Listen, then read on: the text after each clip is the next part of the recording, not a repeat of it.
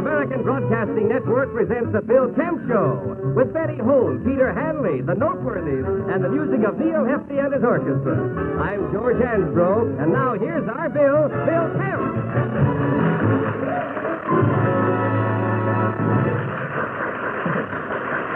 Yeah, thank you. All right, now we're going to get the whole gang together to open our show, the Noteworthies, Betty Holt, Peter Hanley, Neil Hefti and the orchestra, and Honeycomb.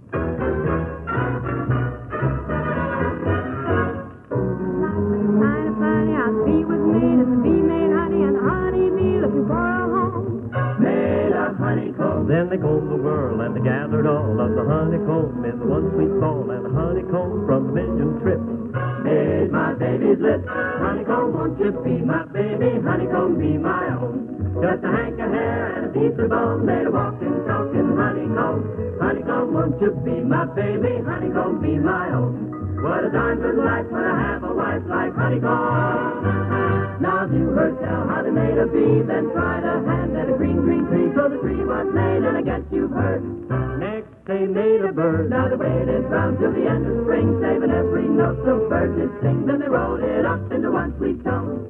For my honeycomb, honeycomb, won't you be my baby? Honeycomb, be my own. Just a hank of hair and a piece of bone, made a rockin', talking honeycomb. Honeycomb, won't you be my baby? Honeycomb, be my own. What a darn good life when I have a wife like honeycomb.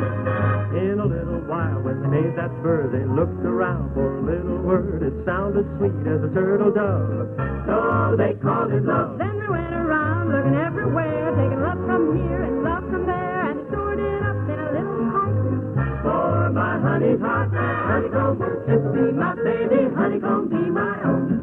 Just a hank of hair and a piece of bone, they walking, talking honeycomb. Honeycomb, won't you be my baby? Honeycomb, be my own. What a darn good life when I have a wife like honeycomb. Baby, won't you be my honeycomb?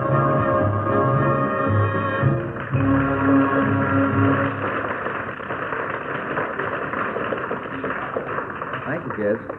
All right, let's see. Pete Hanley is front and center right now. Let's give him a big welcome as he sings Special Angel. Peter Hanley.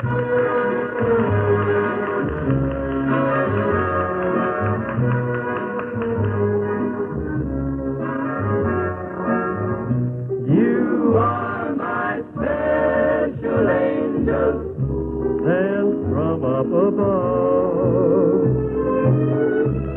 The Lord smiled down on me and sent an angel to love. You are my special angel, right from paradise. I know that you're an angel. Heaven is in your eyes. A smile from your lips brings the summer sunshine. Tears from your eyes bring the rain. I feel your touch, your warm embrace, and I'm in heaven again. You are my special angel through eternity. I'll have my special angel here to watch over me. Here to watch over me.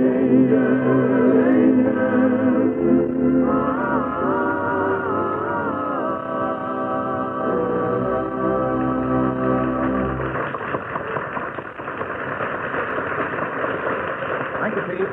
Peter Hanley. Very nice indeed. A little later, I'm going to be playing a number on the piano. I'm going to do a medley of my hits.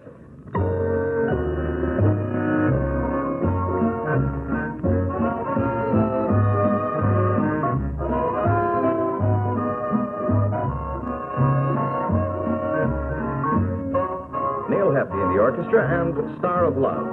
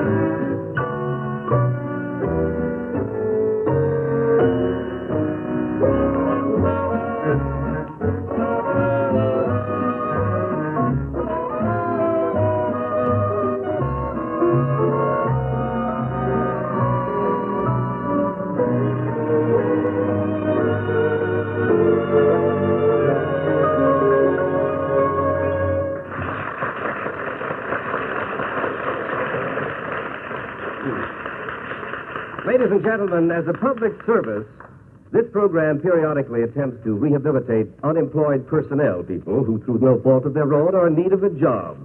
And we have one such gentleman with us this evening. Sir, will you step up to the microphone and give us your name? Mr. Harold George. Mr. Harold George? Correct. I was a pretty big man once, but right now I'm a lieutenant colonel in the Army of the Unemployed. Well, I'm very sorry to hear that, sir. What was your previous occupation, Mr. George? I was a blurber. A blurber? Yes, a blurber. You see, I made up provocative sayings for movie posters. You know, you've seen them in front of every movie theater. There's a big sign with a picture on it. Yes, I've seen them. Well, I wrote the blurbs underneath. Matter of fact, some of my blurbs have been actual classics. Would you like to hear a few? Well, certainly. How about this one? Pagan women in a frenzy of strange and forbidden rituals. This is the tender story of a boy and his giant squid. Well, that's pretty terrific. Yeah, it is. George, yeah. How is it that you're looking for a new job right now? Well, one day my director told me to do a blurb for a new picture starring Boris Karloff, Bela Lugosi, and Peter Lorre. I did a terrific one, but I don't know, he didn't think it was any good, so he fired me. Well, what was your blurb? I had it written, The Gay Adventures of Three Devil-May-Care Vampires and the Old Bats They Left Behind. Didn't like it, though. Well, now, that sounds very good to me, Mr. George. Well, you have good taste. However, keep your chin up, sir. Well, I'm sure that your appearance on this program will be instrumental in your obtaining another blurber position. Get a hold of yourself, boy. Of course, honestly, if you'd had a good blurb man at this network here, you could have given your... That'll be quite enough, Mr. George. However, thank you for appearing on the program tonight. Oh, you're welcome. Yeah. Now back to our music, friends, and here's Betty Holt with Listen to the Rockin' Bird. Listen to the rockin' bird. Listen to the rockin' bird. He rocks and rolls while he flies around the sky. Oh, listen to the rockin' bird. Dig that little boppin' bird. He's flying high, and here's his reason why. Oh, I rock all the day in the breezes, on the branches of the trees. Rock and roll all day in the trees, on the branches in the breezes all the day.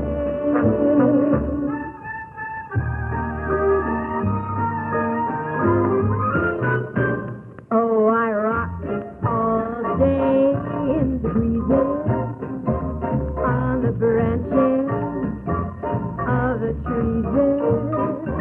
Rock and roll all day in the trees,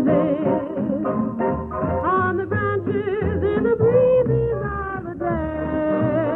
Oh, listen to the rockin' bird, listen to the rockin' bird.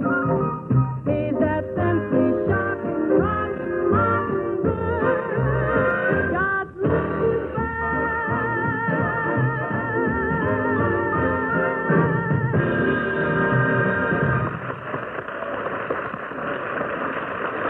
Thank you, Betty. That was just delightful. So, this woman, who was a resident of the fashionable Nob Hill section of San Francisco, she hired an affable new Chinese houseboy, but she found his name too difficult for everyday use, and she said to him, look, I can't go around calling you Fu Yu Ling Tian Mi all the time. I'll just call you Russell if you don't mind. And the Chinese houseboy, he beamed at her, and he said, okay, lady, but please to tell me your name again. And this society-type woman said very haughtily, I am Mrs. Eustace Tweaksbury Fopపింgham. And the houseboy said, well, you too long, too. I just call you Charlie.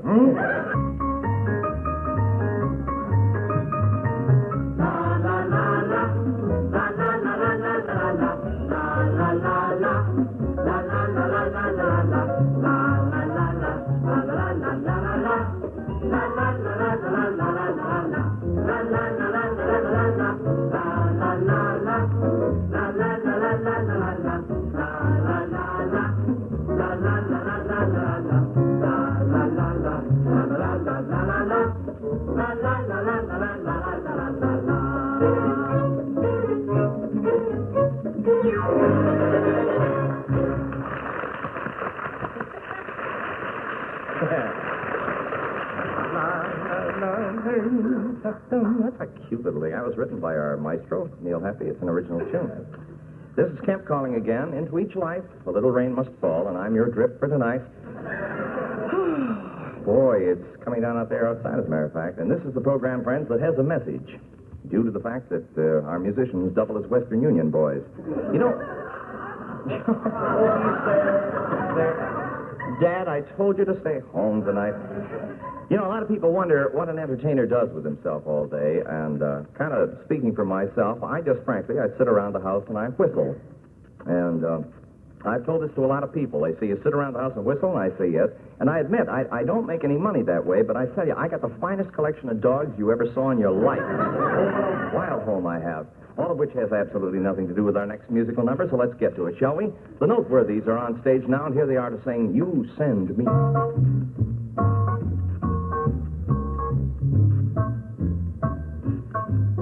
You send me, you send me, you send me, honest you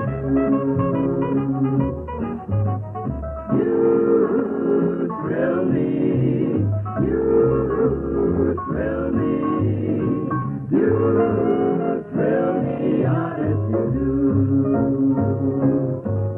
At first I thought it was infatuation, but ooh, it lasted so long. And now I find myself wanting to marry you and take you home. You send me, you send me, you send me, honest you. At first I thought it was infatuation, but ooh, it lasted so long. And now I find myself wanting to marry you and take you home. You thrill me, you hold me, you kiss me, honest you do, honest you do, honest you do.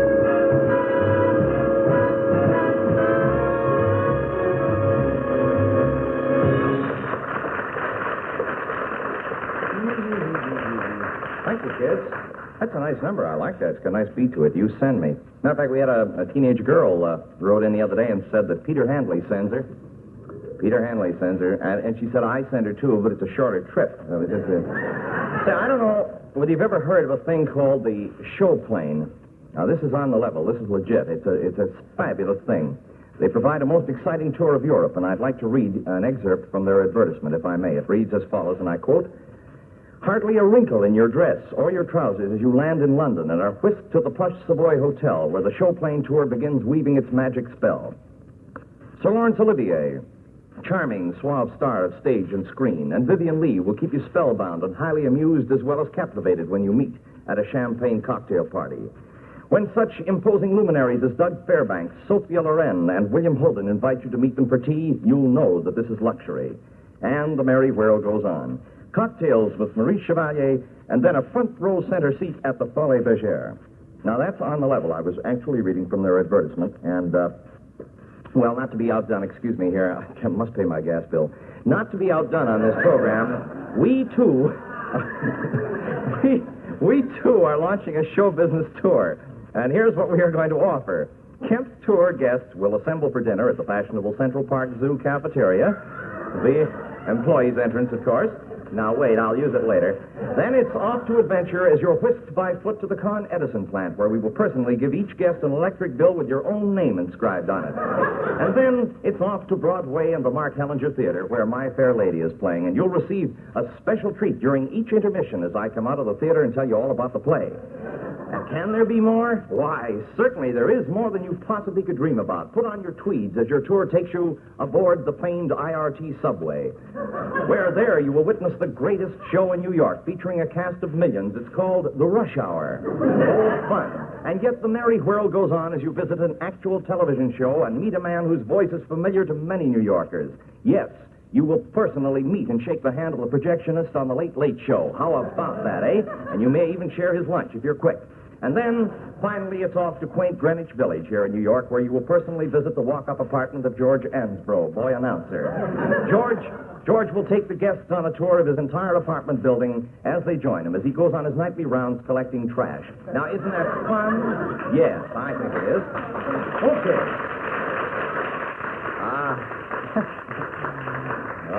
I know what you mean. Betty Holt standing here. She's a doll. I wish you could see this girl if we had one more like her. What bookends? Here she is to sing I'm Playing Solitaire.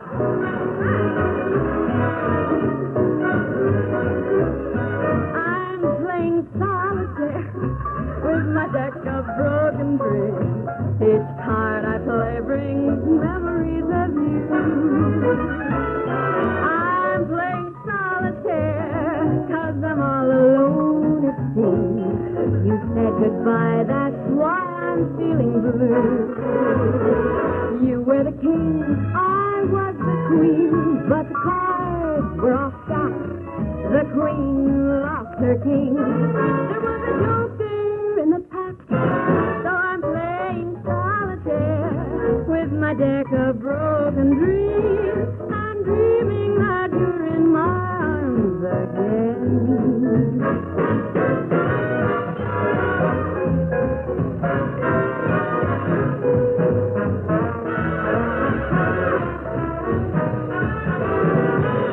You were the king, I was the queen, but the cards were all stacked. The queen lost her king. There was a joker in the pack, so I'm playing solitaire with my deck of broken dreams. I'm dreaming that you're in my arms again. Solitaire, solitaire.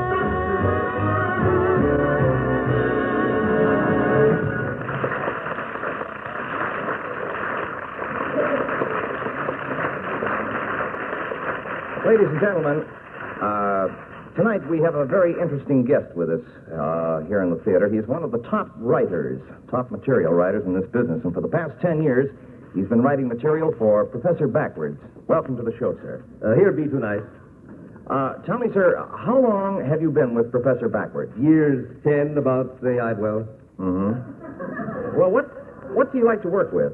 No, I people finest of one is he that minds my in doubt us is there. Mm-hmm. Well, I don't suppose you could dispute that, certainly. I wouldn't argue the point. What plans do you have for the future? Not may I again, then, and backwards, Professor, with stay might I depends on it. Yes, I see. One final question, sir, if I may. What do you think of our program? One of the worst things I've ever heard.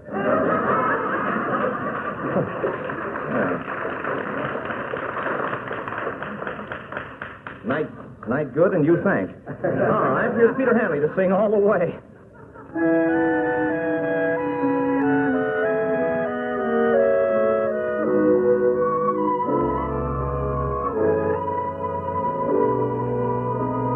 When somebody loves you, it's no good unless he loves you all the way. Happy to be near you when you need someone to cheer you all the way. Taller than the tallest tree is, that's how it's got to feel. Deeper than the deep blue sea, that's how deep it goes if it's real. For when somebody needs you, it's no good unless he needs you.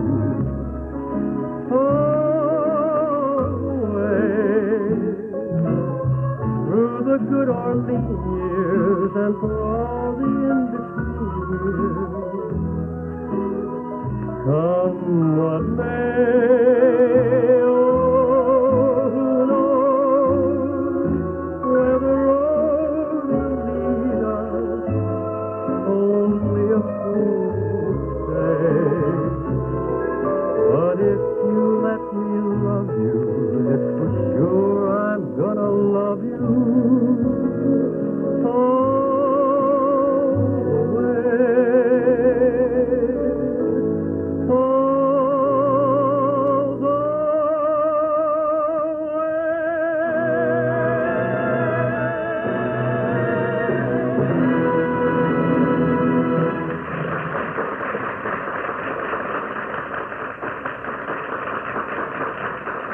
beautifully done, Pete.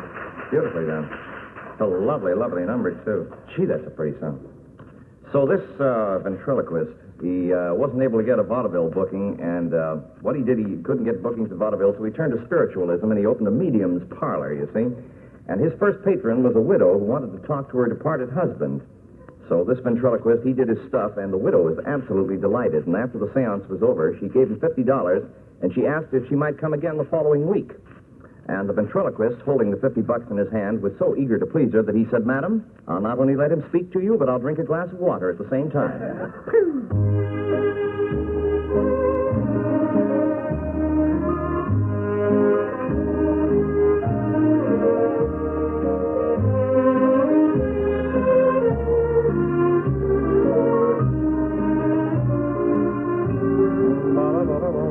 Hefty and his orchestra. This is a number from Neil's new album, Music to Listen to Records by.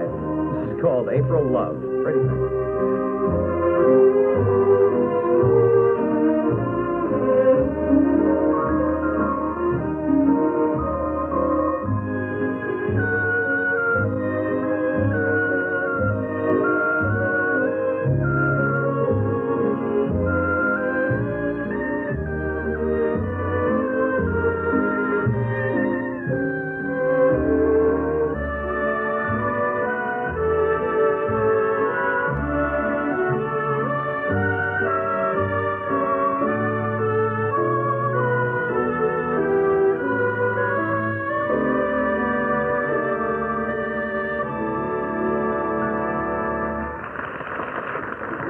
Now, here are the Noteworthies singing Hill.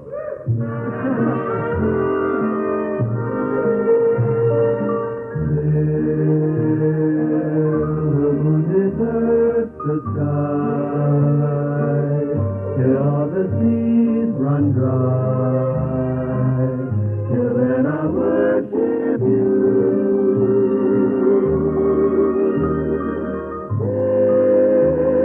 Till the tropic sun grows cold, till this young world grows old, my darling, I'll adore you. You are my reason to live. All I own I would give, just to have you adore me. Till the rivers flow upstream, till others cease to dream, till then I'm yours, be mine. You are my reason to live. All I own I would give, just to have you adore me. Till the rivers flow upstream, till others cease to dream, till then I'm yours, be mine,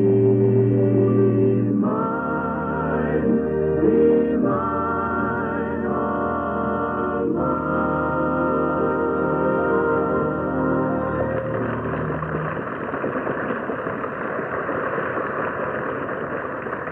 Very nice, kids. That was the Noteworthies. And now here's lovely Betty Hope with a lovely song called I Never Felt More Like Falling in Love.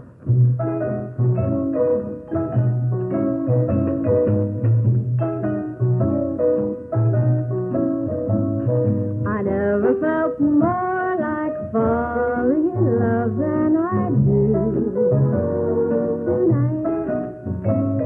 I never felt less like fighting off love than I do tonight. You only kissed me once and set me reeling. What a wonderful, beautiful, marvelous, heavenly kind of feeling. Oh, I never felt more like falling in love than I do tonight.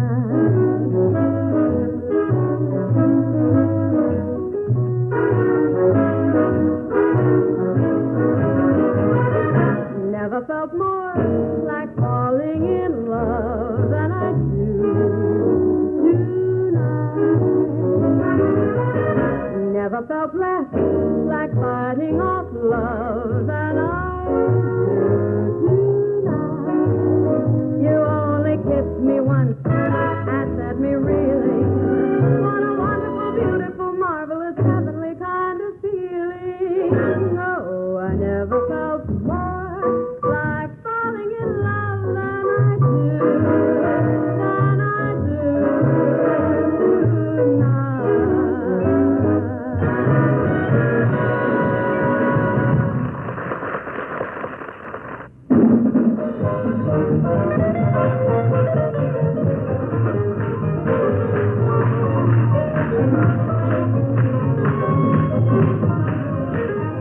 The Bill Kemp Show has come to you through the worldwide facilities of the United States Armed Forces Radio and Television Service.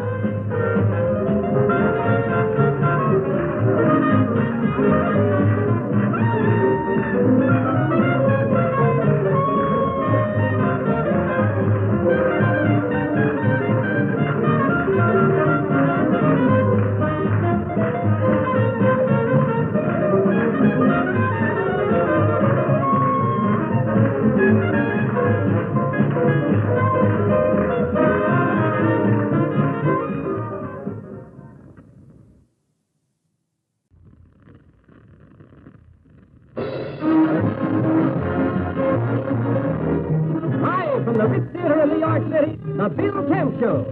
And here he is, our Bill Kemp. Greetings once again from New York. I bid you welcome on behalf of Betty Holt, Peter Hanley, the Upbeats, and Neil Hefti in the orchestra. Our special guests tonight will be Ava Gardner and Robert Mitchum, although it's not definite. It was my intention, friends, to have a whole new raft of material for you tonight, but I'll be honest with you, just as Jack Parr came on yesterday, my pencil broke, so we're going to be stuck with ad-libs, I think, for the rest of the night. Hey, Bill, you don't mean to tell me that you steal jokes. George, you're looking at the only man in radio whose ears are insured for $5,000, believe me. And incidentally, we got to have a... Oh, thank you, my dear. Well, you're wearing your sickly skirt tonight, eh? All right, we're double parked tonight, so we'll have to make it a fast show. Will you introduce the first number? All right, Bill, here are the Upbeats to sing Honeycomb. It's a darn good life, and it's kind of funny how the bee was made, and the bee made honey, and the honey bee looking for a home made a honeycomb. Then they combed the world, and they gathered all of the honeycomb into one sweet ball, and the honeycomb from a million trips made my baby's lips. Honeycomb, won't you be my baby? Honeycomb, be my own. Just a hank of hair and a piece of bone, made a walking, talking honeycomb.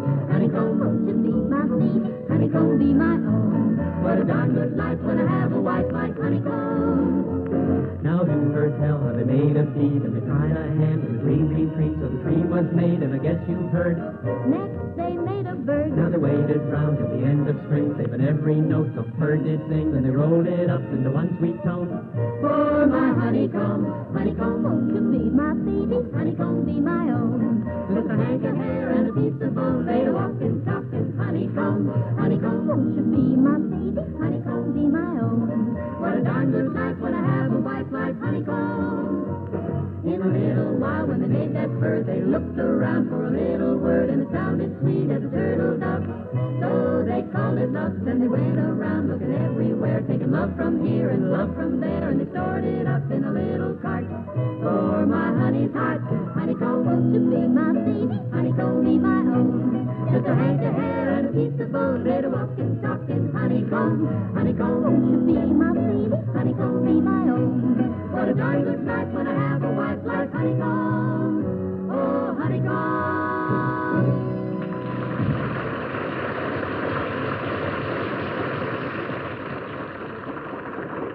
the upbeat, singing Honeycomb, and I'd like you to meet another member of our little company right now. Ladies and gentlemen, I'd like you to meet Miss Betty Holt, my lady. Come on over. How are you tonight? Oh, I'm just fine, thank you, Bill. You know, Peter tells me that you're quite a singer. He says you recorded an album. I did. The album was very big in Biloxi, as a matter of fact. Boy, some good numbers in that, too. You know, Dance Mrs. Epstein, Dance. And, Maybe I'll Win and Maybe I'll Lose. Maybe I'll buy a bottle of booze. And let me see, the old favorite was On a Pile of Debris That I Met Her. And, M is for My Maladjusted Childhood. They were all very big hits, as a matter of fact. Yeah, I had no idea that you were that versatile. Oh, I am. Just where did you begin your singing career? Matter of fact, Betty, I started singing in a church choir. 400 people changed their religion that day. I used to be known as the only singer whose Adam's apple had a stem on it. Say, on the subject of singing, you're scheduled to do a number right now. Why don't you introduce it, huh? I'd just love to. Ladies and gentlemen, here is me singing My Heart Reminds Me.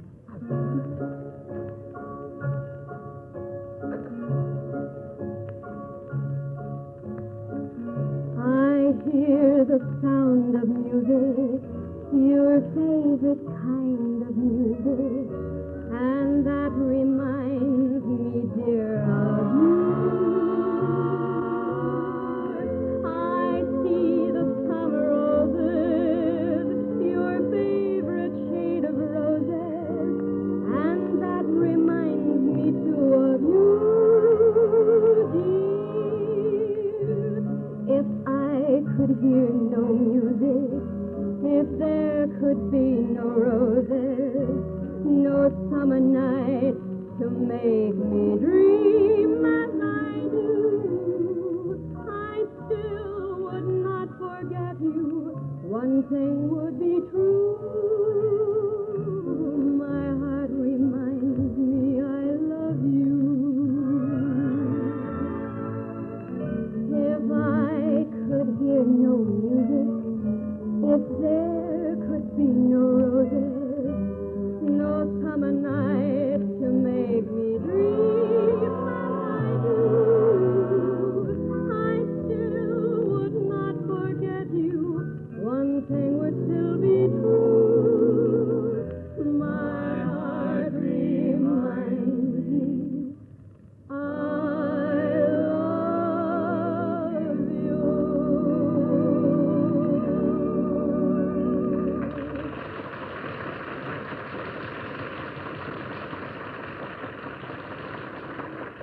love you. That's enough to make me give up my subscription to Boys Life. That was Betty Holt. Very, very prettily done, too. So I tell you, these two guys met in the street, you see, and they hadn't seen each other in quite a while. And one guy said to the other, how are you feeling? The other guy said, I don't know, there's something wrong. I keep seeing snakes and elephants. And his friend said, well, have you seen a doctor? And he said, no, just snakes and elephants. And you can enjoy such music as this. Peter Hanley singing Sugar Corsage.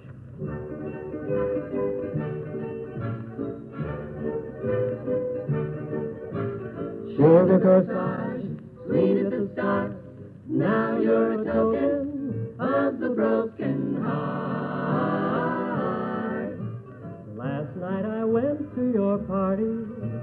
Last night when you were 16. And to show you my love and affection, I bought you a sugar corsage.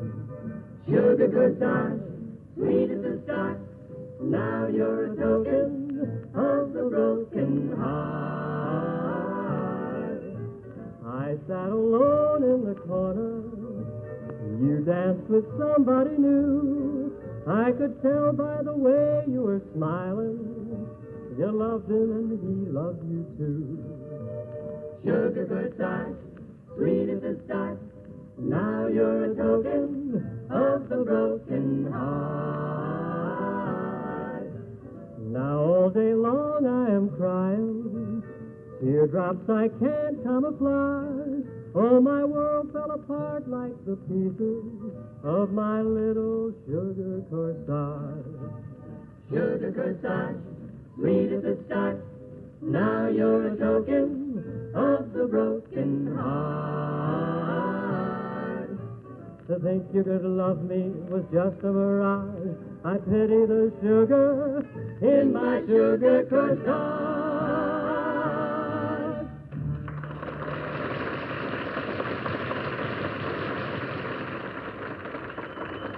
Thanks, Peter. Peter Hanley and the little thing called sugar corsage. So this guy, he and his wife, they're sitting in their living room one night, and out of the blue he turns to her and he says, "Honey, what was the name of that guy who gave me the memory course?" Yeah, it sneaks up on you. I like that gag. It's very good, in fact. In a few moments, I'm going to repeat the gag for the benefit of those of you who are listening to the program in your cars, and you may have been driving under a bridge when I told it, you know. But I tell you, if you're approaching a bridge right now, please pull over to the side of the road, won't you? Because I know you won't want to miss this next number by Betty Holt. It's called Tammy. Bet?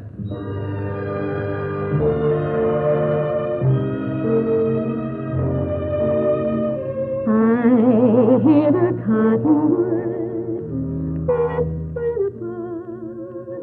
Tammy, Tammy, Tammy's in love. The old hooty owl, hooty hoo, still a dove. Tammy, Tammy, Tammy's my love.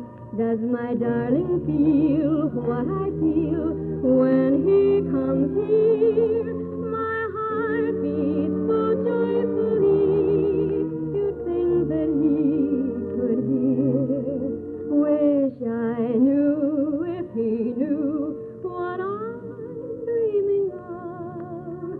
Tammy, Tammy, Tammy's in love.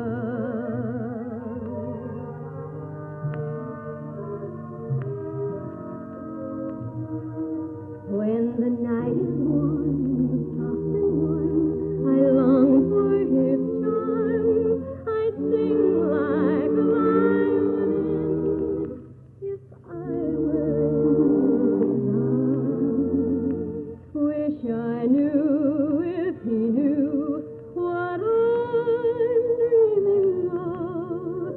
Tammy, Tammy, Tammy's in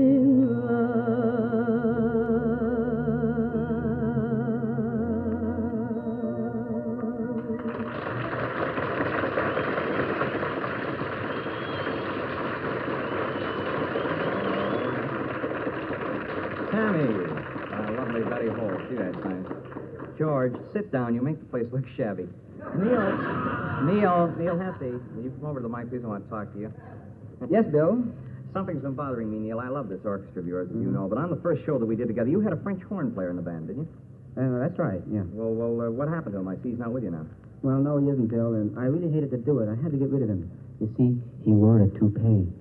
You wore a toupee? Mm-hmm. What's so unusual about that? Our announcer there, George Hansbrough, he wears one, too. No kidding. Sure he does. My, he even wears it to bed at night. You should have given me the line there, but he wears it to bed at night. Otherwise, his head keeps slipping off the pillow, you know. I want you to know that before George bought that toupee, his head was the only bright spot in this whole program. But let's get back to this French horn player. So he wore a toupee, so what? Well, it was just one of those things, Bill. Never mind the song titles, Neil. What happened to the French horn player? Well, just as we were about ready to go on the air the other day, his toupee fell in the French horn. You know, he spent the whole program blowing his top.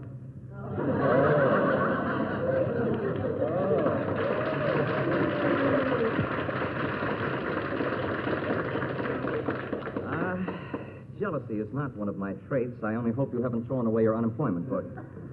Now, you get back there and face the music like a man, will you?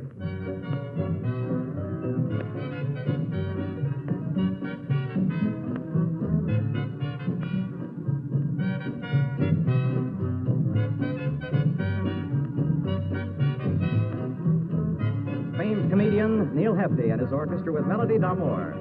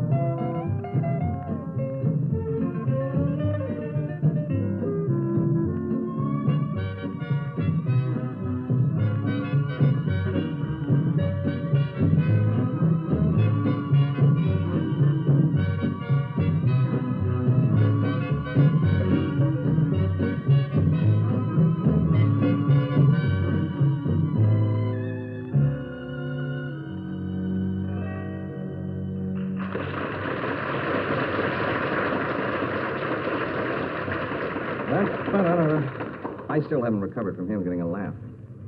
So there was this guy. He wanted to get a new sound in music, you see, and he began rehearsing an orchestra that consisted of 75 violinists and one drummer. Now, the effect was really quite terrific, and they were booked into Carnegie Hall for their debut performance. And for weeks and weeks prior to the concert, this conductor rehearsed the 75 violinists and one drummer until they were absolutely perfect in all the arrangements. The night of the concert arrived, Carnegie Hall was sold out. The crowd of music lovers were tense with anticipation. The conductor strode to the podium where the 75 violinists and one drummer were waiting. He received a thunderous ovation, and then he turned to face the orchestra. A hush fell over the audience. He slowly raised his baton, and then a terrible thing happened. The drummer, whose nerves were at the breaking point, he jumped the gun, and he gave forth with a mighty crash on the kettle drum. The conductor's face went white. He slowly lowered the baton. He glared at the musicians and said, "All right, who's the wise guy?" Here are the upbeats, ladies and gentlemen, back with I'm Going to Write Myself a Letter. Kids? I'm gonna sit right down and write myself a letter and make believe it came from you. I'm gonna write words oh so sweet, they're gonna knock me off my feet. A lot of kisses on the bottom, I'll be glad I got 'em. I'm gonna smile and say I hope you're feeling better, and close with love the way you do. I'm gonna sit right down and write myself a letter and make believe it came from you.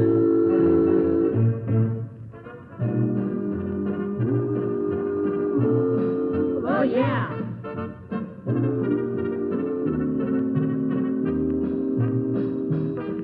Gonna write words oh so sweet, sweet, sweet, gonna knock me off my feet, feet, feet. Kisses on the bottom, I'll be glad I got 'em. Oh yeah!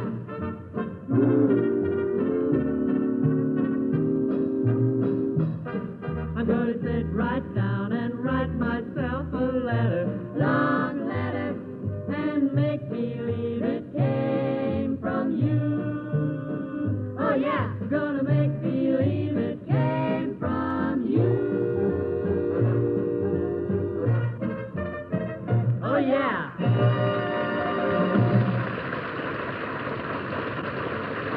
They are. I'm going to sit right down and write myself a letter. That's a real swinging group there. We ought to call them the Hammocks. Betty Holt. Betty Holt and Peter Hanley are going to combine their talents right now to sing Language of Love. Okay, kids.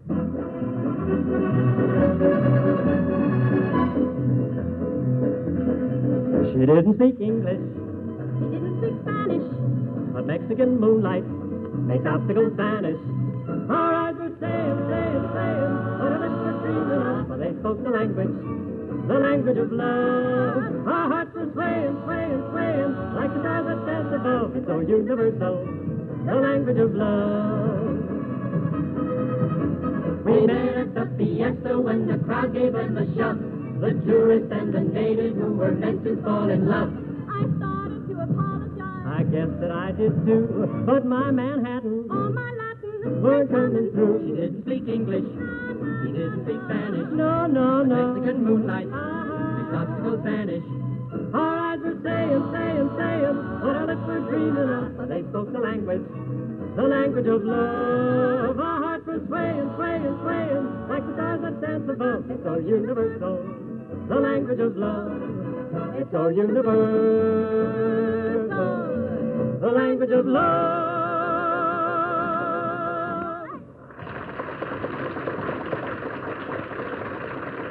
Oh, that was James Dandy, wasn't it? That was a real leg slapper there. I think I'm going to die.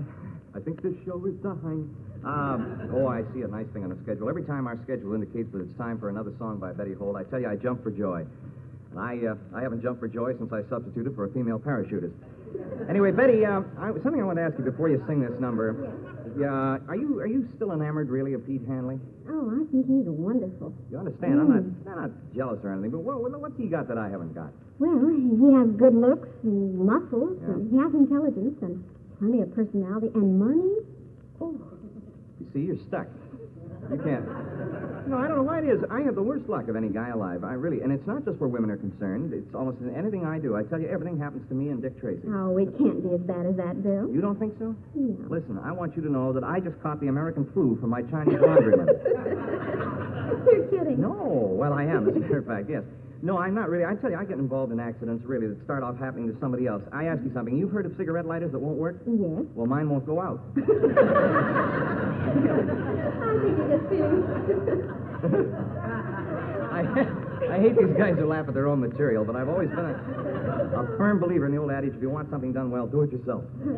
What were you going to say, dear? I just think you're feeling sorry for yourself. Oh, yeah. Can I sing you with a song, Oh, sir? you certainly could. I tell you, when you sing, honey, I'm just transported. The water on my knee bubbles. In that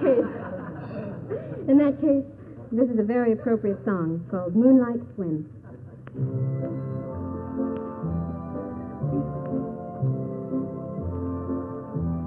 Let's go on a moonlight swim, far away from the crowd, all alone up on the beach.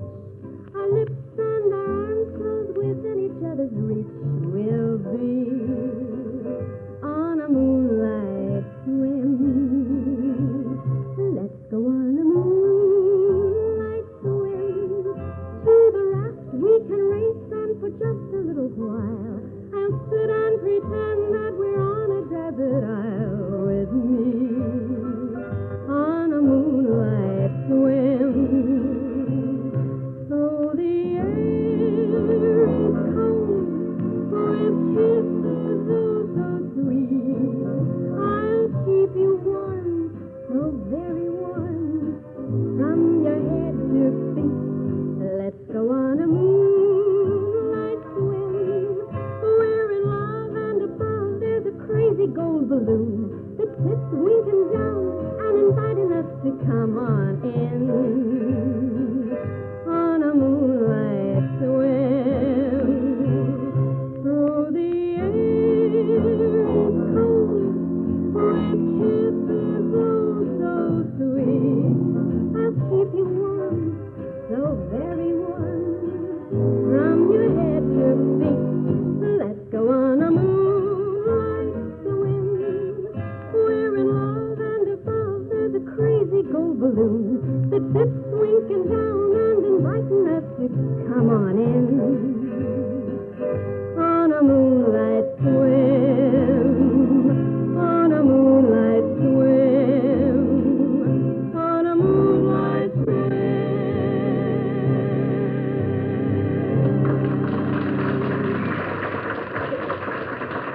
Betty Hope. Moonlight Swim. That's a new one, huh? That's a pretty one. Very nice. A little later in the show, on the subject of music, Neil Hefti and the orchestra will be playing a number from the new motion picture Carmen Lombardo Repents.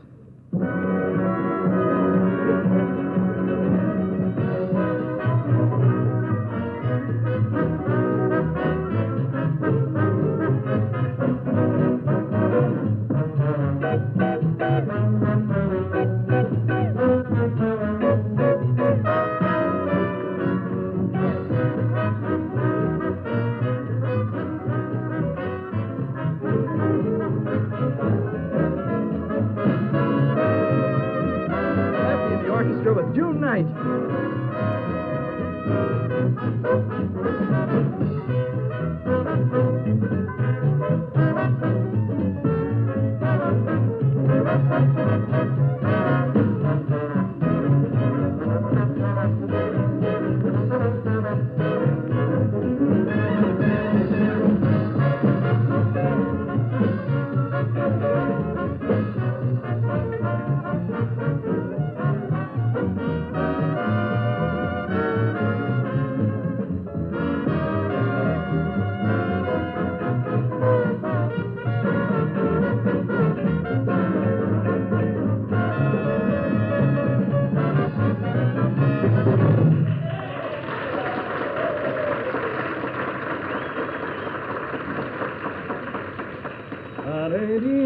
Excuse me, that might be the phone.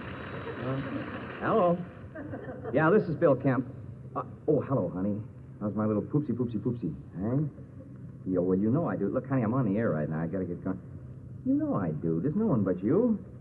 Sure, sweetie pie. Yeah, same time tonight? All right, hold it a minute. Neil, it's for you. Here's Peter Hanley to sing an affair to remember. Appropriate.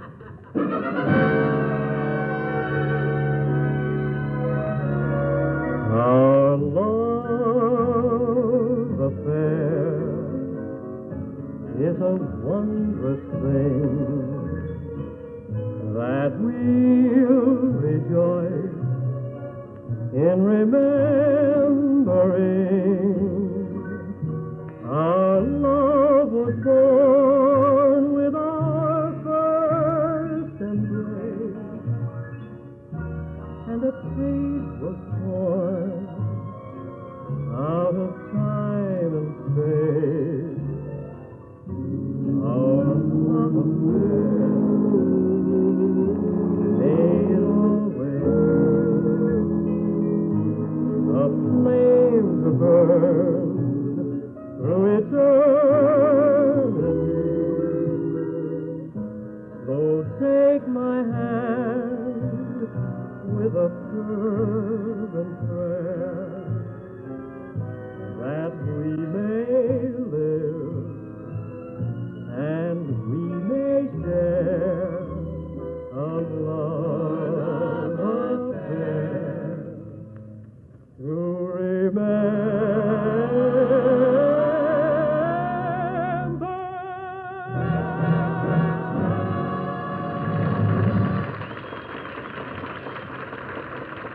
Boy. Peter took that last note with his eyebrows, I think.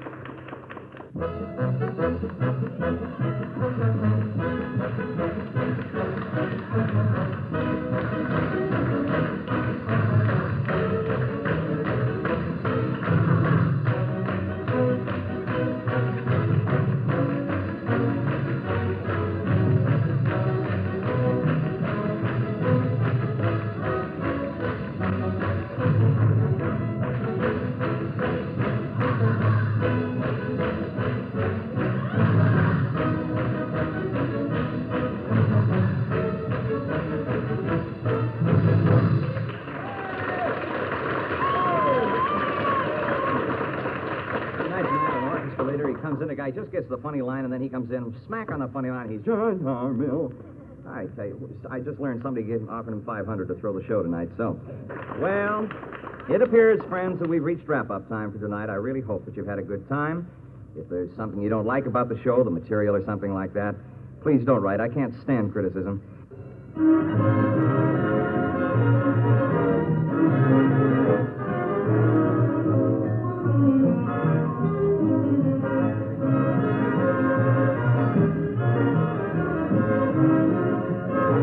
Say goodnight, kids. Betty? Bye-bye, everyone. Peter Hanley? I'd like to say goodnight to Doris, Jean, and Muriel, and all my love to Jane and Helen and Okay. Beth and Natalie. All right, Jackie, mother and boy. Come Olga. on. We've got to be off by November. The upbeats? Good night, Bill. So long, kids. A musical goodnight from Neil Hefty and what's left of the AFP Gypsies.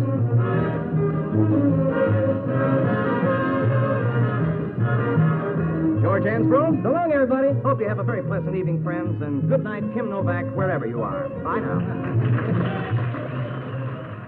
The Bill Kemp Show has come to you through the worldwide facilities of the United States Armed Forces Radio and Television Service.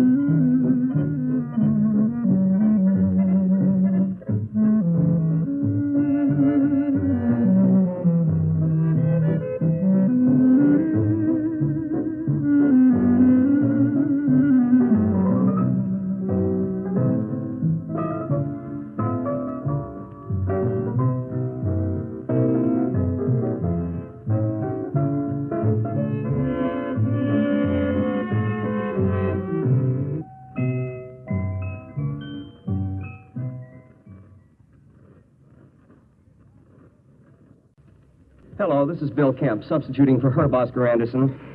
And I welcome you to the program that asks the question, is there a doctor in the house?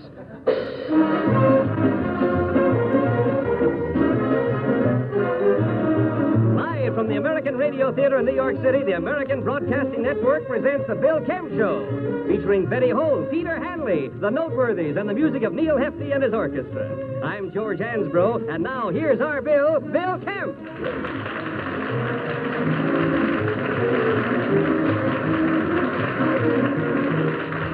Thank you. Thank you very much, and good evening. Before going any further, I would like to convey my thanks very sincerely to Herb Oscar Anderson, who substituted for me last week when the Asian flu bug took a bite at me. Herb did this, by the way, on approximately 1 hour's notice, and I do appreciate it tremendously. Quite honestly, I don't think I'm over the flu yet. I may sound that way, too. And, well, the doctors, they say I am, simply because this morning I tried to blow the foam off my medicine. I don't agree with them. However, it did occur to me that it might be worthwhile for me to return to this theater where I've done so many broadcasts because it seems illogical to me that any germ could live in this atmosphere, you see? And, this doctor of mine, he said that exercise is the best way to get rid of a germ. Well, how are you going to get a germ to exercise? You can't do it. Plus which, I don't have too much faith in my doctor, quite honestly. I mean, he's been practicing for 20 years now, and he still hasn't made enough to buy a license. In addition, he hasn't been able to afford the proper equipment with which to sterilize his instruments, so once a week he takes them to the YMCA steam room. I mean, it makes you wonder, a guy like that. Friends, one of the members of our stellar cast is a young man who has a record going for him right now on the Jubilee label. Not only is he featured vocally on the number, but he wrote the tune. The title of the number is The Rock and Roll Polka. The young man's name is Peter Hanley, and I think if we gave him a warm welcome, he might do that number for us.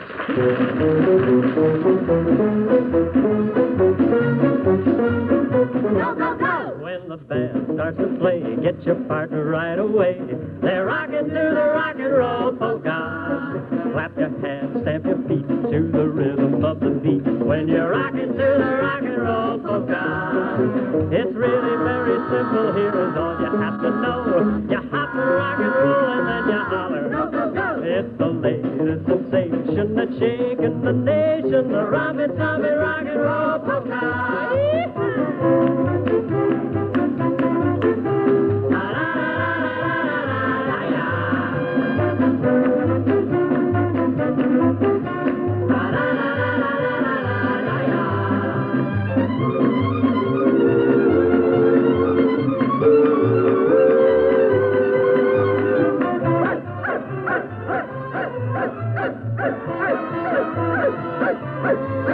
Oh, it just had to be, and so naturally, we're rocking to the rock and roll polka.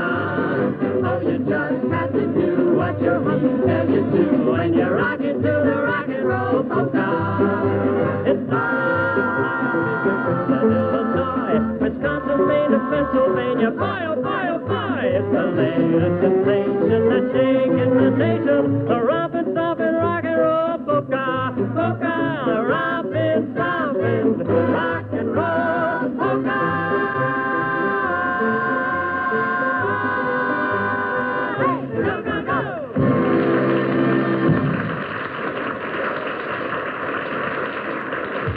Peter Hanley, very nice, Pete. Now, I was telling something to the audience a moment ago, theater audience, that the one thing that bothers me about this sort of the after effects of the Asian flu is the fact that at any moment I'm liable to start coughing. It's, I suppose, part mental, but still a hangover from the flu. And I got kind of worried. However, I ran into a friend of mine outside the theater just before starting the show, a guy who has a program each Saturday morning on the ABN network, tremendous disc jockey, a wonderful fellow. And he said, well, I'll stand by for you, Bill. You know, if you feel you're going to cough or something, why, call me in. He's been standing in the wings, bless his soul. Friends, I'd like you to meet Johnny Pearson. Johnny?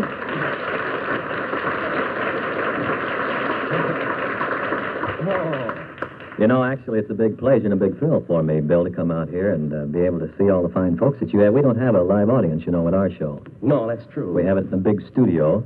And to get to see all the folks, I brought along a few autographed pictures. Not many. You did. But could you make the announcement? Well, I'm still trying to get rid of mine. I mean, that would be... I might also add there are times when we don't have a live audience either, Johnny, so don't let that worry you, boy. I would like to... Never mind. Don't try to assassinate me before I'm underway. I'd also like to say that, gee, I can remember I think it's wonderful, speaking of it being a thrill to me. I used to dance to your son's music just a lot of Hal times. Kemp, yes, my son. Well, Johnny, after all, I think I'll make it tonight. I don't think I'll need you. Well, I'll stand by over here with the cough drops. Bill, Don't and stand by. anytime I'll tell you what you do. Do you know the next number? Do you have an idea what it I is? do sing a bit, yes. No, I don't mean that you have to sing. This kid, he's too much. I knew I shouldn't have gotten out of bed. I should have phoned the show in. All right, tell you know who's going to sing the next number? Not for sure, tell you You're the not truth. for sure? No. It's a very pretty girl. My goodness, Betty Holt? Of course. Good. And I'm you halfway. think of yep, there she is. That's our girl. Matter of fact, she's singing a very delightful thing, sort of a musical suggestion, and I advise you all to take it. It's called Love Me to Pieces. Go ahead, Beth. Why don't you love me to pieces, baby? Squeeze me till I'm crazy. Hold me the way you used to do. You know that my love is growing stronger, and I cannot wait no longer. Been saving my love just for you. Hold me, thrill me, squeeze me so tight, kiss me, miss me, all day and night. Why don't you love me to pieces, darling? No use in us a quarreling. I only need your loving arms. You know that I'm plumb mad about you, and couldn't live without you. I'm just wild about your charm.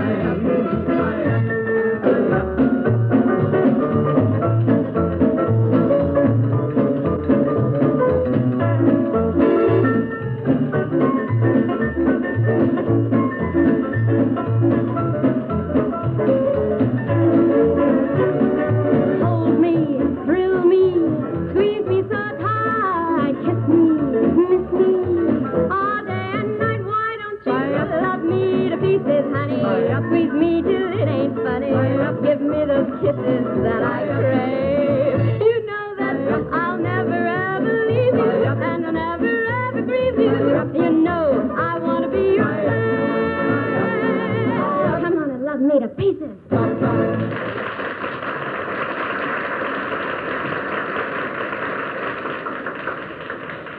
Thank you very much, Betty. Ladies and gentlemen, we have a number of very distinguished guests in our theater audience tonight, including Mr. Marlon Howard, the celebrated author whose latest book, I Was a Girl Scout for the Boy Scouts, is a big seller. We also have with us Mr. Bartley Rasmus, the well-known health and diet lecturer and author of the exciting new book, Eat and Grow Fat. He's sitting in our first row. As a matter of fact, he is our first row. And let's see, who else we have with us? We have Mr. Ramsey Brown, who sells round pool tables to lighthouse keepers. And who else do we have? And from overseas, we have Mr. Kenneth Franklin. He's from South Africa, who is visiting the United States for 2 years as a guerrilla exchange student. And, of course, I mustn't forget the famous motion picture actor, Touch Bottom. He's with us tonight. As you know, the star of the new upcoming and very exciting movie, The Bowery Boys Meet Moby Dick. Good to see you, Touch Boy. I'm with you. Now...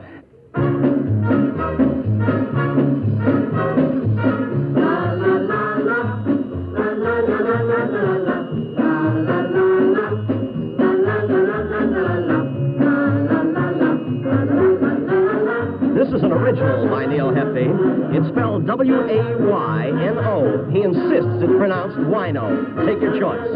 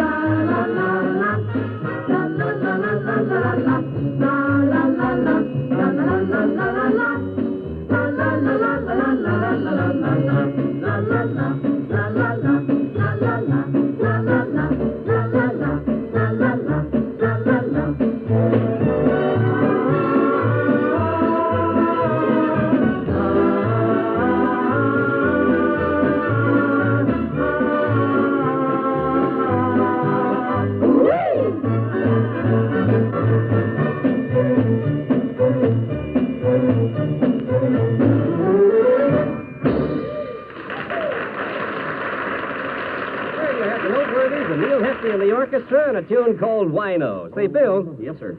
There's something I'd like you to help me with, if you would. Why, certainly. Fire away, George. Well, some of the announcements of the new movies just absolutely flabbergast me. Mm-hmm. After reading the ads, I still don't have the remotest idea of what the movie's going to be about or what they mean. Well, give me an example.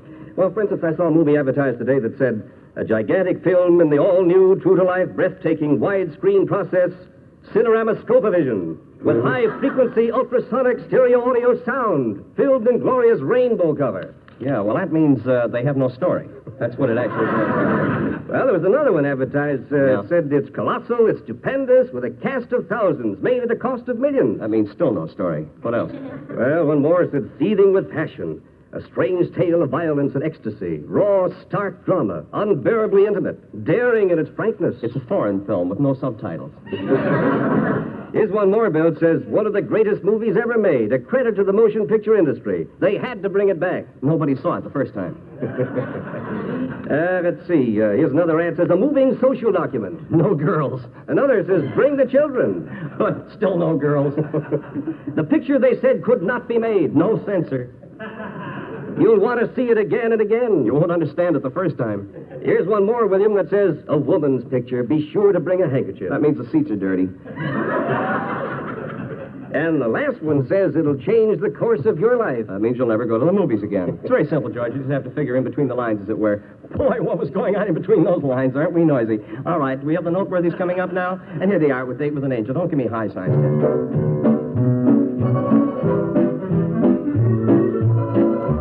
Date with an angel. Gonna meet her at 7. Got a date with an angel, and I'm on my way to heaven. She's so lovely beside me, and whatever betide me, got an angel to guide me, so I'm on my way to heaven. Soon I'll hear the bells ring out, and the choir will sing out. When the pearly gates swing out, she'll beckon to me. She's so lovely beside me, and whatever beside me, got an angel to guide me, and I'm on my way to heaven. I've been up the ladder of love to find the one who waits for me.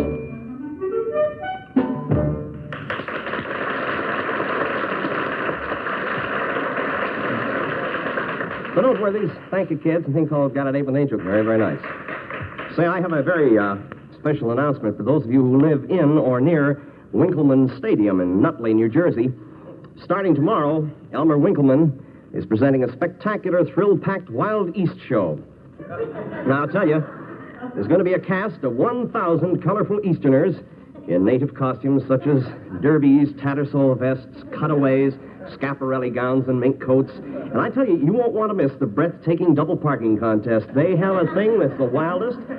You will gasp with amazement as 100 champion pedestrians risk their lives at traffic dodging. You will hang in suspense at the mammoth freestyle long-distance pub crawling event. You will cringe in horror as 150 champion taxi drivers vie with each other in beating stoplights. There are many special entertainment features, of course, in the Wild East show at Winkleman Stadium. You can hear the Butcher's Choir singing We're in the Money. You can hear Cornelius Van Gelt, the crooning stockbroker, sing Silver Coins Among the Gold. You can see the polka-trudinous chorus of 100 salesgirls dance the famous ballet Slaughter in Macy's Basement. And as the climax of this Wild East show, the entire cast of 1,000 will take part in the blood-curdling, action-packed spectacle Rush Hour in the Subway. Now remember, the show starts tomorrow at Winkleman Stadium in Nutley, New Jersey. Matinees every day except weekdays. Half price. Half price for children under 2. That brings us to the noteworthies. I'm happy to say it. Here they are to save me with How Do You Say Goodbye. I'll try.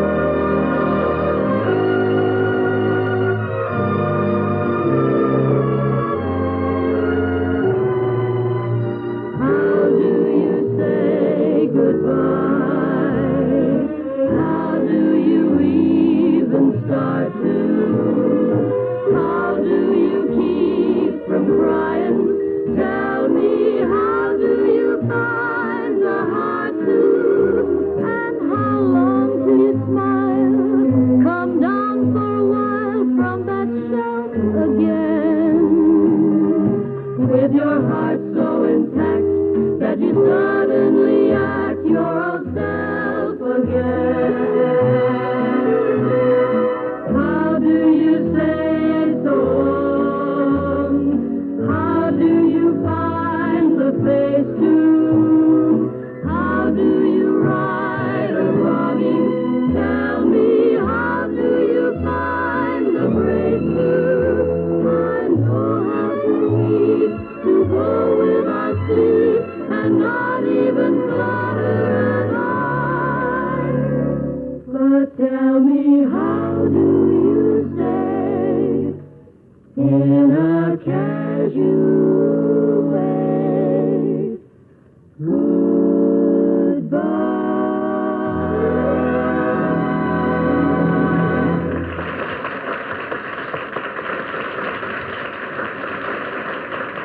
I was reading in a radio and television column the other day where someone had sent a letter to the editor stating that their family lived near an airport, and they had trouble hearing their favorite programs because, a plane would come diving in at the wrong time.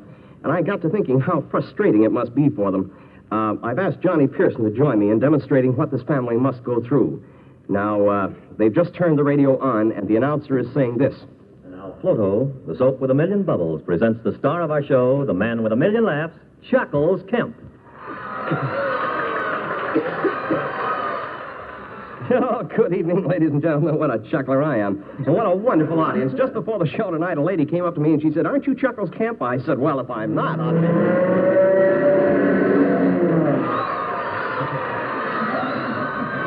How about that, eh?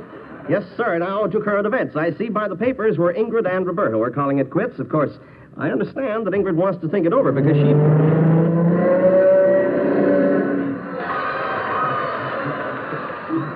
Chuckles will be back in a minute, but right now, a word from our sponsor, Floto Soap. Yes, Floto Soap, the soap that says hello to your skin. Floto contains W4, and W4 has withholding of harmful elements. Independent tests prove that Floto, in only 4 weeks, will give a new radiance and beauty. And it bubbles. Pardon me, is the commercial over? Yes, indeed. Who are you? I'm the pilot of the plane, thanks.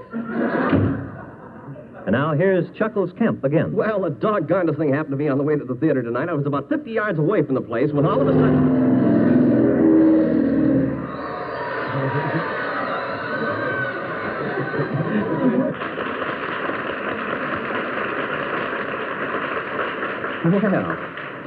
Well, from time to time, I take the liberty of making predictions with regards to the various phases of show business.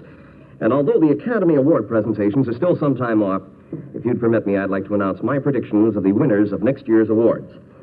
All right, now, I have them marked down here. I predict that the award for the best original song from a picture will go to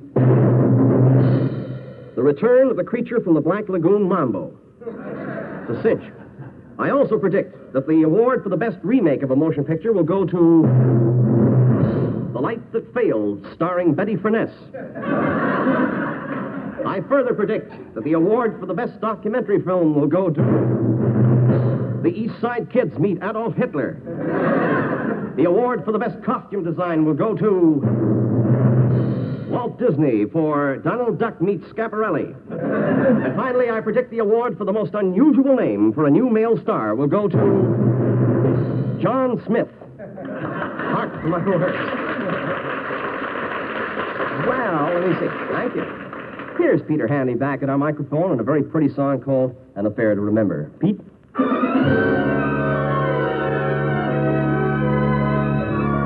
Our love affair is a wondrous thing that we'll rejoice in remembering. Our love was born with our first embrace, and the page was torn out of time and space. Our love affair, may it always be a flame to burn through eternity. So take my hand with a fervent prayer that we may live and we may share a love affair to remember.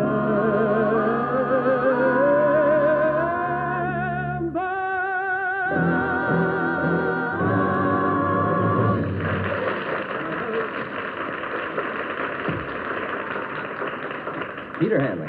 Very pretty rendition, too, of An Affair to Remember. So I'll tell you, there was this fella, and he married a rich widow, which is an ambition that I shared for a long. I want to marry a rich widow who's ashamed to see her husband work. But anyway, he married this rich widow, but she had a 7-year-old son by the previous marriage that he just couldn't stand, this 7-year-old son. Now, he had a chat with the family physician about this situation, and the doctor advised him to kind of take an interest in the boy where outdoor activities were concerned, to take the boy along when he went fishing and so on. Well, this guy hated the kid anyway, but he figured he might as well make an effort to win the boy over, so he went ahead with it. And about 2 weeks later, the family physician ran across this little kid, and he said, "Well, how do you like your new father?" And the boy said, "He's all right. He lets me join him in sports now." And the doctor said, "Well, now, that's just wonderful. What sort of sports, for example?" And the kid said, "Well, every morning before breakfast, for example, we row 5 miles out to the middle of the lake, and he lets me swim back." And the doctor was pretty upset about this, and he said, "Good heavens, isn't that a terrible distance for an 8-year-old to swim?" And the kid said, No, that's not too bad. It's getting out of the bag that's a stinker." Here is Betty Holt to sing When Your Lover Has Gone.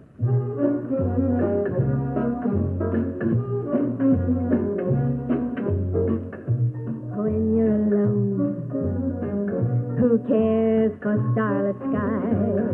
When you're alone, the magic moonlight dies. At break of dawn, there is no sunrise. When your lover has gone, what lonely hours the evening shadows bring. What lonely hours with memories lingering like faded flowers. Life can't mean anything when your lover has gone. What lonely hours the evening shadows bring. What lonely hours with memories lingering like faded flowers. Life can't mean anything. Lover has gone. Ooh, when your lover has gone. When your lover has gone. When your lover has gone.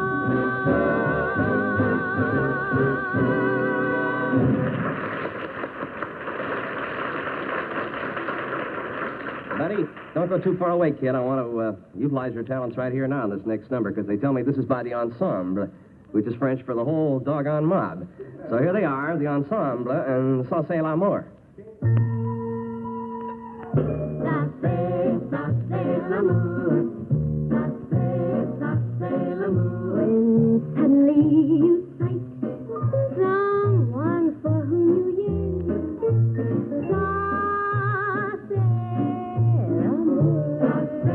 ça c'est l'amour. And when to your delight she loves you in return, ça c'est l'amour. And dawns a dreary day, your darling goes away, and all is over, you are sure. But oh, when she returns and loves you as before, You would take her in your lonely arms and want her even more. Ça c'est l'amour.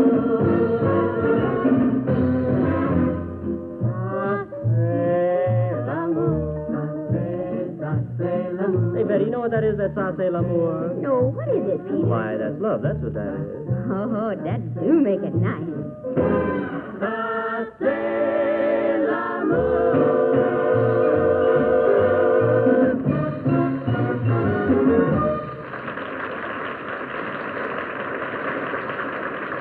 Well, that about kind of wraps it up for tonight, kids. And before we leave, I just want to thank you so much, Johnny Pearson. What am I saying?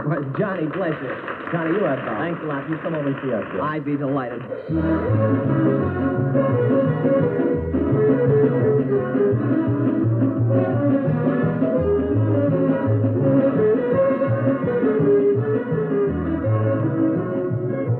Okay, think it's time to say goodnight. Betty Holt? Good night, Mother. Peter Hanley. The Noteworthies. Good night, Bill. Neil Hefti in the orchestra. George Hansbrough. So long, everybody. Friends, have a pleasant evening, and good night, Phyllis Kirk, wherever you are. Bye-bye. The Bill Kemp Show has come to you through the worldwide facilities of the United States Armed Forces Radio and Television Service.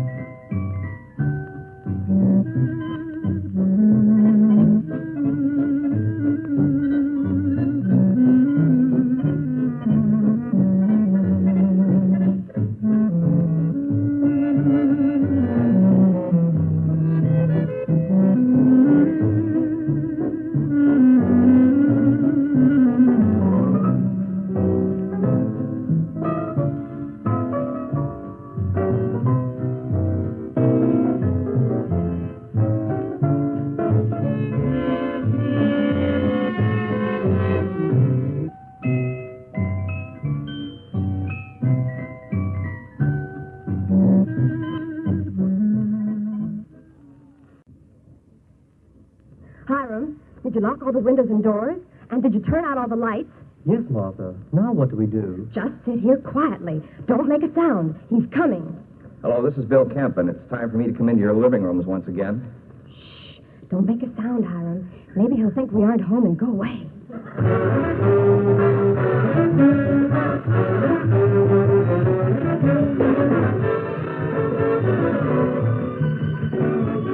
Live from New York City, the American Broadcasting Network presents the Bill Kemp Show with Betty Holt, Peter Hanley, the Noteworthies, and the music of Neil Hefti and his orchestra. I'm George Hansbrough, and now here's our Bill Kemp.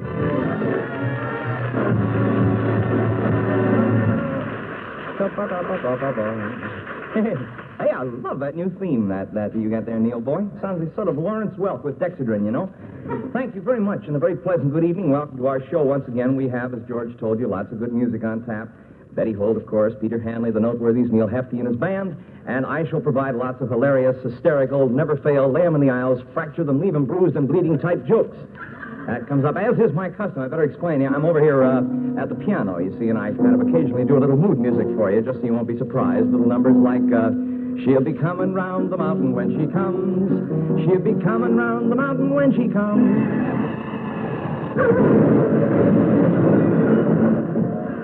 Oh, silly woman, I told her to watch out for that curve.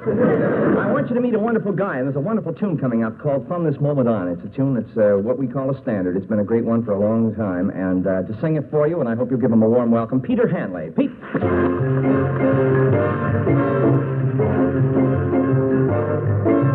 From this moment on, you for me, dear, only two for tea, dear. From this moment on, from this happy day, no more blue songs, only hoop-de-doo songs. From this moment on, for you got the love I need so much, got the skin I love to touch, got the arms to hold me tight, got the sweet lips to kiss me goodnight. So from this moment on, you and I, babe, we'll be riding high, babe. Every care is gone from this moment on. From this moment on, you and I, babe, we'll be riding high, babe. Every care is gone from this moment, from this moment on.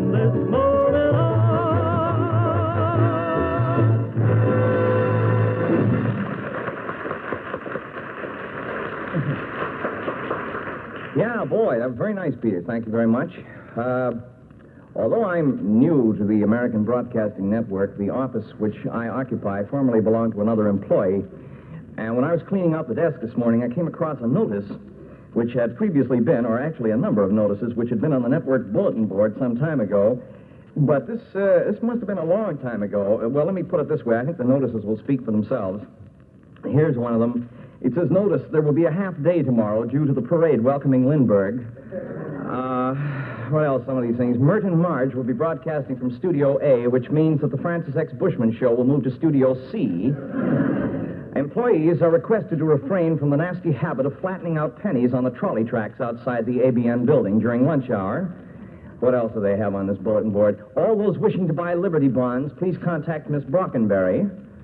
The executives of Con Edison wish to apologize to the owners of buggies for all the digging they're doing in the street. But they do ask you to remember that the more they do this year, the less digging they'll have to do in the future years to come.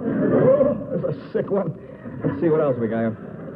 Harley Sievers, one of the vice presidents in the sales department, has lost his weekly paycheck. So if you should find it, please return it to him. After all, he worked hard for that $8. What else we got? Oh, yes, all those wishing to attend the opening of the Brooklyn Bridge, please leave your name at the front office.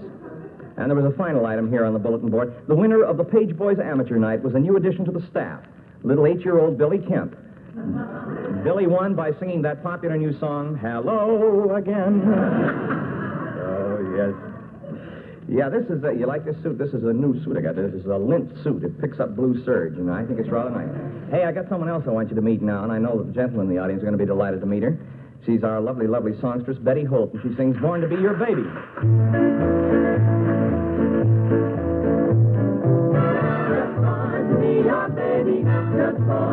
Some people are born to be doctors, some are born to be lumberjacks, or some are born to take life easy, others are born to break their backs. But I'm just born to be your baby, just born to love you, baby, it's true. Nobody else will do. Just born to be your baby, just born to be. Some people will kiss and nothing happens, others' hearts are made of stone. But whenever I feel our lips meet, darling, something starts crawling all through my bones. 'Cause I'm just born to be your baby, just born to love you, baby, it's true. Nobody else will do. Just born to be your baby, just born to be. If now and then you start to wonder, will I be the perfect mate? Oh, well, don't you worry, my pretty little darling, it was all arranged by fate. 'Cause I'm just born to be your baby, just born to love you, baby, it's true. Nobody else will do. Just born to be your baby, just born to be. Some people will search for love a lifetime, they'll never feel love in their heart. But I was born with a silver spoon, I had your love right from the start. Yes, I'm just born to be your baby, just born to love you, baby, it's true. Nobody else will do.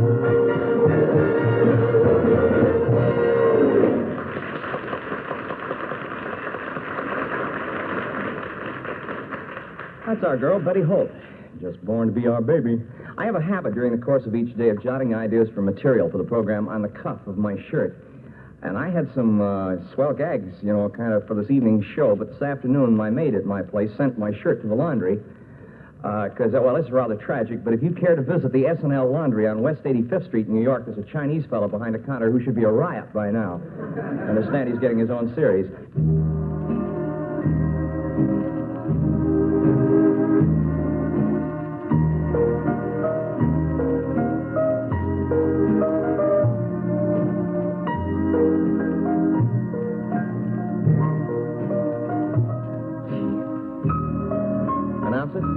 I'm almost ashamed. I'm doing it myself.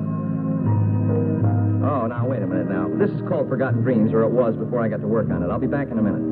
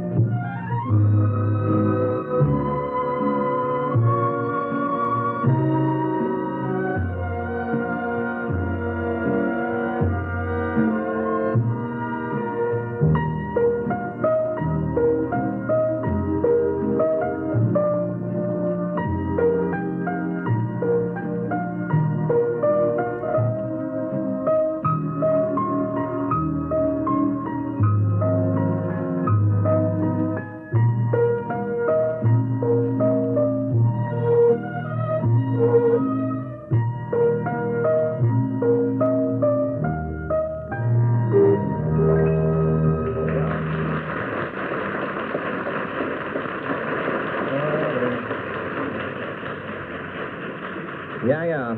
Say, listen, I forgot, ladies. It's a terrible thing to admit, but I have to do it right on the air. My family listens to the show up in Toronto, Canada, through our Buffalo affiliate, the ABN station up there, WGR. And I forgot last Tuesday was my father's birthday. And I haven't heard the end of this, and I just wanted to, mention it now, and I hope he's happy that I was only a few days late. He's a nice guy. When I was born, my father looked at me and said, well, he's all right, but what we really needed was an icebox, And, no, I mean, up until a couple of weeks ago, he didn't know I was in this business. He thought I was a robber, you see, and, you know how it is. Let's see now. We haven't as yet met our very fine vocal group, and this would be a good time, and I might also add a very appropriate time for me to dedicate this number that they're going to sing to my father. Here are the Noteworthies, ladies and gentlemen, singing Happy, Happy Birthday.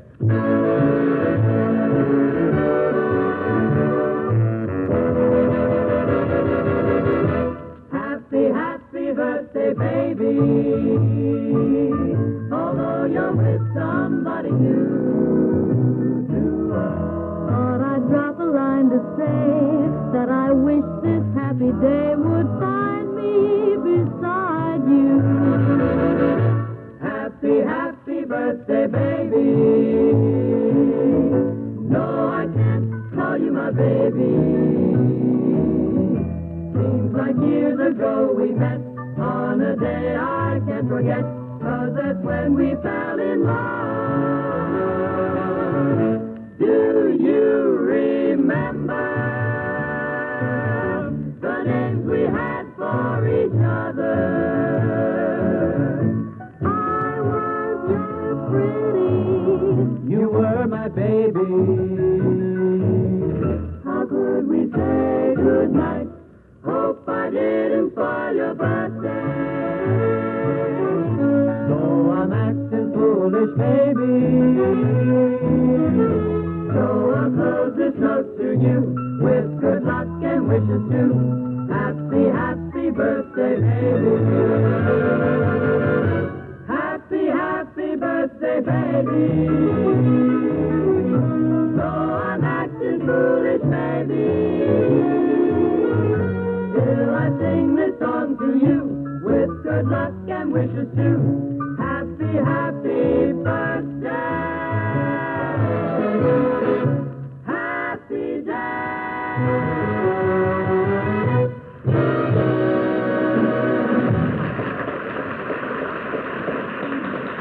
Thank you, kids. So I tell you, this guy was vacationing in Switzerland, and he decided to take a fling at mountain climbing, so he hired an experienced guide, and they tackled the Matterhorn as a starter, you see. Unfortunately, when they weren't too far away from the summit, they were trapped by a snowslide. And after about 24 hours, when they'd about given up hope of ever being found, they saw a great big St. Bernard dog coming through the snow with a keg of brandy tied under his chin. And the guide took a look at this and said, here comes man's best friend. And the tourist says, yeah, and look at the size of the dog that's bringing it. Jack and Jill fell down the hill, a thing that's kind of risky. If water made them act like that, I think I'll stick to whiskey. I'm just working on another. No, please, save it. Save it. I need it at the end because we've got a very weak finish to the show. Here's Peter Hanley to give you the story of his life. Pete?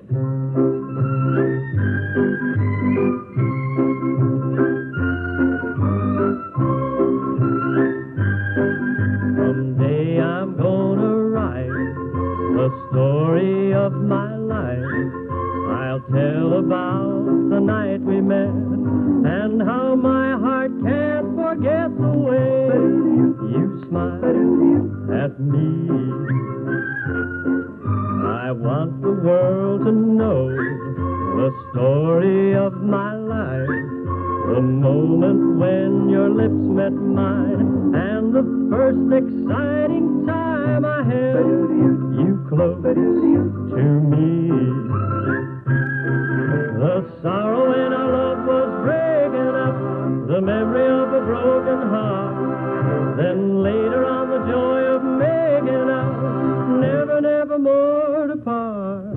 There's one thing left to do before my story's through. I've got to take you for my wife, so the story of my life can start and end, and start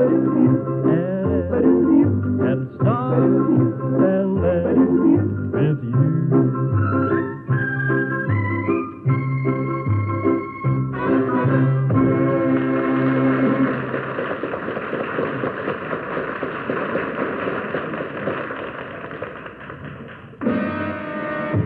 stand by for adventure. Stand by for excitement and thrills. Stand by for the adventures of Super Kemp. Look, up there in the sky. It's a bird. No, it's a plane. No, it's Dizzy Gillespie. No, it isn't. It's Super Kemp. Faster than the speed of light. Faster than a speeding locomotive. Faster than Herb Oscar Anderson. Hello again. It's Super Kemp. Hi there, gang. Time once again for the new adventures of Super Kemp, champion of justice, defender of the righteous, hero to all those in trouble. And now for Chapter 6, Super Kemp and the Atomic Brain. Folks, we know that Super Kemp is actually the cub reporter, Clark Kemp, but we alone know that. Right now, down at the Daily Sputnik, editor Perry Hanley, pretty Lois Holt, and Clark Kemp are talking. Listen. Kemp, you are a listless weakling, a mama's boy, a jellyfish, a wishy-washy, a goody-goody, and a sneak. Well, I don't see you defending yourself. Of course not. I'm also a coward. Why can't you be more like Super Kemp? That's what I call a man. Say, look, coming up the road. That man. Why, it's the mad Dr. Blivett. Yes, it is Dr. Blivett. That's me. And in my hand, the atomic brain with which I'm going to destroy the world. May I be excused to go to the little boy's room, please? Who is that fool? That's our listless, weak-headed, mouse-like cub reporter, Clark Kemp. I've heard of him. He's harmless. Go ahead and go to the little boy's room. Who cares? This looks like a job for Super Kemp. Now I better rush over to that telephone booth over there and change into the champion of the people, Super Kemp. Yes, Margaret. Hasn't the weather been lovely? The trees in bloom and the birds singing. Lady, I've got to get into that phone booth. I got to change into Super Kemp. Just a minute, Margaret. Some idiot is trying to get into the booth. Just go away. I'm talking to my sister-in-law. Madam, you don't understand. I'm Super Kemp. Oh, really? Well, I'm Super Granny Grabber. And I've got the phone, too. Margaret, did you get the bonbons, dear? Mint sent her. Oh. Yes. Oh, if only Super Kemp would come. In a minute, the bomb goes off. Margaret, didn't Harry look good? Lost a bit of weight, but he is improved. Some drunk is out here, says he's super something. I don't know. Madam, no, seriously, I'm serious about this. You've got to get out of that booth. I've got to take off my clothes to become Super Kemp. Oh, really? Well, don't waste your time. You'd have to take off your whole body to become super anything, as far as I'm concerned. What's he keeping Super Kemp? He always saves us. 30 seconds and we all die, Miss Lois Holt. Look, lady, just let me open my shirt and then you'll see. Good heavens, he's exposing his underwear. Look, don't you recognize this emblem, madam? A red heart with 2 lightning bolts running around it, a globe of the world, 2 sticks of dynamite with a lighted fuse, a picture of a giant bear and a dragon with the name Super Kemp written on it.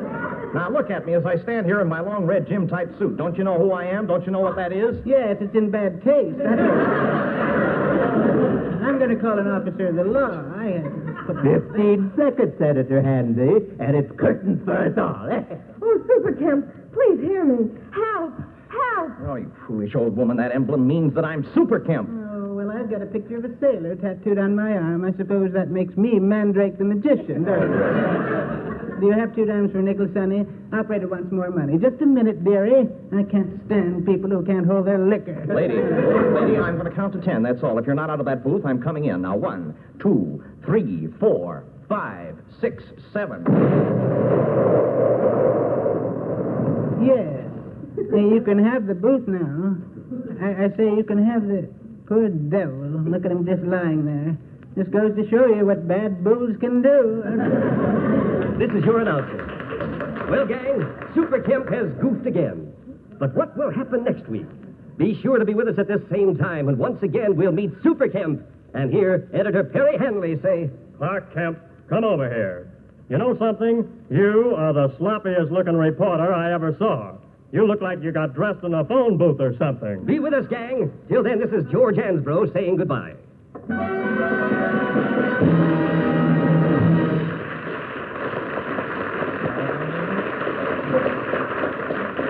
I'd like to thank so many of you who've been so very kind and are continuing to be so kind with regard to the wonderful mail you've been sending in. I get some interesting letters, though. Here's one. Dear Bill Kemp, my sister thinks you're one of the most amusing radio personalities in New York. She never misses your program and swears that one day she'll meet you in person. This is impossible, of course, because we never let her out of her room. It's still very sweet, that sort of thing. Say, as you all know, Hollywood is noted for its presentation of Academy Awards to outstanding performers and outstanding motion pictures. And, of course, Broadway gives awards to the best in theatrical performances and presentations. And so tonight, not to be outdone, we have a few awards to make of our own, if we may. First, the best performance in a male role. Mario Lanza's recording engineer. Then we have another award. This is an award for the best direction.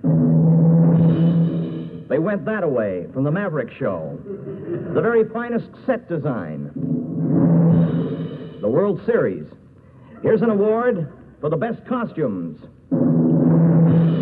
Victory at Sea. The best sound effects. Victory at Sea. The best choreography. John Cameron Swayze's News Caravan. The best dramatic acting. This Is Your Life. The best sports coverage. Ed Sullivan's Toast of the Town. And the final award for the Sleeper of the Year, our drummer. No.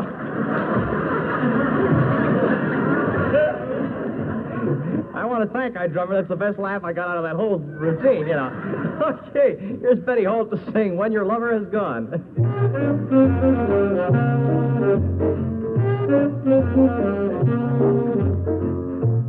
When you're alone, who cares for starlit skies?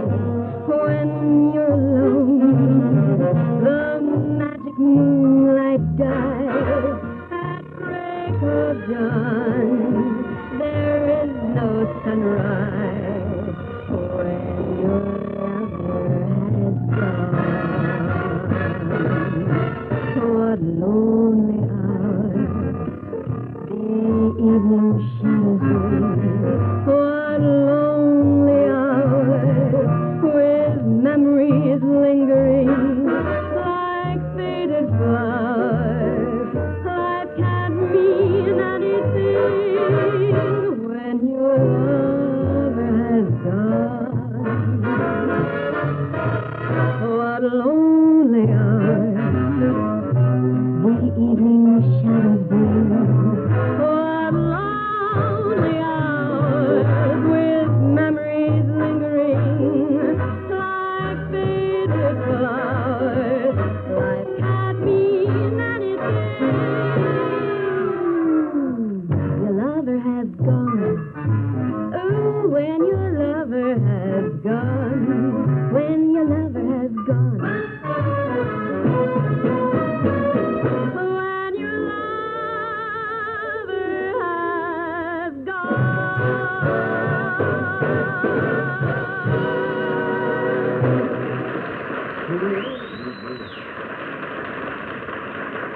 Thank you, Betty. Incidentally, the Bill Kemp Fan Club is having a membership drive this month. Last week alone, we drove out 15 members, so help us keep up the good work. You ever seen any of members of my fan club? I think they're very neat. These are the only teenagers in New York who wear bobby socks with garters. And I understand, too, and I'm happy to say that my autograph is at a premium once again. You can now trade 3 Bill Kemp autographs for one of Robert Q. Lewis. Of course, the odds may change any moment, but they're pretty good at that. The other night on the program, I warned listeners, not warned them, I asked them not to get chicken and turn the show off in the middle, you know. I explained that a man in Scranton broke the chain and he had a spell of bad luck, which is true. Well, I got this letter here this morning from one of our listeners, and it says, I'm quoting from the letter now, Dear Mr. Kemp, I'm usually tuned to your program, and I was listening to it the other evening when you made the statement about staying tuned in or else. However, I remembered that there was a program on TV that I wanted to see that night, so I tuned you out. Believe it or not, in the middle of televiewing, my picture tube blew out. I wish to assure you that I'm not holding you responsible, but I thought you ought to know about my weird experience. Unquote. Well, I'm very sorry about an affair like that, but this letter has given me the confidence and the encouragement to continue my efforts of communicating with Harry Houdini. Thank you for contacting me about this. All right, let's see now. Here's Pete with Sayonara. Please.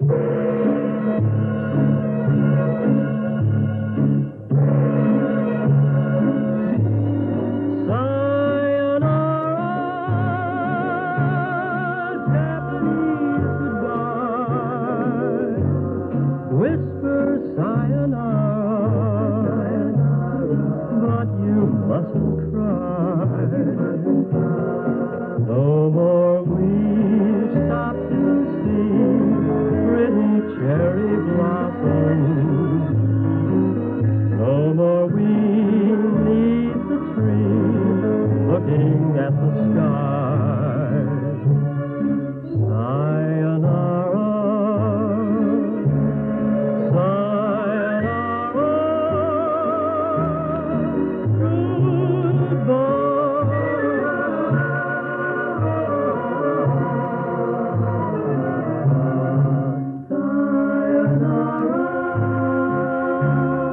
if it must be so, whisper sayonara, smiling as we go. No more we stop to see pretty cherry blossoms. No more we need the tree looking at the sky. Sayonara, sayonara,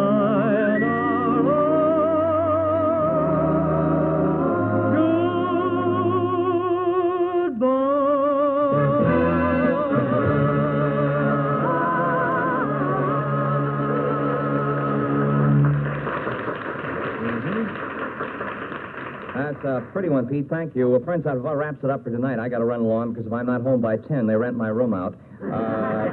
Granny, would you like to say goodnight? Yes, good night, all. I hope you can be with us, friends. We'll be right here for you and your radio.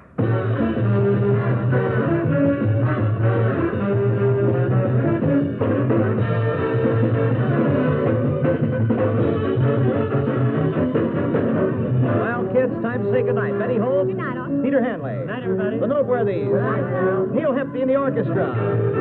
George Ansbro. So long, everybody. Have a pleasant evening and a good weekend, friends. Good night, Rhonda Fleming, wherever you are.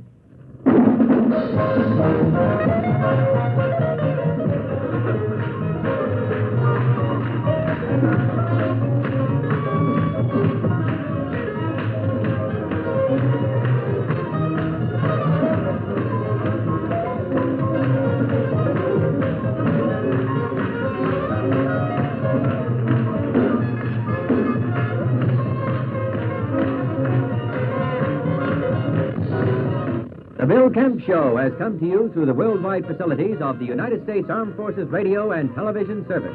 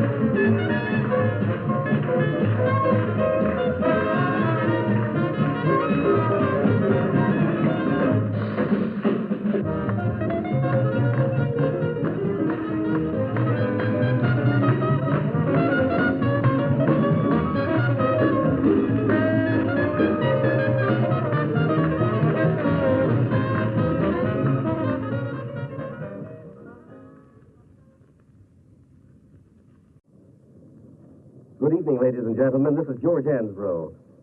Usually at this point, Bill Kemp opens our program by greeting you with some sort of humorous sally or little gem. But I'm very sorry to have to tell you that Bill will be unable to be with you tonight. Now, I know this is a grave disappointment to many of his fans, but he was forced to ask me to take his place. All right, come on, Ansbro. Let me out of the closet. Come on, wise guy. Let's go. Come on, let me out. You hear? Come on.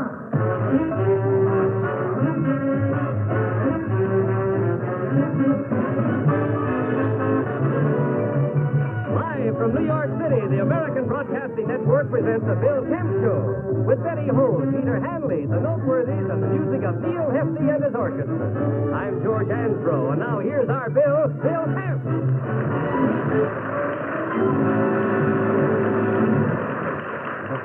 Well, that's my key, isn't it? Well, I'll do my best. Couldn't you lower it down to G there? I'm a G-man, you know. Ah-ha-ha, said he with hilarity.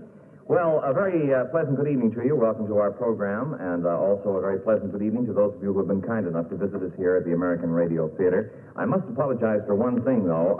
I heard a couple of the page boys out in the lobby of our theater telling the people who are waiting in line to get into our show, they said immediate seating on all floors. And they meant that. However, I'm very happy to report we've been promised chairs starting next week, so you won't have to sit on the floors, all right? Now, let's see, what do we got here in the way of an opener here? Yeah, we're going to go south of the border right now, and a very talented young man is going to take us on that trip. Ladies and gentlemen, a warm welcome, I hope, for Mr. Peter Hanley. And his song, Chijuawawa. Peter.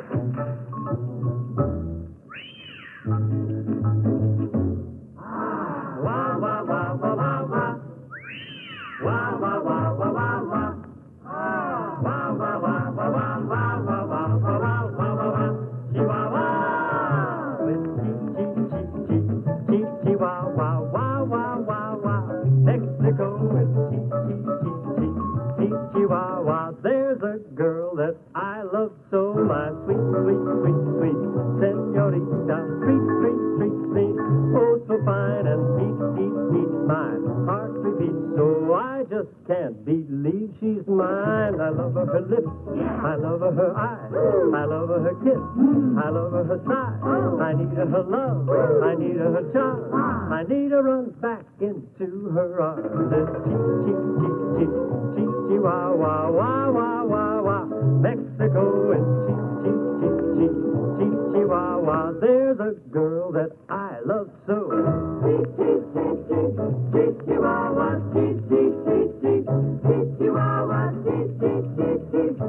Chihuahua. There's a girl that I love so. Chihuahua,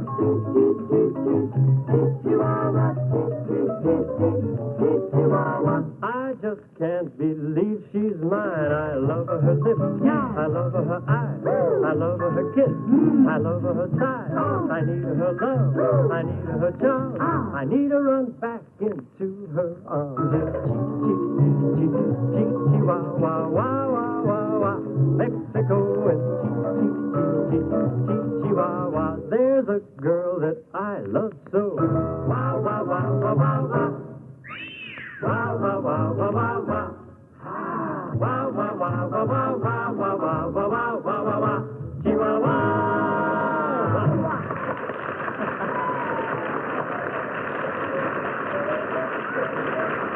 Hey, that's cute.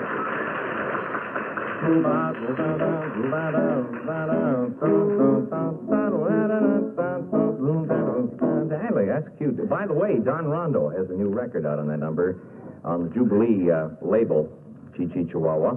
And Don, of course, is with a very famous program, Hello Again. Herb Oscar Anderson in the morning. Oh, say, I'm in the process of moving into a new apartment, and I have a request, if I may, to make of you listeners. I'm extremely anxious to purchase 1,000 insects. Now, if any of you listeners can oblige me in this respect, I would be very deeply grateful, because I have a clause in my lease that says that I have to leave the apartment exactly as I found it. So if you can provide me with 1,000 insects, that's all I ask. Right now, let's meet a perfectly gorgeous girl, Betty Holt. Here she is. Ah, listen to the rockin' bird, Betty.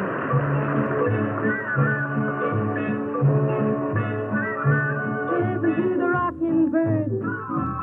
Listen to that rockin' bird. He rocks and rolls while he flies around the sky. Oh, listen to the rockin' bird. Dig that little boppin' bird. Why, he's flying high, and here's the reason why. Oh, I rock all day in the trees, on the branches of the trees there. Rock and roll all day in the trees, on the branches in the breezes all the day.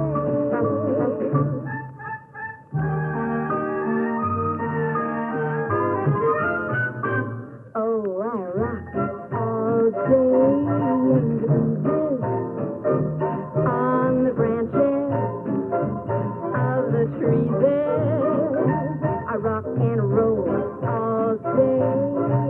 trees on the branches in the breezes all the day. Listen to the rocking bird.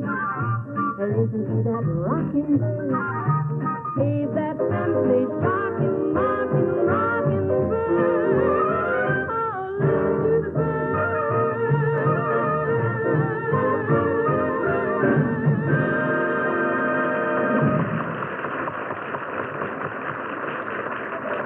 Oh, that's our gorgeous gal, Betty Holt, singing Listen to the Rockin' Bird. You know, friends, we always enjoy bringing new talent onto this program to give them a chance to show us what they can do. And tonight, we have three very talented people with us. Now, you be the judges, and we'll keep the winner on the show with salary for 2 months. Who's first, George? First, Bill, all the way from Daytona Beach, Louisiana, Mr. Rodney Millstream, a mathematician. All right, sir, welcome to you.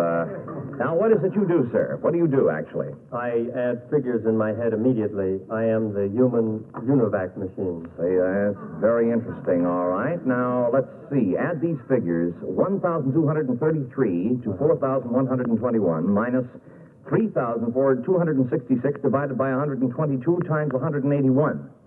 The answer is 9,262. Why, that's absolutely correct, audience. That's very good. Excellent. Excellent. Oh, all right. Remember, the number to call is Hastings 50844. Now, let's see who's next, George. Mr. Harold Searsucker from Brooklyn, Wyoming. Well, welcome, Mr. Searsucker. Ah, you're a doll, I can see that. Mr. Searsucker, what is it you do, sir? Well, man, like I come on real strong with bird imitations. I see. Well, let's hear some of your bird imitations. All right, well, this daddy-o is a whippoorwill. Double-breasted, pinstripe, zoot-suited nutcracker. Good. Oh, very good. Very good. Do you have any others you'd like to do for us? Are you kidding? I'm lucky to be able to do this one. You know, it's not very easy. No, I get that. Thank you, Mr. Searsucker. That's excellent, sir. Excellent. Wonderful. All right. Control yourself. Now, he was good. He was good. Let's not overdo it, huh? Now, who's our final talent this evening, George? Well, we have with us winner of the Miss Universe contest, winner and runner-up of the Miss World contest, Oh, wee wow. and runner-up in the Miss America contest. Oh, wee wow. Woo. 21-year-old, 36, 26, 36, Miss Marilyn Mansfield. Oh, isn't that no? Well. Oh, welcome, Miss Mansfield. Miss Mansfield, what do you do? I mean, not that you have to do much. Yeah, what do you do, dear? I do imitations, honey, of famous people. Oh, well. All right, let's hear them. Okay, Snooky. Here's George Raft. Mm-hmm. All right, you fellas. Get lost. Or I'll let you have it. Oh, that's very good. What's next, please? Here's Edward G. Robinson. Edward G. Robinson. Good. Go ahead. All right. You fellas, get lost. Or I'll let you have it. Oh, very good. Now, have you got one final imitation that you'd like to do for us? Well, this one's very hard to do, baby. Yeah, I so know. bear with me, okay? I will, baby. Love a boy. Yeah, I'm with you, too. Well, it's that very popular Charles Lawton in a scene from Mutiny on the Bounty. Oh, I can have it. Goes like this. All right, you fellas. Get lost. Or I'll let you have it. Catch on, baby? Oh, I catch on. Very good. No, that's very good, Marilyn Mansfield. Listen to that applause, too. How about that? Well, I don't think that there's any doubt as to who won this contest. It's Marilyn Mansfield here. That was great, darling. Stick around till I finish the show, will you, honey?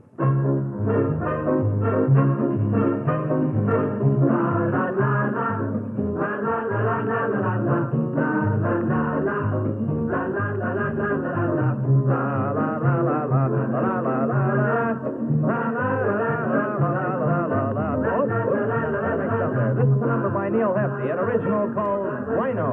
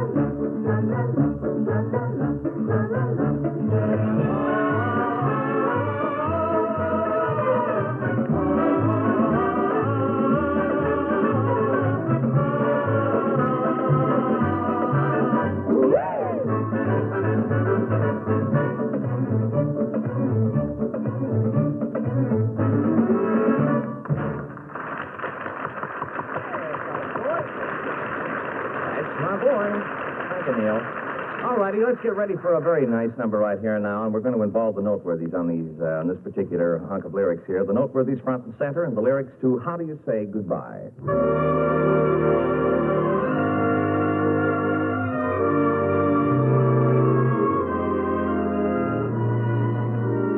How do you say goodbye? How do you even start to? How do you keep from crying? Tell me, how do you find the heart to? And how long do you smile? Come down for a while from that shelf again. With your heart so intact that you suddenly act your own self again. How do you say so long? How do you find the face to? How do you ride the longing? Tell me, how do you find the grace to? I know how to leave, to go without sleep, and not even flutter an eye. But tell me, how do you say in a casual way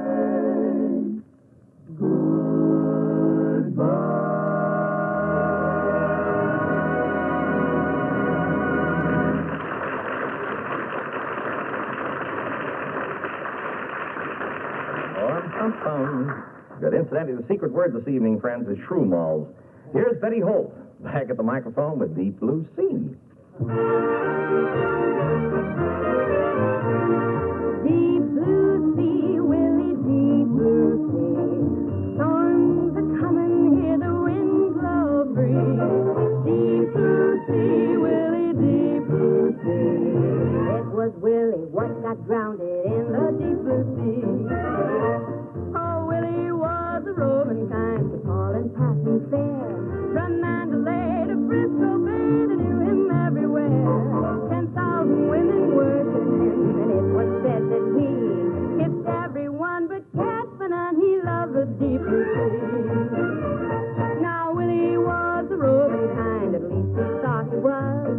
But just like you and just like me, his roving can be called. A blue-eyed gal had settled him, that's how it had to be.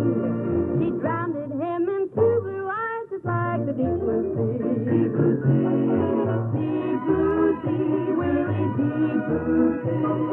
Storms soon are coming, hear the wind blow free. Deep blue sea, Willie, deep blue sea. It was Willie what got drowned in the deep blue sea. It was Willie what got drowned in the deep blue sea.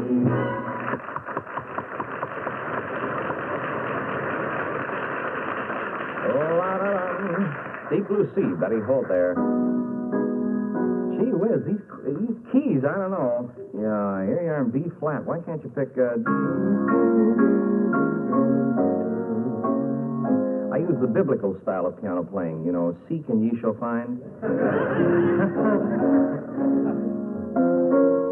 enough to take the heart out of Schaffner and Marx, isn't it?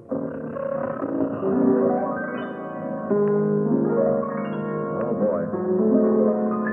This particular arrangement tonight was sent in by that very famous team, Mendel and Son. And that's a solo that recently closed one of the finest theaters in New York. And who knows, may close this one right here and now. Let's have some nice music, shall we? Real good music. A song for you by Peter Hanley. It's called The Story of My Life.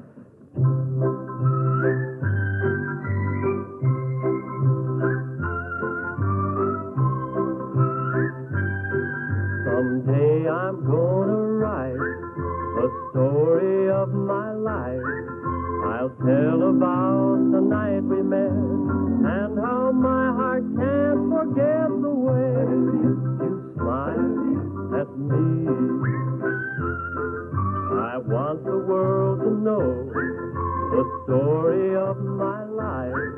The moment when your lips met mine, and the first exciting time I held you close to me.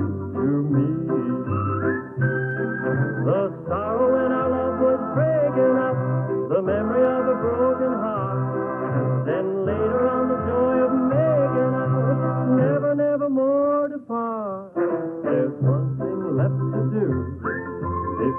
my story's through, I've got to take you for my wife, so the story of my life can start and end, and start and start and end with you.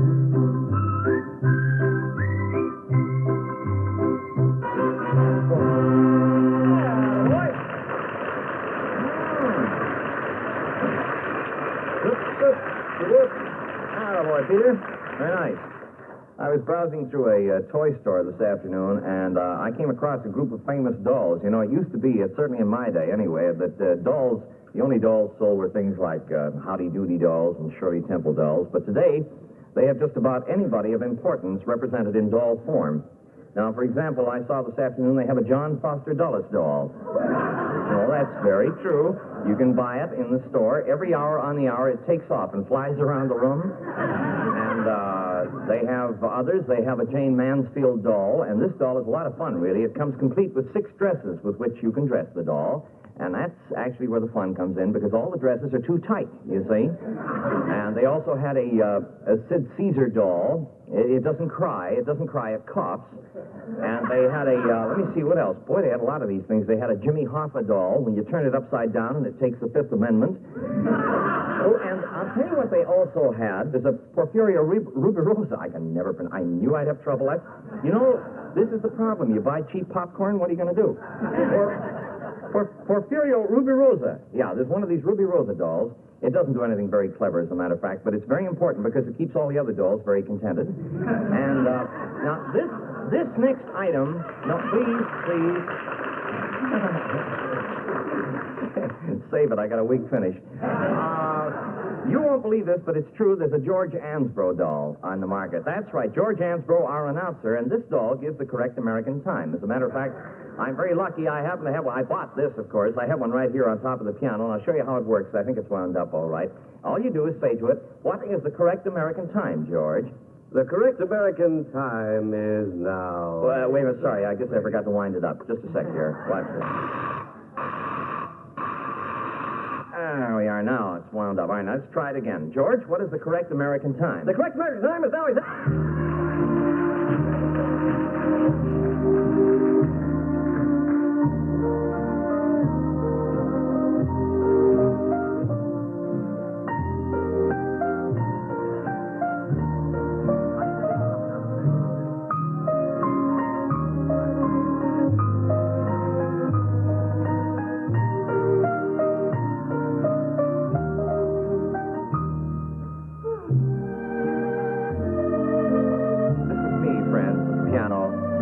Thing called, what is it called? Oh, yes, Forgotten Dreams. I'm rather brilliant. Listen closely.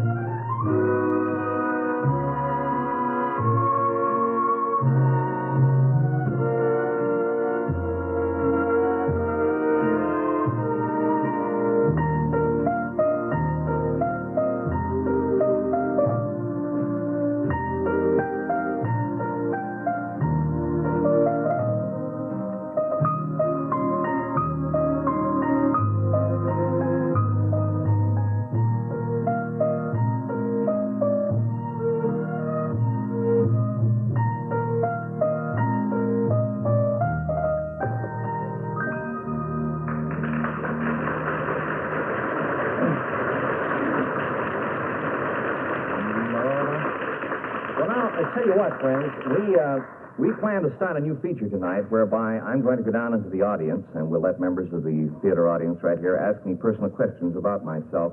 People, it seems, are always curious to know about the personality that they hear on the radio or see on TV screens, and I thought it might be kind of fun to try this on our show. So I'm going down into the audience now. Let's see who we're going to talk with tonight. Please, lady, please, relax. No way to get someone on the radio to talk to you. I think I'll stop right here and talk to this very, very charming young lady. What's your name, dear? My name is Thomas Bradley. Oh. I'm so sorry. Terribly sorry, sir. The hat that you had on, I thought... Well, anyway, what would you like to ask me, sir? Mr. Kemp, I have just one question. Mm-hmm. What is your full name? Well, my full name is William S. Kemp. What does the S stand for? No, nothing actually. It was just a mistake. Mistake? Yes, my father dropped noodle on my birth certificate. You know how it is. Let me see. Are there any more? Yes, here's a lady here in the third aisle. What would you like to know, ma'am? Well, with writing, rehearsing, and actually doing a show like this 5 times a week, it must be very time-consuming. Oh, that's very true. Mm-hmm. Well, how do you find time for recreation and exercise? Recreation and exercise? Well, I have my own parallel bars at home. Oh. Yes, one for scotch and one for bourbon. Now, I believe we have time for just, let me see, one more question. Here's the gentleman over here. Yes, sir. What is it you'd like to know, sir? Where'd you go to school, Mr. Kemp? Where did I go to school? Yes. Well, my father wanted me to have all the advantages that he didn't have, so he enrolled me at Vassar. Vassar? Mm-hmm. How'd you get in there? How did I get in there? I lied about my age. You know how it is. That's a girls' school. What could you learn there? Silly boy. So much for our question. All right, here are the noteworthies to sing Got a Date with an Angel. Foolish.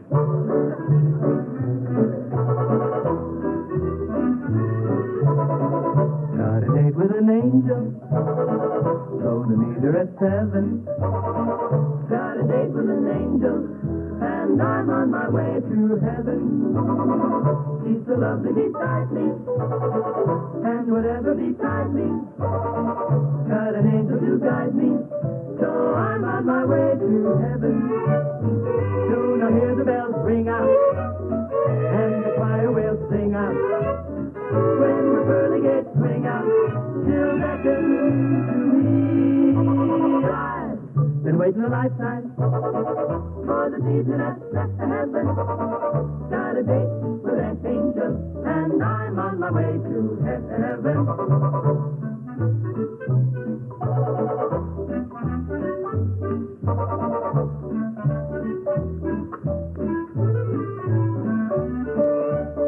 Soon I'll hear the bells ring out, and the choir will sing out.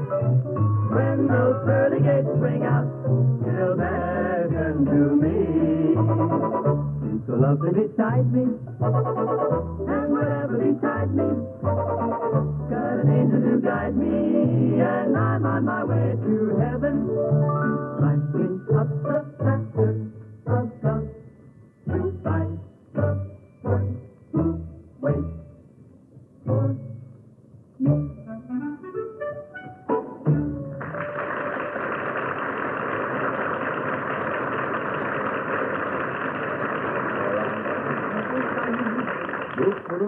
Peter Hanley and Sayonara. Okay, boy.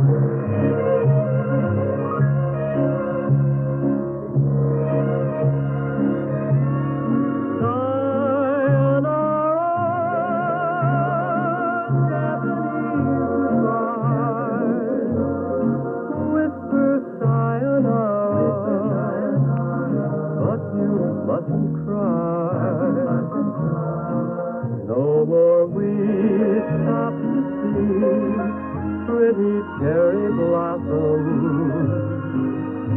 No more we need to tree, looking at the sky. Sayonara, sayonara,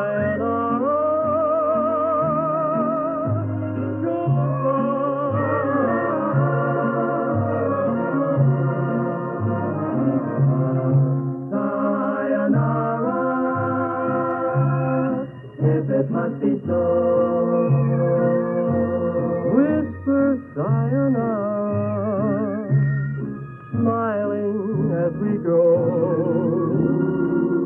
No more we stop to see pretty cherry blossoms. No more we leave the tree, looking at the sky. Sayonara.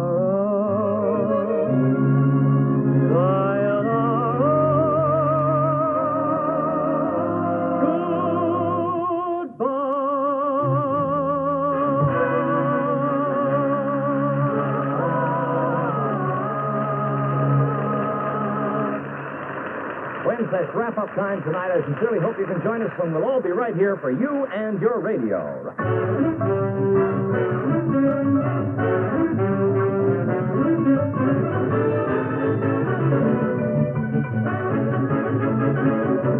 Have a Felicity, be friends, and good night, Susan Hayward, wherever you are. Bye-bye.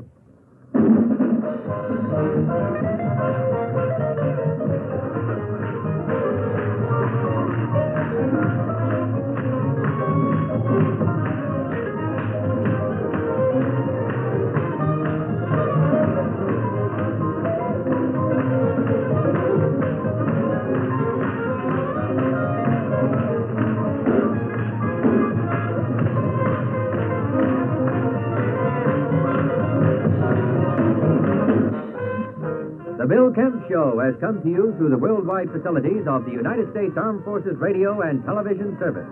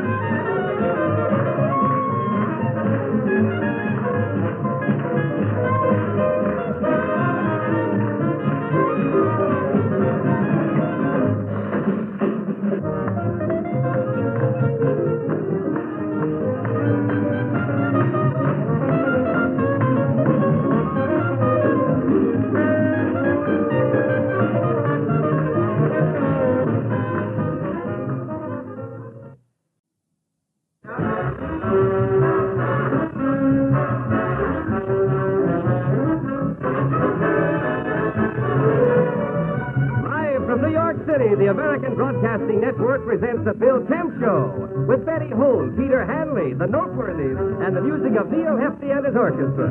I'm George Ansbro, and now here's our Bill Kemp.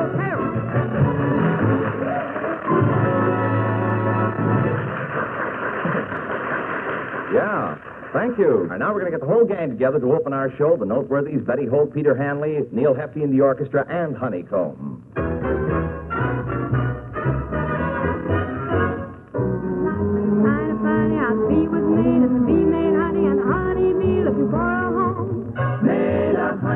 Then they combed the world and they gathered all of the honeycomb in the one sweet fall, and the honeycomb from the million trips made my baby's lips. Honeycomb, won't you be my baby? Honeycomb, be my own. Just a hank of hair and a piece of bone made a walking, talking honeycomb.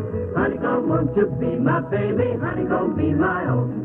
What a darn good life when I have a wife like honeycomb. Now you heard tell how they made a bee, then tried a hand at a green, green tree, so the tree was made, and I guess you've heard.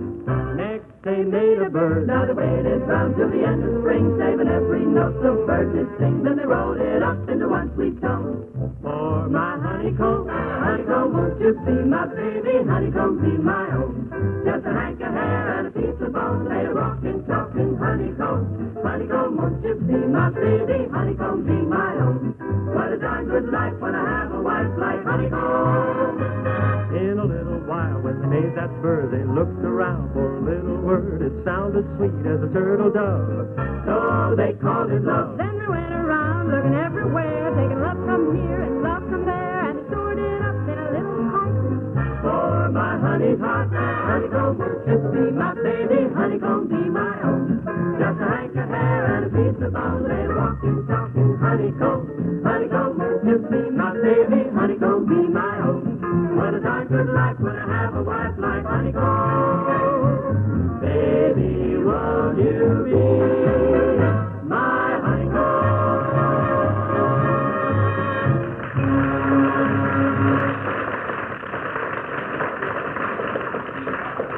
Thank you, kids. All right, let's see. Pete Hanley is front and center right now. Let's give him a big welcome as he sings Special Angel. Peter Hanley.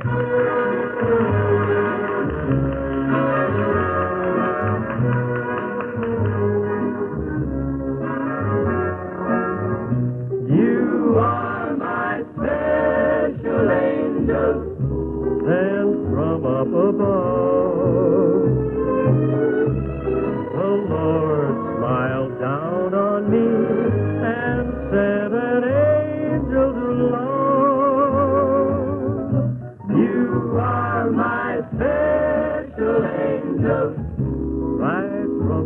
paradise. I know that you're an angel. Heaven is in your eyes. A smile from your lips brings the summer sunshine. Tears from your eyes bring the rain.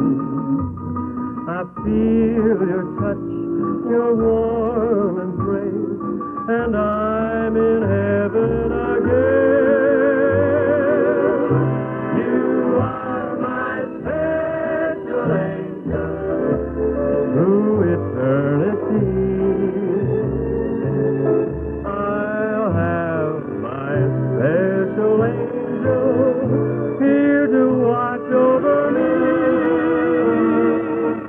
Here to watch over me.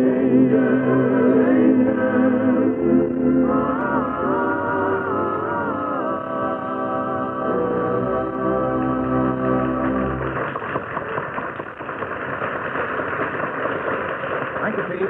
Peter Handley. Very nice indeed. A little later, I'm going to be playing a number on the piano. I'm going to do a medley of my hits.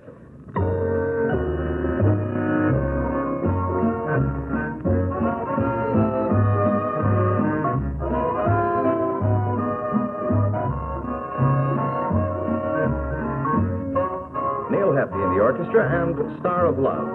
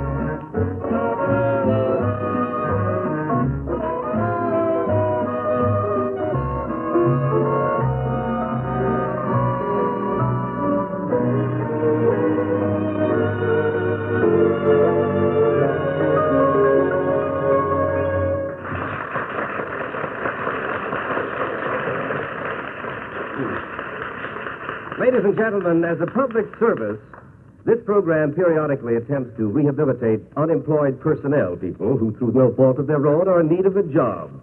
And we have one such gentleman with us this evening. Sir, will you step up to the microphone and give us your name? Mr. Harold George. Mr. Harold George? Correct. I was a pretty big man once, but right now I'm a lieutenant colonel in the Army of the Unemployed. Well, I'm very sorry to hear that, sir. What was your previous occupation, Mr. George? I was a blurber. A blurber? Yes, a blurber. You see, I made up provocative sayings for movie posters. You know, you've seen them in front of every movie theater. There's a big sign with a picture on it. Yes, I've seen them. Well, I wrote the blurbs underneath. Matter of fact, some of my blurbs have been actual classics. Would you like to hear a few? Well, certainly. All right. How about this one?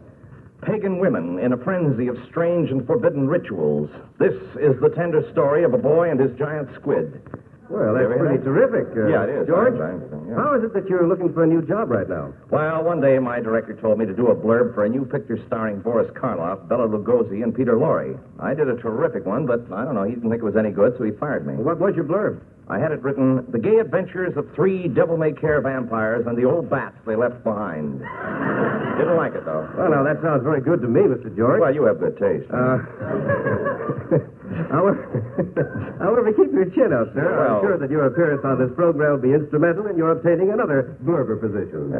Get a hold of yourself, boy. Of course, honestly, if you'd had a good blurb man at this network here, you could have given your... That'll be quite enough, Mr. George. However, thank you for appearing on the program tonight. Oh, you're welcome. Yeah. Now back to our music, friends, and here's Betty Holt with Listen to the Rockin' Bird. Listen to the rockin' bird. Listen to the rockin' bird. He rocks and rolls while he flies around the sky. Oh, to the rocking bird. Dig that little bopping bird. He's flying high, and here's his reason why. Oh, I rock all the day in the breezes, on the branches of the trees. Rock and roll all day in the trees, on the branches in the breezes all the day.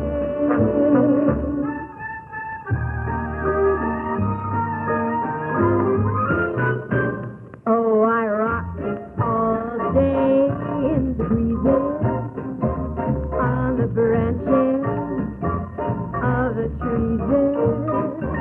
Rock and roll all day in the trees, on the branches in the breezes of the day. Oh, listen to the rocking bird, listen to the rocking bird. He's that simply shocking, rocking, rocking bird. God bless you,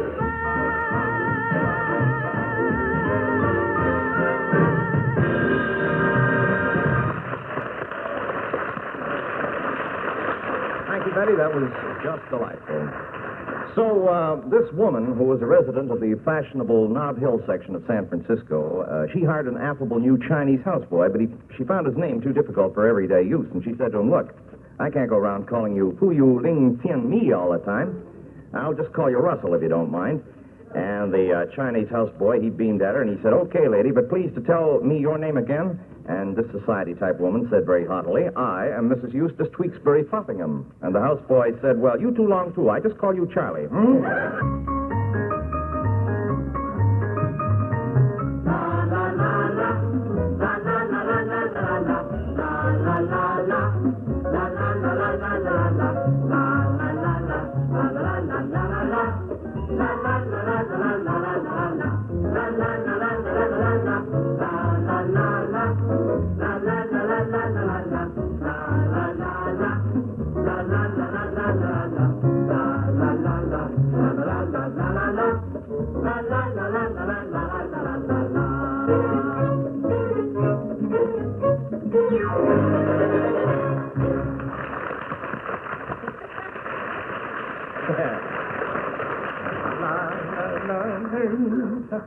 That's a cute little thing. That was written by our maestro, Neil Heffy. It's an original tune.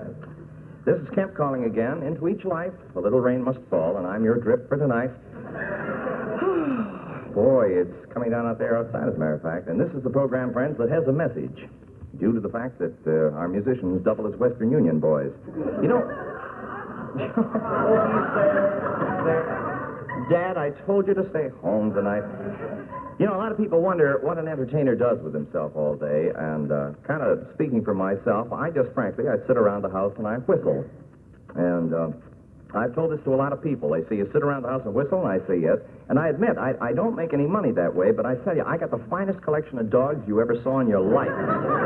Wild home I have. All of which has absolutely nothing to do with our next musical number, so let's get to it, shall we? The Noteworthies are on stage now, and here they are to sing "You Send Me."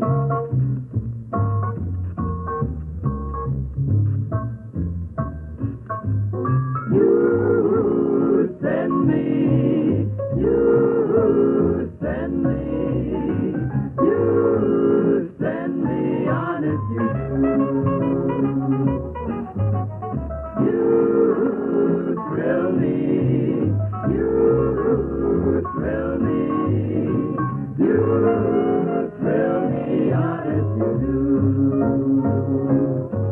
At first I thought it was infatuation, but ooh, it lasted so long. And now I find myself wanting to marry you and take you home.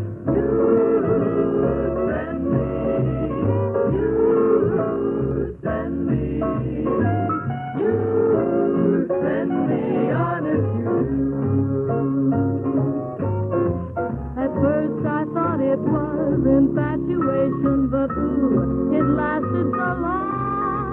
And now I find myself wanting to marry you and take you home. You thrill me,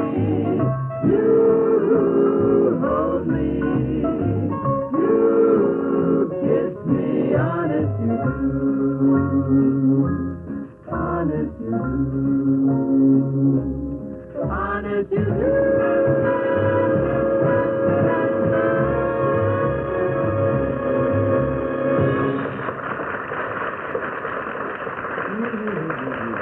Thank you, kids.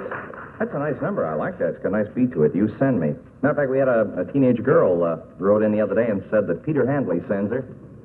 Peter Handley sends her, and she said I send her too, but it's a shorter trip. Say, I don't know whether you've ever heard of a thing called the show plane. Now, this is on the level. This is legit. It's a fabulous thing. They provide a most exciting tour of Europe, and I'd like to read an excerpt from their advertisement, if I may. It reads as follows, and I quote, "Hardly a wrinkle in your dress or your trousers as you land in London and are whisked to the plush Savoy Hotel, where the show plane tour begins weaving its magic spell. Sir Laurence Olivier, charming, suave star of stage and screen, and Vivian Lee will keep you spellbound and highly amused as well as captivated when you meet at a champagne cocktail party. When such imposing luminaries as Doug Fairbanks, Sophia Loren, and William Holden invite you to meet them for tea, you'll know that this is luxury."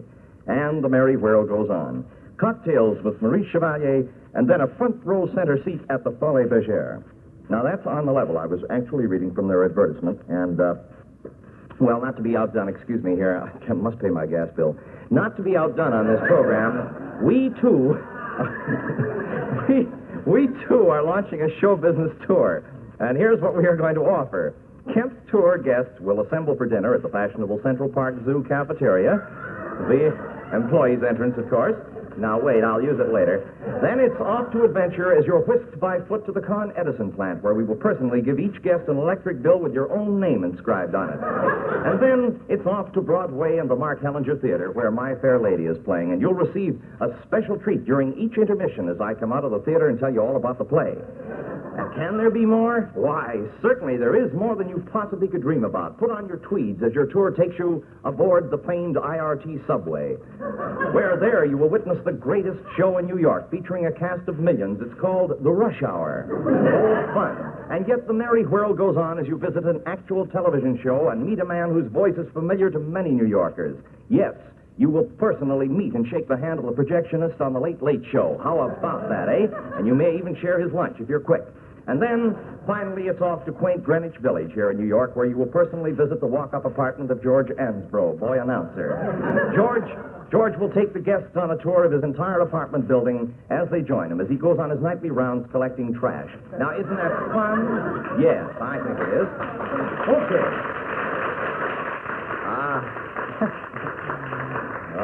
I know what you mean. Oh, Betty Holt's standing here. She's a doll. I wish you could see this girl. If we had one more like her, what bookends? Here she is to sing I'm Playing Solitaire.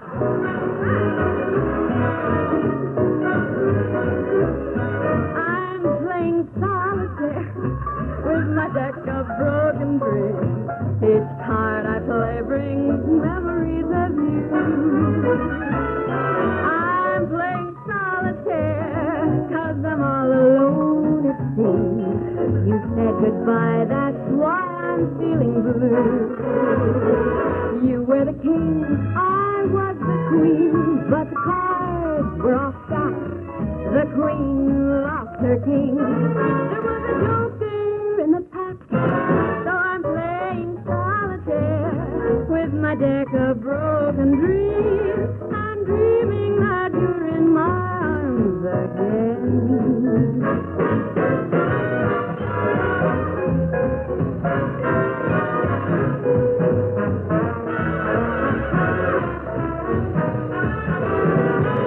You were the king, I was the queen, but the cards were all stacked. The queen lost her king. There was a joker in the pack, so I'm playing solitaire with my deck of broken dreams. I'm dreaming that you're in my arms again. Solitaire, solitaire.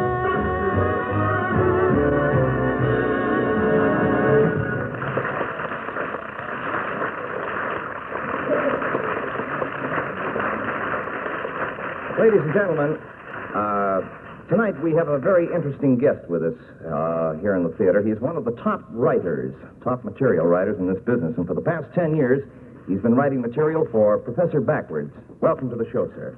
Here be tonight. Tell me, sir, how long have you been with Professor Backward? Years 10, about the Idwell. Mm-hmm. Well, what do you like to work with?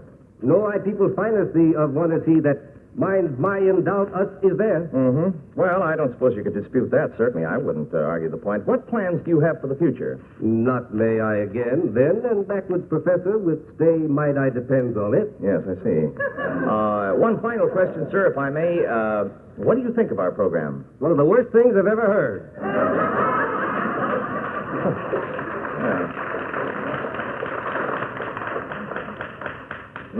Night good, and you thank. All right, here's Peter Hanley to sing all the way.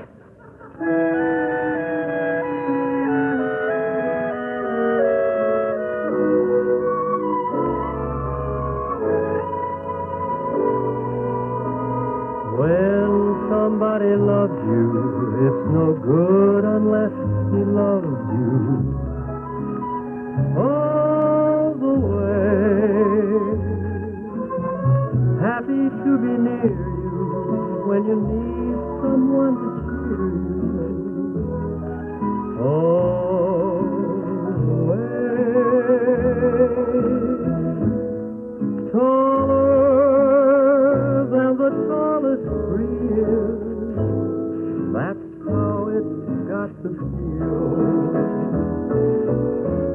Deeper than the deep blue sea, that's how deep it goes if it's real. For when somebody needs you, it's no good unless he needs you all the way. Through the good or lean years and for all the in-between years, come what may, oh, who knows where the road will lead us? Only a fool would say. But if you let me love you, it's for sure I'm gonna love you all the way. All the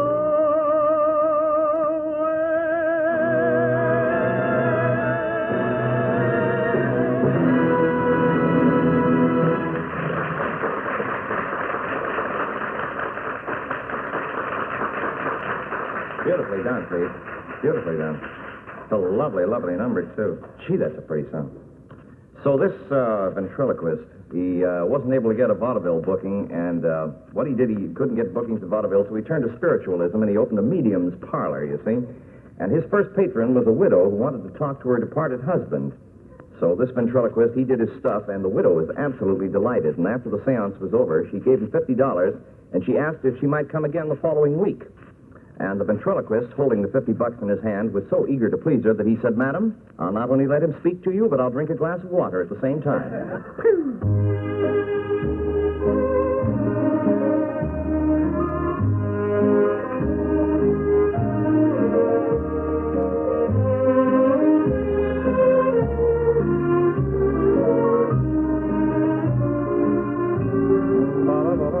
Neil Hefti and his orchestra. This is a number from Neil's new album, Music to Listen to Records by. This is called April Love. Pretty thing.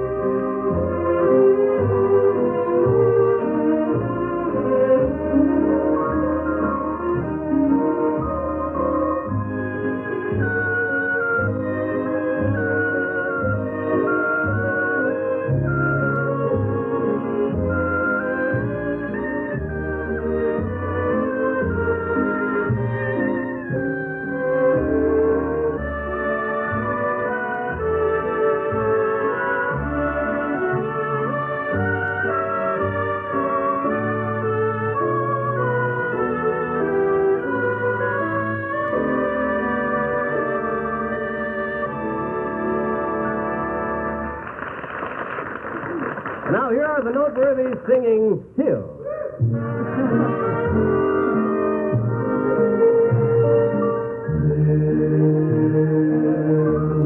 Desert the sky. all the seas run dry. Till then I'll worship you.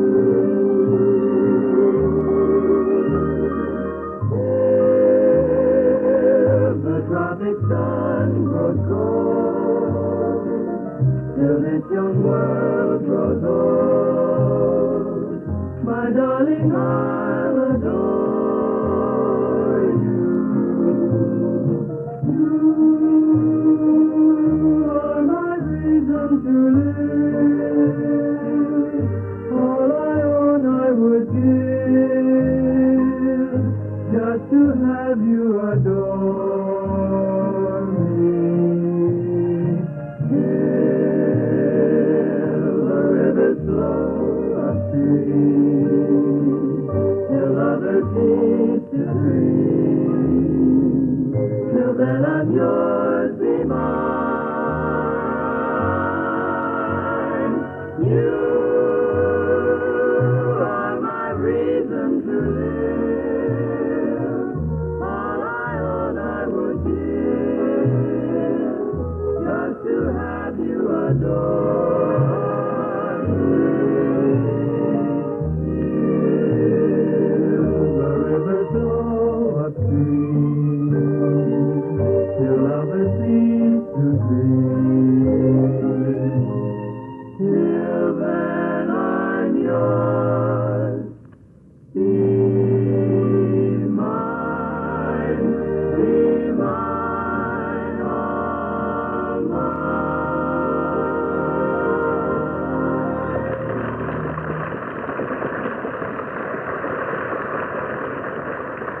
Very nice, kids. That was the Noteworthies.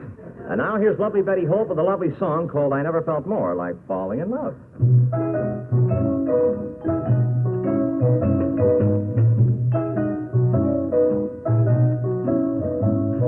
I never felt more like falling in love than I do tonight.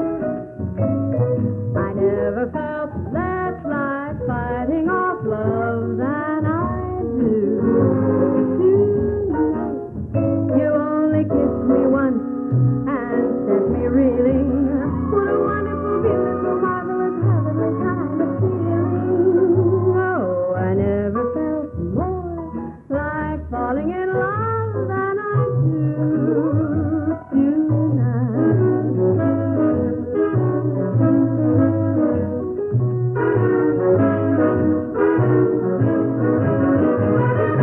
Never felt more like falling in love than I do tonight.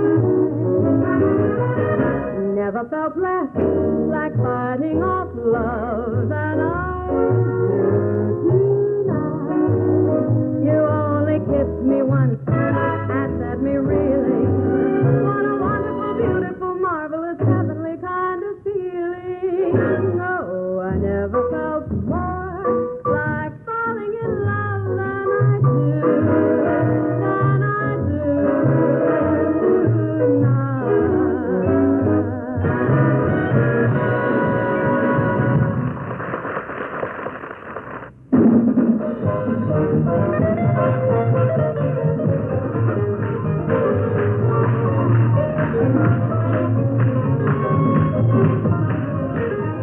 The Bill Kemp Show has come to you through the worldwide facilities of the United States Armed Forces Radio and Television Service.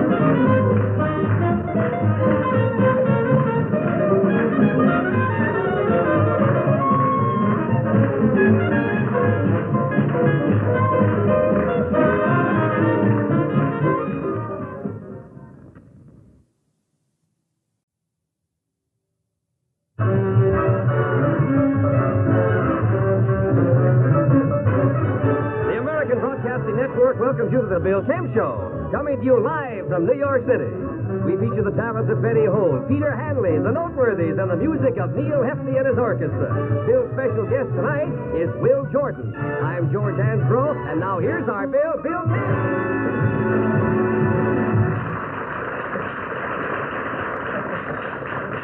I almost started clapping for myself. Standing here going, very strong. Well, this is Kemp calling again. I can't tell you, really, how thrilled I am at your mail response to our program. I think what is particularly thrilling to me is the attention that our show has received from established stars out there on the West Coast where they can hear us in Hollywood. As an example of what I mean, I'd just like you to hear a couple of wires I got. I have here, and I'm very thrilled to say, a wire from Bing Crosby. And Bing says, hello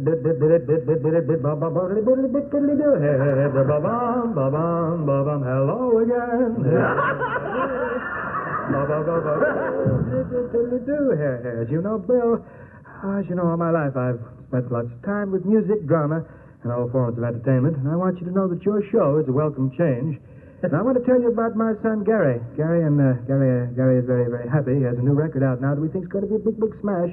It's called Son of White Christmas. We think it's going to be very, very big. I'm dreaming of you. Yes, isn't that sweet of Bing to do? I have another wire here from a man that I've admired for many, many years, Groucho Marx. Well, that's the nastiest remark I've ever heard.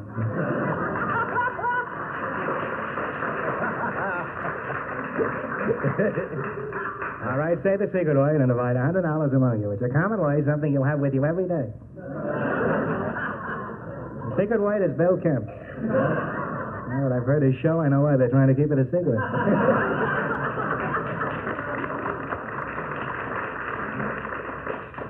My friends recently saw a photo of Bill Kemp. They think he looks like a policeman, a plainclothes man. I saw the picture. I think he looks more like an old clothes man. Should I quit while I was ahead? Well, I've always been a tremendous fan of the gentleman who sent me this next wire, a tremendously talented actor, James Mason, and his wire says, Dear William Kemp, I've enjoyed your work ever so much, and I think you might be able to play one of the dramatic roles such as I have done. As you know, I've played Richard I, Richard II, and Richard III, and I think you'd be great as Little Richard. Pamela, my wife, and I have been trying to figure out the reason for the tremendous success of your show. Is it the material? Perhaps. Is it your showmanship and personal charm? No. Is it your talent? Not quite. But I finally discovered what it is. Blind, stupid, blundering luck. You just fell into it. It's not what you know, it's who you know. Ladies and gentlemen, as you may have probably guessed, the voices of Bing, Groucho, and James Mason, portrayed so realistically just these past few moments, were done by our special guest this evening, Mr. Will Jordan. Will, bless you. We're going to be talking to Will Jordan in just a moment, but first let's have Peter Hanley raise the curtain with a ballad, which is actually the title song of a brand new movie called Wild is the Wind. Peter?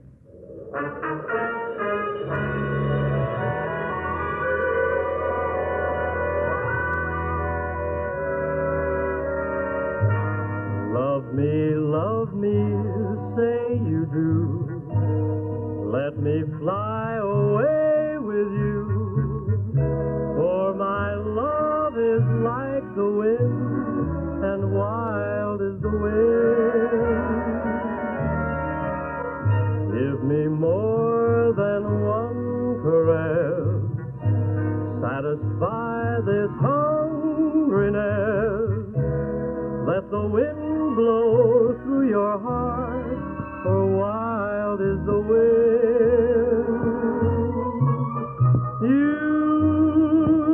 touch me, I hear the sound of mandolins. You kiss me, and with the kiss the world begins. You're spring to me, all things to me. Your life itself, like a leaf clings to a tree. Oh, my darling, cling to me, for we're creatures of the wind, and wild is the wind, Wild is my love for you.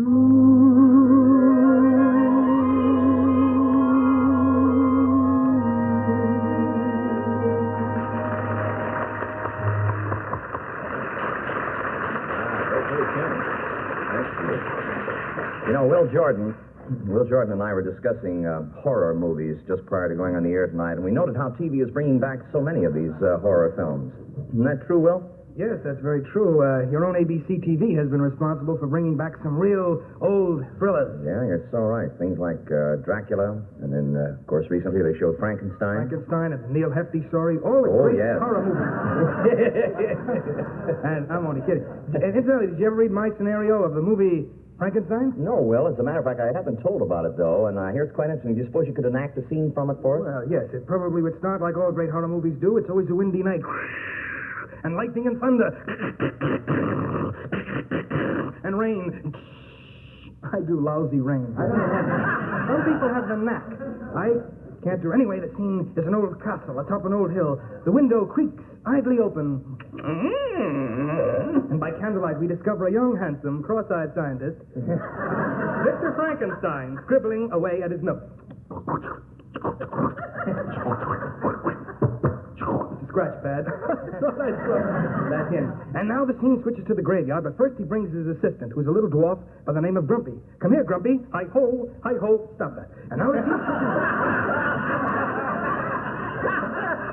no more Disneyland. The scene switches back to the graveyard. I can't do rain. I don't know what it is. It's a trick, I guess. Now, this is the graveyard, Grumpy. Hand me that shovel and start to dig. Start to dig. Are you digging, Grumpy? Yes, master. I'm digging everything. Crazy. Dig faster. You've got to get to the grave. Here's the coffin lid. Here. Now, flip your lid. You said you were digging, so flip the lid.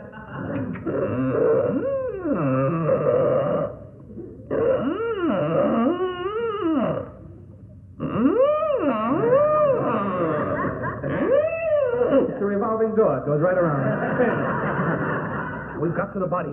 Grumpy, let's get back to the laboratory. And so the scene switches back to the laboratory. Okay, so anyway, everything's ready now, Grumpy. Start the machinery. This is the part I like, Master. All these buttons and knobs. I don't know where to start first.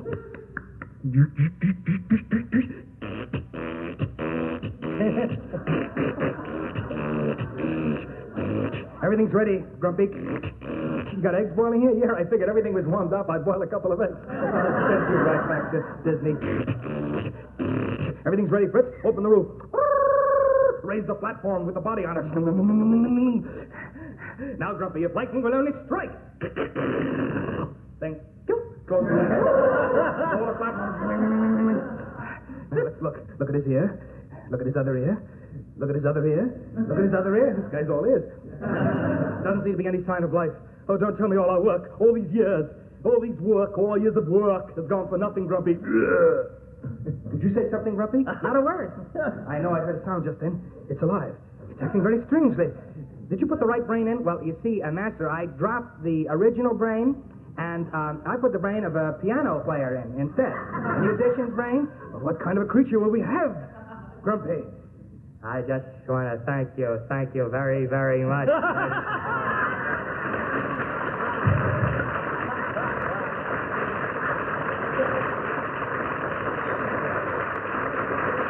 be back with Will Jordan in just a few moments, but let's welcome Betty Holt back to our microphone as she sings Listen to the Rockin' Bird. That? Listen to the rockin' bird. Dig that little boppin' bird. He rocks and rolls while he flies around the sky. Listen to the rockin' bird. Dig that little boppin' bird. Why, he's flying high and here's his reason why. Oh, I rock all day in the breezes, on the branches of the trees. Rock and roll all the day in the trees, on the branches in the breezes all the day.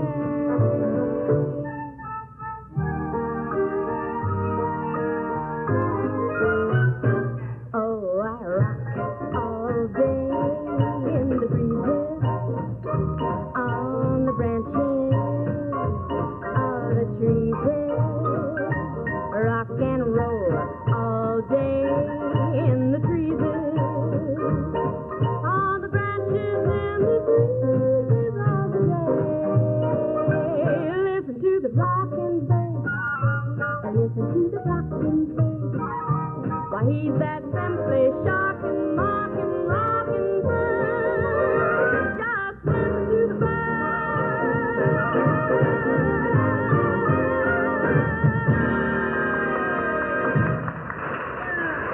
Listen to the Rockin' Bird, sung by Betty Holt. A few moments ago, Will Jordan and I were discussing movies, and I guess it's an established fact by now that the motion picture industry has a number of established lines for certain types of movies. Right. There are certain standard lines that you keep hearing over and over again. Oh, you're so right, boy. I like one one that you're bound to recognize when the guy says, "We'll convert the old barn into a theater and we'll put on the show despite them." That's a good one. You hear any? Oh, the aviation pictures are the one I like. The hero jumps into the plane, and he drives up there, and the commander grabs a hold of the mic and says, "You fool! Bring that plane down. That's an order." Can't hear you, Pappy. I like the one in these medical movies. It must have been done a million times. The nurse turns to the doctor and always says, "But doctor, you must rest. It's been 3 days now." Oh, hey, you had a great one on a Japanese thing. What was that? Oh, yes. A typical Japanese cliche.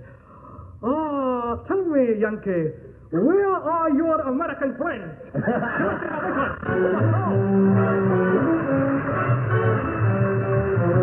Don't go away, friends. We'll all be right back. Just a moment.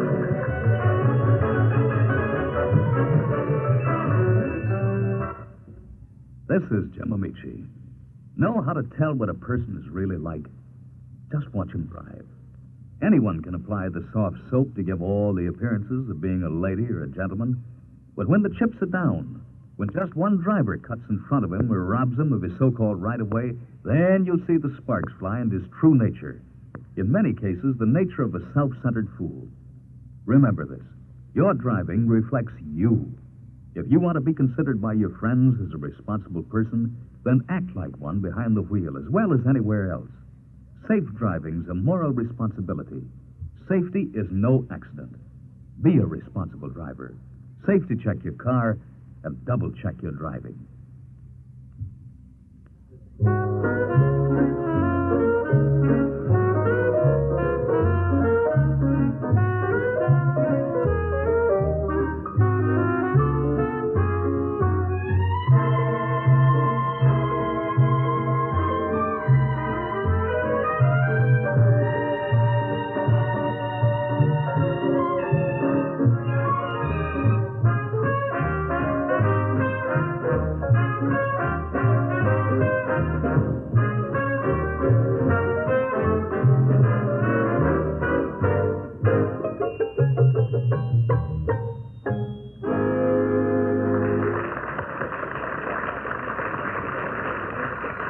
Say, Bill, I guess it's time once again for your piano solo. Oh, yeah. And apropos of that, I noticed a letter in the mail the other day where a woman wrote in and she asked... Oh, yeah, I'm glad you reminded me of that, George. A woman, now get this now, a woman actually wrote in and accused me of not being able to play the piano. She claims that I use a player piano. You know, those old-fashioned things with the paper rollers which actually play themselves? Well, I don't know who that woman is, but I think that's pretty ridiculous.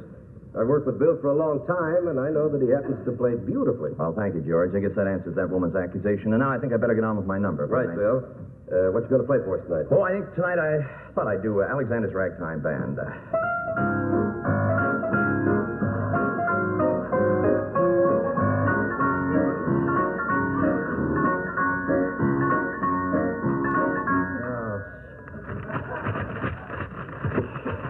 Stupid thing, the holes are all worn out.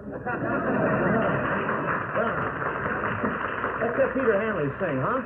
Nice tune called My Special Angel, Pete.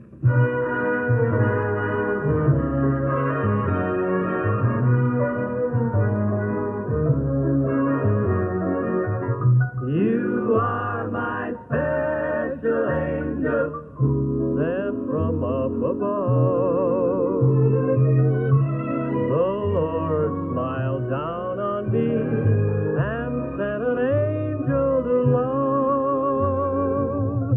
You are my special angel, right from paradise. I know that you're an angel, heaven is in your eyes. A smile from your lips brings the summer sunshine. Tears from your eyes bring the rain. I feel your touch, your warm embrace, and I'm in heaven.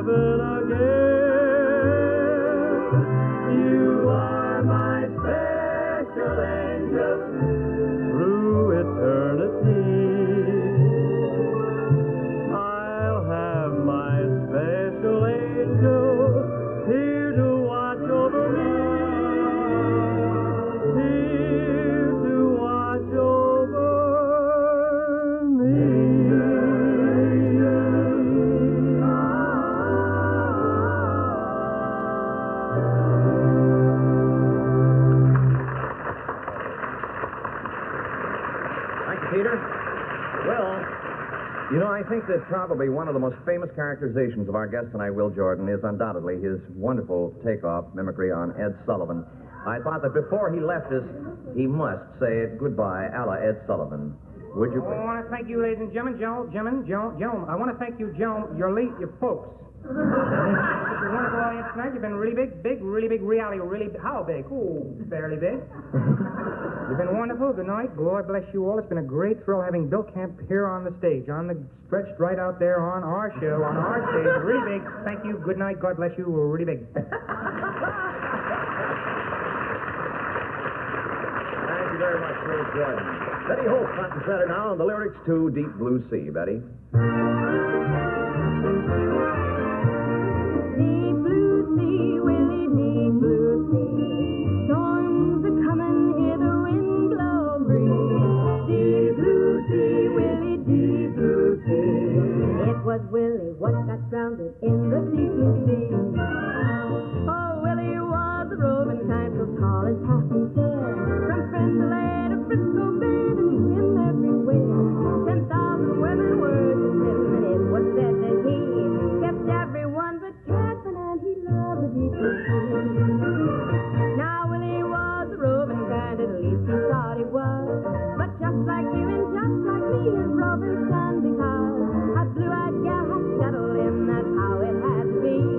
She drowned him in two blue eyes, just like the deep blue sea. Deep blue sea, deep blue sea, Willie, deep blue sea. Storms are coming, hear that wind blow free. Deep blue sea, Willie, deep blue sea. It was Willie what got drowned in the deep blue sea. It was Willie what got drowned in the deep blue sea.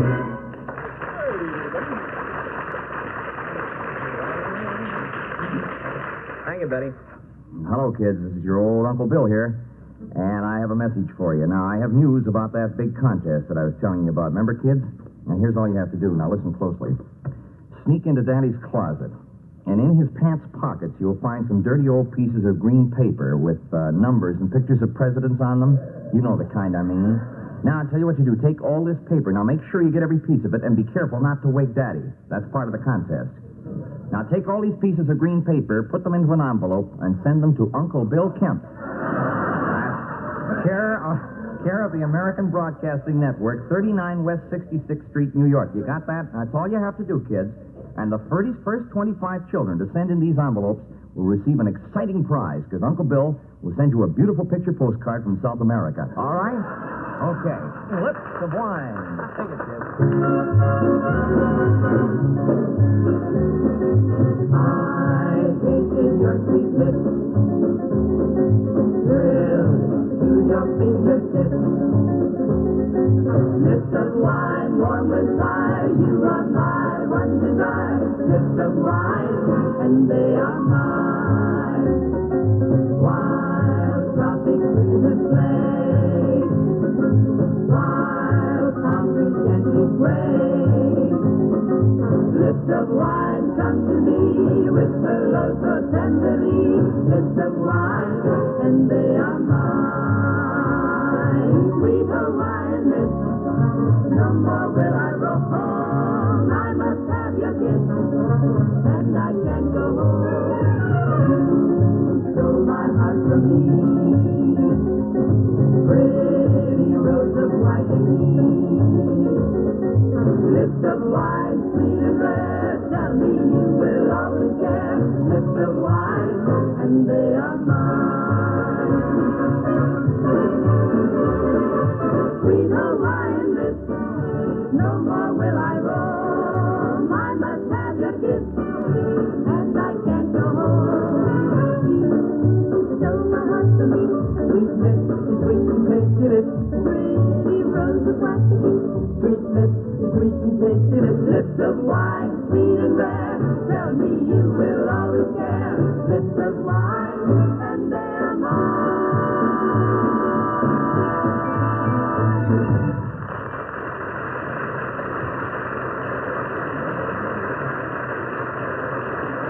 Lips of wine. Now I've got news about this week's special coming event, and I'm referring to the annual Prison Talent Night at Kingsley Prison in the Merrimack. Again, headlining the show will be the Convict 60-piece band under the direction of Sticky Fingers Hennessy, who, as you may remember, dropped his baton over the wall last year, and then he went over the wall to retrieve it. But he was found 6 months ago, and he was returned to prison, so he'll be conducting the band again. And we're happy to have with us again Jonathan Nixon, who's going to be on hand this year to lead the singing of the prison anthem, the Willie Sutton Mambo. Very good arrangement, too. Handsome Leroy Roach, who was released in January, has been prevailed upon to return to the prison in time for the show. And he was prevailed upon by Officer James Kohler, who noticed him staging a robbery on Yonge Street in Toronto. And then, I tell you, following the program, Lawrence Babyface Flam is going to take all the guests on a personal tour through the tunnel which he spent 4 years digging, which leads from his cell out to the superhighway. Let me see, who else we got on the program this year? We got Fritz Blatz. He's the German basso. He's now serving a life term, who will once again sing the tender ballad, I Got Plenty of Nuttin'. Ronaldo Lazonia will be on hand, lending his beautiful Italian voice to the proceedings. Ronaldo, as you may know, is serving a 20-year term for bigamy. And this year, he's going to sing Those Wedding Bells twice. And that's the Kingsley Prison Talent contest out there in Mamaroneck, so I know you won't want to miss it. Peter Hanley's going to sing a tune for you now. It's called There's Only You.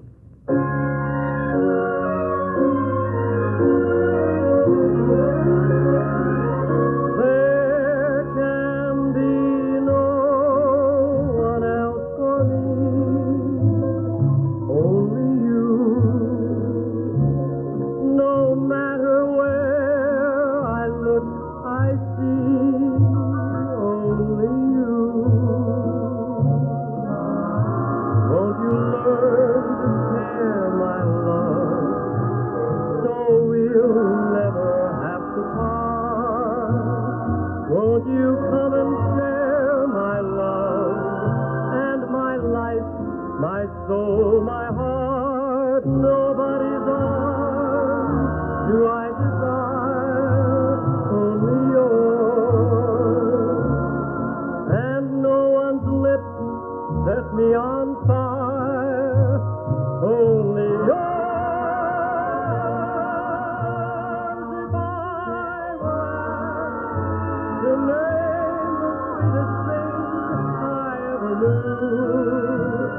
It's you, darling,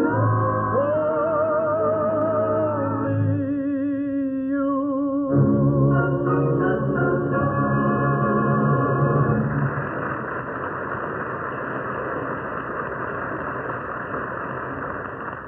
Peter Hanley, and It's Only You, and very nice it was, too, Pete. Very quickly, a problem letter, another one of these things. Dear Mr. Kemp, I have a problem. Perhaps you can help me. Last week, my husband brought a strange woman to our house, and he told me to go to the kitchen to make some scrambled eggs.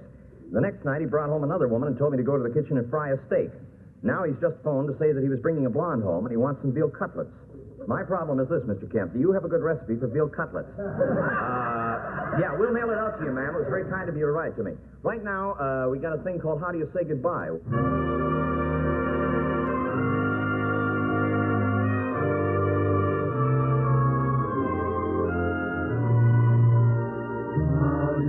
Say goodbye. How do you even start to? How do you keep from crying? Tell me, how do you find the heart to? And how long do you smile?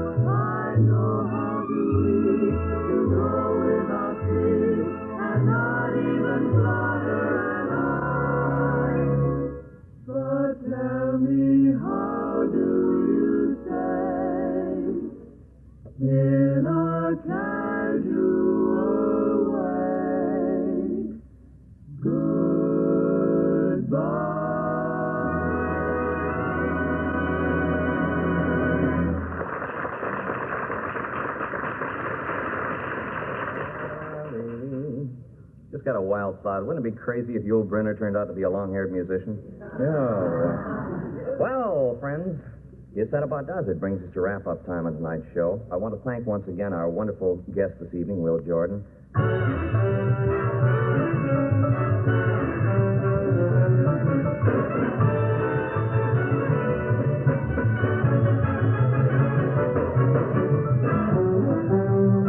Time to say goodnight, kids. Betty Holt. Good night, everyone. Peter Hanley. The Noteworthies. Neil Hefti in the orchestra. George Ansbro. So long, everybody. Have a pleasant evening, friends, and good night, Abbey Lane, wherever you are.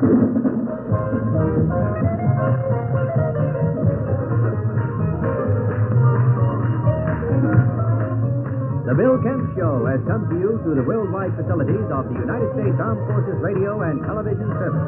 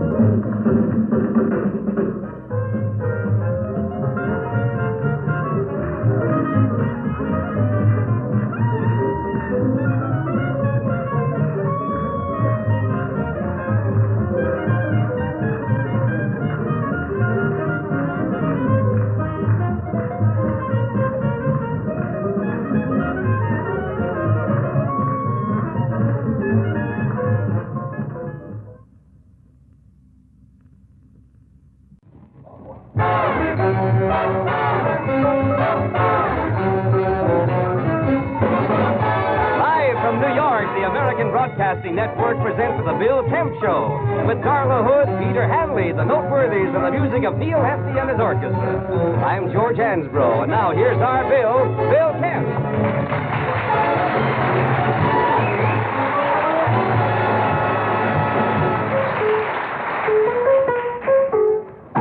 Darla Hood to sing I'll Remember Today.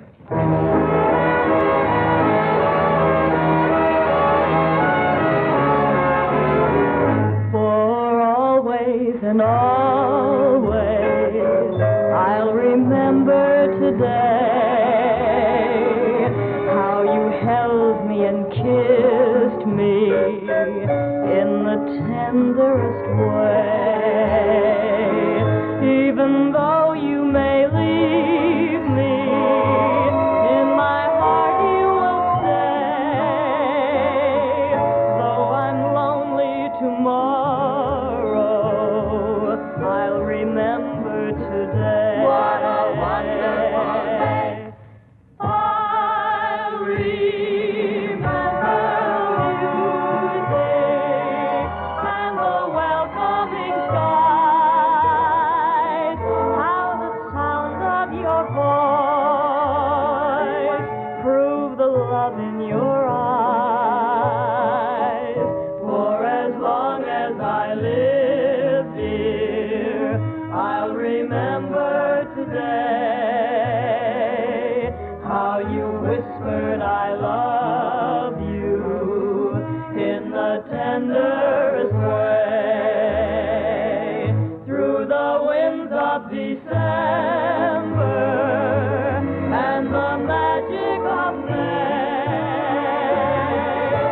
through a million tomorrows, I'll remember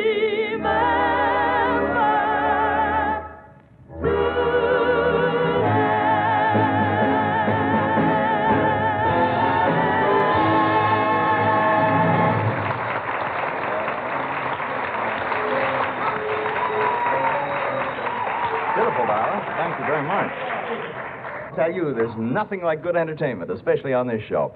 Now, On second thought, I retract that statement, for we have some excellent entertainment coming your way right now. Mr. Peter Hanley, and this, incidentally, is not only his latest record, but his own composition, Rock and Roll Polka. Pete!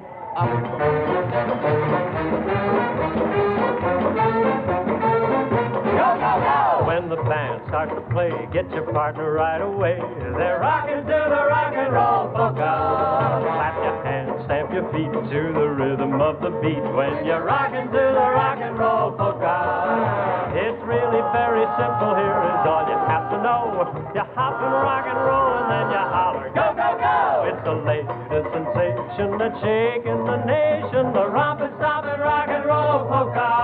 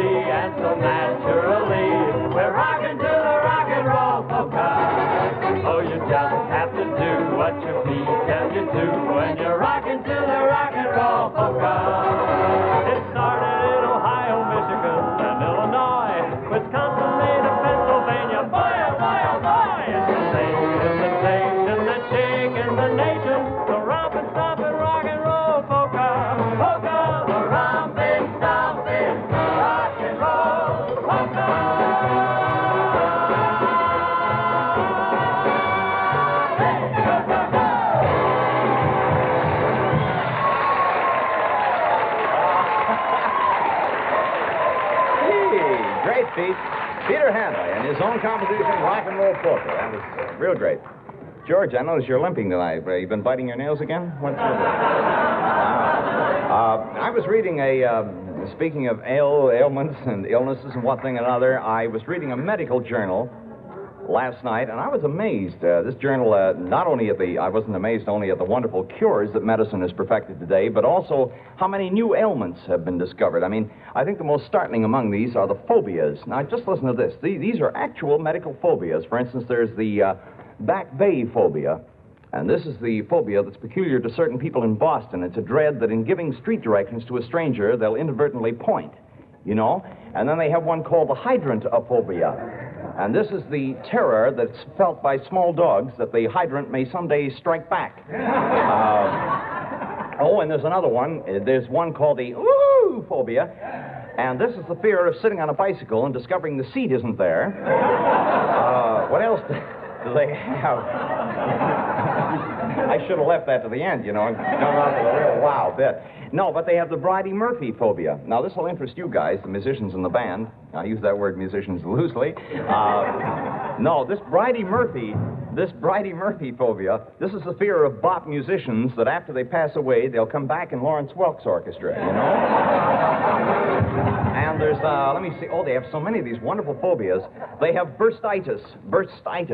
It's a phobia common to bubble dancers who perform in nightclubs. It's the fear of shish kebab swords, you know? And they have, let me see what else. They have dental mentalitis, and that's the fear of dentists that when they ask patients to pay their bill, that they'll be laughed at with their own teeth. Finally, one that I loved was venous demyelitis.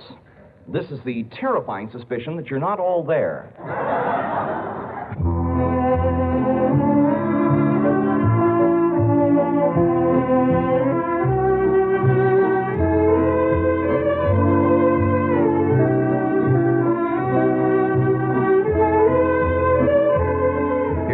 Pretty thing. Neil Hefti in the orchestra with a tune called 12th of Never.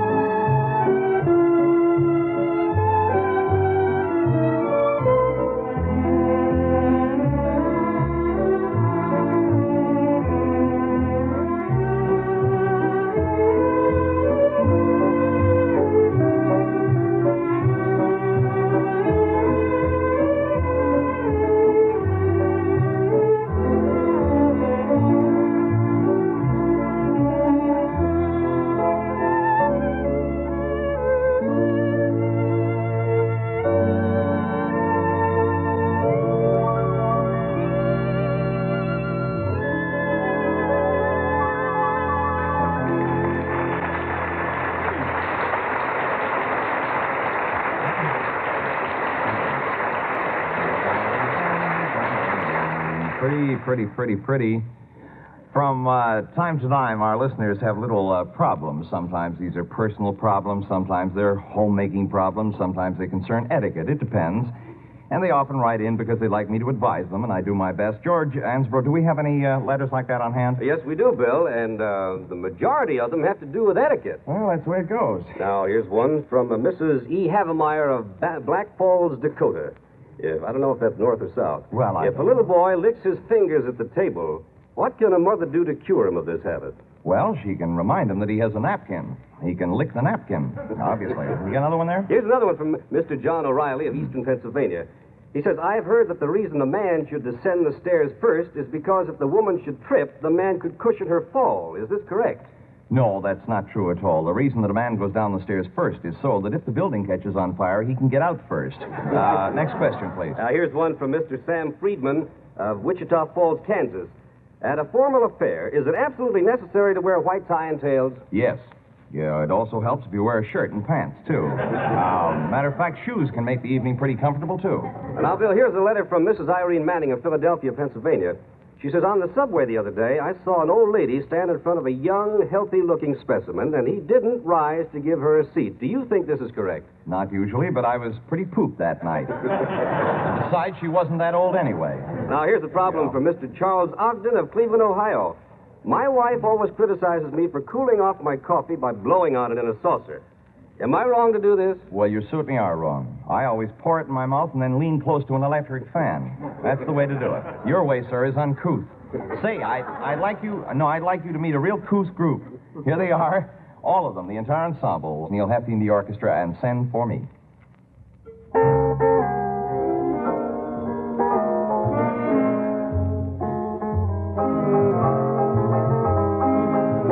When you want a true lover, send for me, send for me.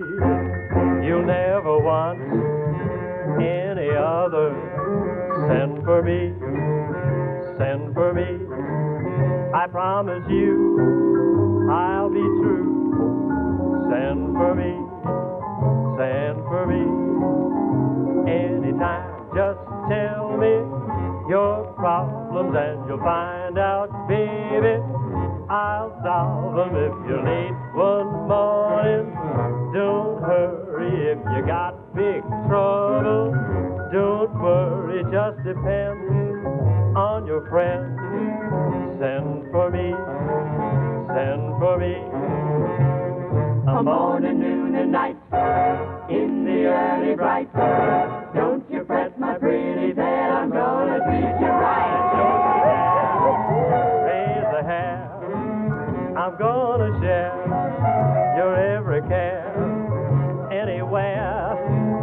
Oh yeah, send for me, and I'll be there. Anything that upsets you, send for me, send for me. I'll be there to protect you. Wait and see, wait and see. Don't delay right away. Send for me, send for me. It's gonna be a twiddly-dee. Yes, sirree. You and me, faithfully. Send for me.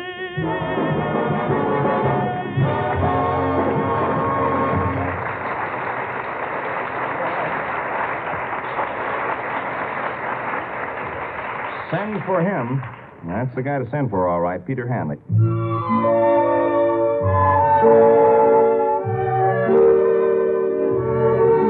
I hear the cottonwood whispering above. Tammy, Tammy, Tammy's in love. The old hooty owl, hooty hoot to the dove. Tammy, Tammy, Tammy's in love. Does my darling feel what I feel when he comes near? My heart beats so joyfully.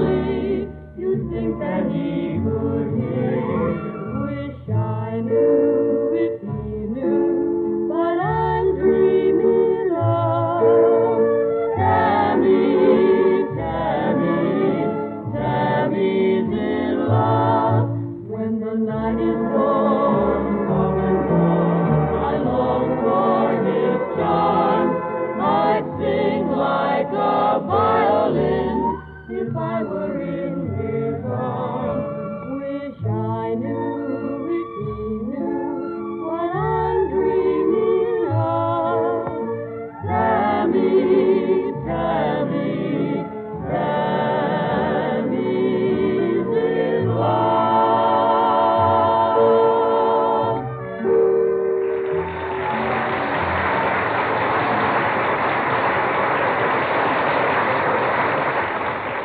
Yeah, that's a cute one. Let me see. We found folks out front from Bergenfield and from Vancouver. Any more out-of-towners with us? Where are you from, man? Where from? Vermont. Vermont. Welcome home. Yes, sir? Whalen, Mass. Whalen, Mass. And you, sir? San Francisco. San Francisco? Yeah, that's the town. That's a fine town. It's all of that. Matter of fact, yeah, we're heard out in San Francisco now, aren't we? We're not heard on 42nd Street, but we are out there. So look, there were these two lushes. They were at a bar, you see, and they'd been there about 3 hours, and they're pretty stoned. And one turns to the other and says, what do you think of the Taft-Hartley bill? And the other guy slams his fist down the bar and says, I think we ought to pay it and get rid of it. Wow. From time to time, friends, we on the program, we take pleasure in bringing you news about events that are taking place in and about New York City. Tonight, I would like to give you the details of the annual Exterminators Talent Night. It's going to be held this coming Tuesday evening. The Exterminators 60-piece band, of course, is going to be featured under the direction of Bugsy Roach. Mr. Roach is the only band leader in the world. He leads the whole band with a flip gun. And, of course, you're going to see a lot of great guests. You'll see Jonathan Rumsch, who is the best bug man in the country. Jonathan's going to sing a special arrangement of Glowworm. Let's see what else we have here. As a special added attraction, we have Harlow James, who's well known for his magnificent impersonation of a mosquito. And, no, he is, and halfway during the show, Mr. James will personally go down the audience and bite each person on the neck. We have Ramsey L. Jordan, probably better known as Iron Jaw Jordan, and he's going to stand at one end of a mahogany table while a group of termites stand at the other end, and then on the signal go, they'll start biting their way to the center of the table. Oh, I'm having a riotous time here. And during the third part of the show, a fellow called George Sullivan is going to fly over the audience in a Piper Cub and spray the guests with aerosol bombs. A fellow called James French, who has spent 15 months studying the life of the flea, is going to sing Little Things Mean a Lot. It ought to be a great show, and of course, once again this year, as always, the master of ceremonies will be the Green Hornet. So that's Tuesday night, the Exterminators Talent Night. All right? Let me see, what do we got here? Oh, yeah.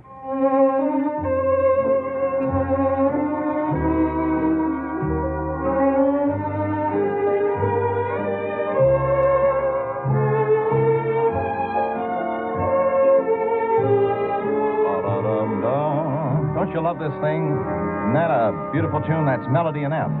No, I beg your pardon. Neil Hefti and the orchestra playing Deep Purple.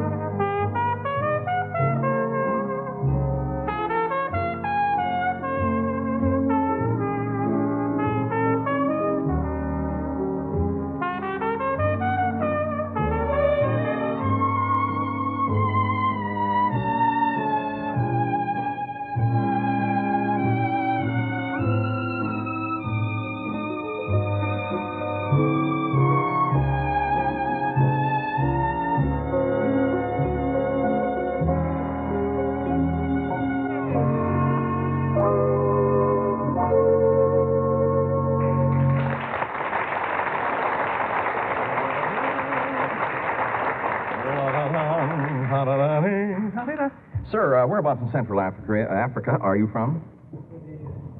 Southern Rhodesia? You don't get that show, this show there, do you? Well, he said we're civilized over there. Don't get yourself. We're going to miss you, sir. Bye-bye. I don't know what I'd do without people like that. I'd sure like to try out, don't you? A moment ago, no, very, very welcome, Dark. How long are you going to be around for a while? I mean, I don't mean tonight. I mean, you're going to be in town for a few days? Tomorrow morning. First time you've seen New York? Yes. What impresses you most? There's so much to be impressed by. There's so much to be impressed by. You're so right. Well, stick around and good luck. It's a wild place. All right, let's see where we are here. Ad-lib intro to next number. It says, well, I'll certainly do that. It's a very clever ad-lib, too. Here is Language of Love.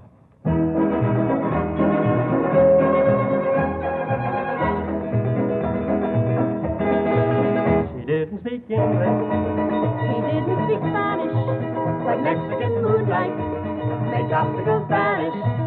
Our eyes were saying, what a lips were breathing out, but they spoke the language of love. Our hearts were swaying, like stars that dance about it, so universal, the language of love. We met at the fiesta when the crowd gave them a shove. The tourists and the natives who were meant to fall in love. I started to apologize. I guess that I did too. But my Manhattan, All my Latin weren't coming through. She didn't speak English. She didn't speak Spanish. No. Mexican moonlight. And obstacles vanished. Our eyes were saying, what a lips were dreaming of, for they spoke the language of love. Our hearts were swaying, like stars that dance above it, so universal, the language of love. Then hand in hand together we joined in the street parade. Our hearts were beating faster than the music that was played. And suddenly my eager lips were begging for a kiss, and made the move which goes to prove that ignorance is bliss.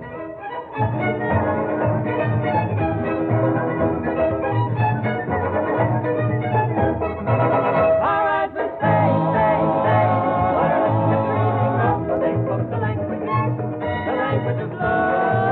Our hearts were swaying, like stars that dance above it, so universal, the language of love is so universal, the language of love.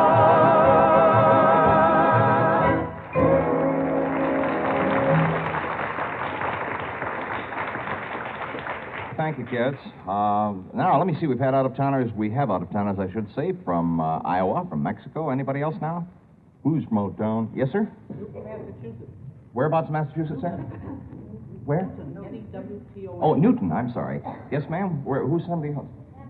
San Francisco. Well, bless you. Listen, I've got to say this. I'm going to. There was this guy, you see, and he had visited his doctor for an exam, and he wasn't feeling up to par, And after the examination, the doctor said, well, I can't seem to find the cause of your trouble. However, it's probably due to drinking. And the guy said, well, all right, Doc, I'll come back tomorrow when you're sober. Well, there's a lady sitting down front taking notes. What are you, appearing at a garden party next week, or what? First, are you from Robert Q. Lewis's show? I don't know. Funny bit going on there. Yeah, don't ad-lib, dear. Incidentally, we have lined up a wonderful group of special songs, and they're going to be sung for you by very special guest stars. For example, you're going to be hearing Getting to Know You, as sung by J. Edgar Hoover.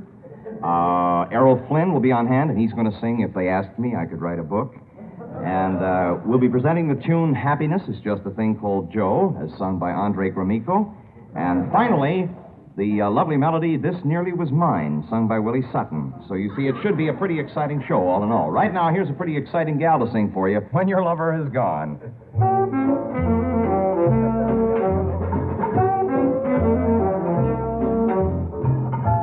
When you're alone, who cares for starlit skies? When you're alone, the magic moonlight dies at break of dawn. There is no sunrise when your lover has gone. What lonely hours the evening shadows bring. What lonely hours with memories lingering like faded flowers. Life can't mean anything when your lover's gone. What lonely hours the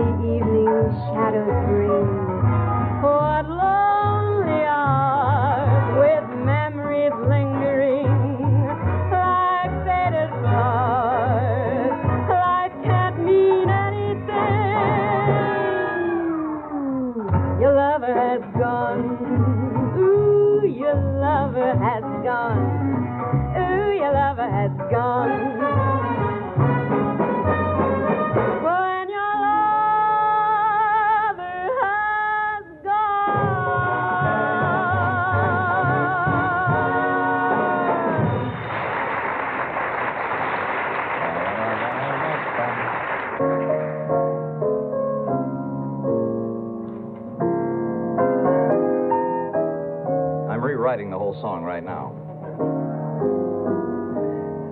Darla, you are a darling. You really are. All of that. You come up and see me sometime, honey. We'll tear a Tootsie Roll together or something.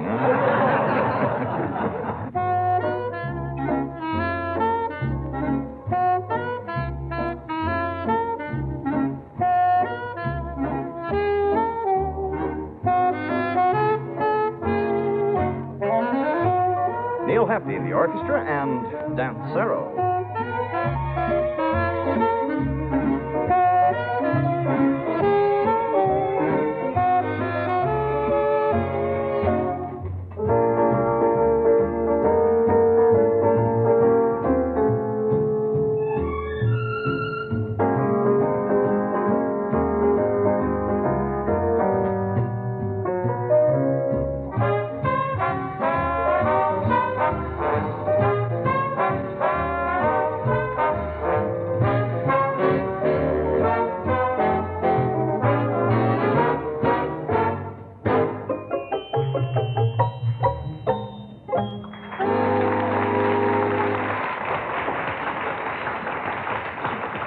Here is Peter Hanley to sing Chances Are. Chances are, 'cause I wear a silly grin the moment you come into view. Chances are you think that I'm in love with you. Just because my composure sort of slips the moment that your lips meet mine.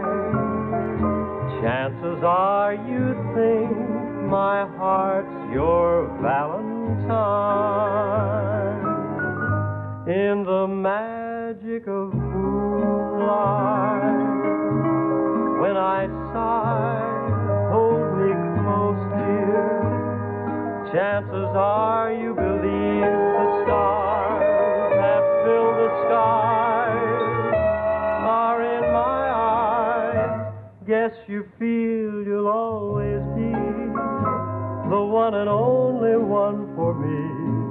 And if you think you could, well, chances are your chances are awfully good.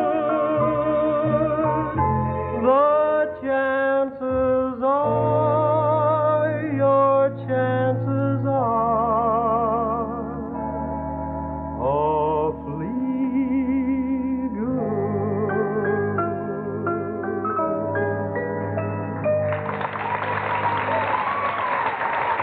And a singer.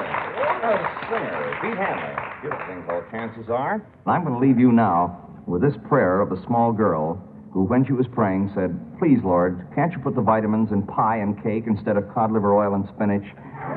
Don't forget, friends, we'll be back, and I sincerely hope you can join us here for you and your radio, right?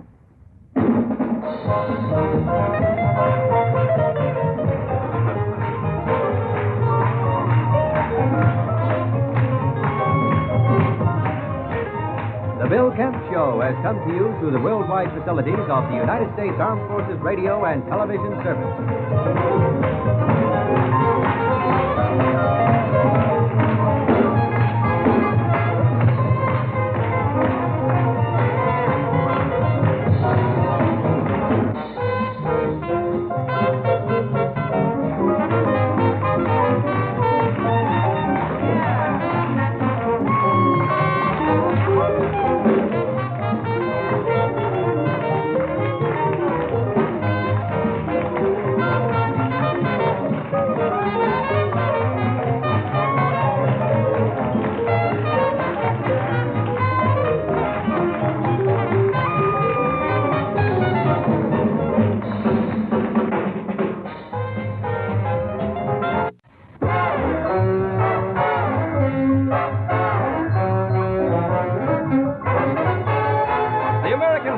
Network welcomes you to the Bill Kemp Show, featuring the talents of Darla Hood, Peter Hanley, the Noteworthies, and the music of Neil Hefti and his orchestra. I'm George Ansbro, and now here's our Bill Kemp.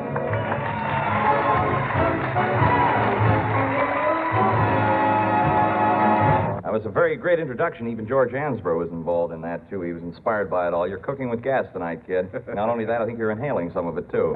Welcome to our show, ladies and gentlemen. Someone in the theater audience sent up a note a few moments ago that says, "You have a cute smile. Why don't you smile more often?"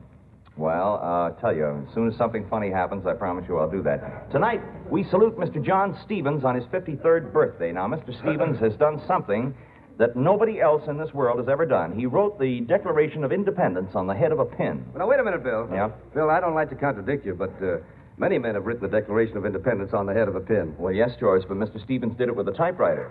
I think that's very good. We salute you, Mr. Stevens, and here's Darla Hood to sing for you. She's going to sing a thing called Love Me Forever.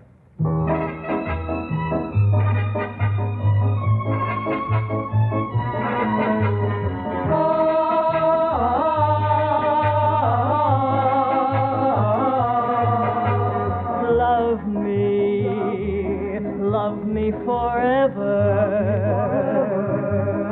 Take me, make me your own.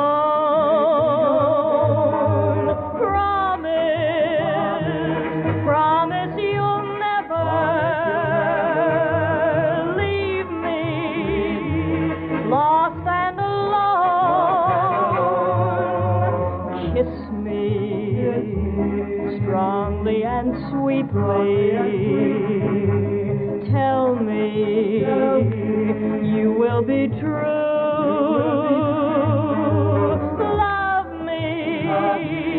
Love me completely, now and forever, as I love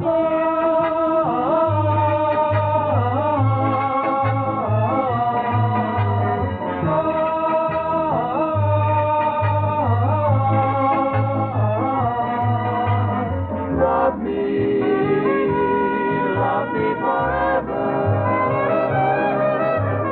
Tell me you will be true.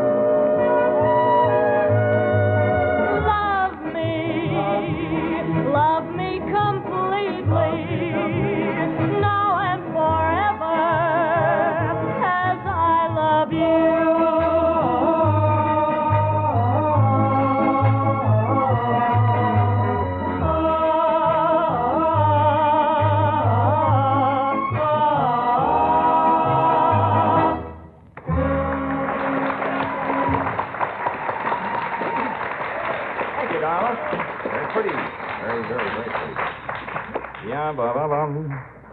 Oh, boy.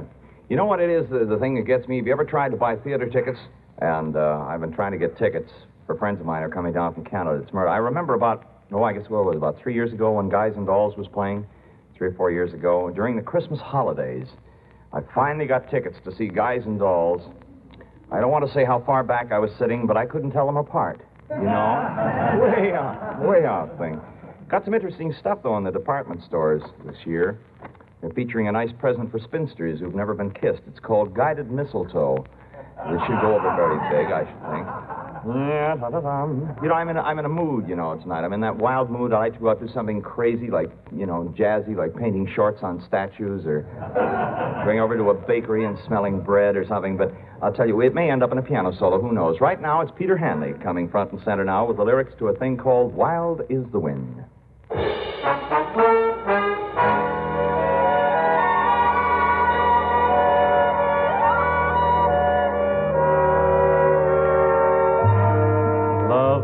Love me, say you do. Let me fly away with you. For my love is like the wind, and wild is the wind. Give me more than one caress. Satisfy this hungriness. Let the wind blow through your heart, for wild is the wind. You touch me, I hear the sound of mandolins. You kiss me, and with the kiss the world world begins. Your spring to me, all things to me. Your life itself. Like a leaf clings to a tree. Oh, my darling, cling to me. For we're creatures of the wind, and wild is the wind, wild is my love for you.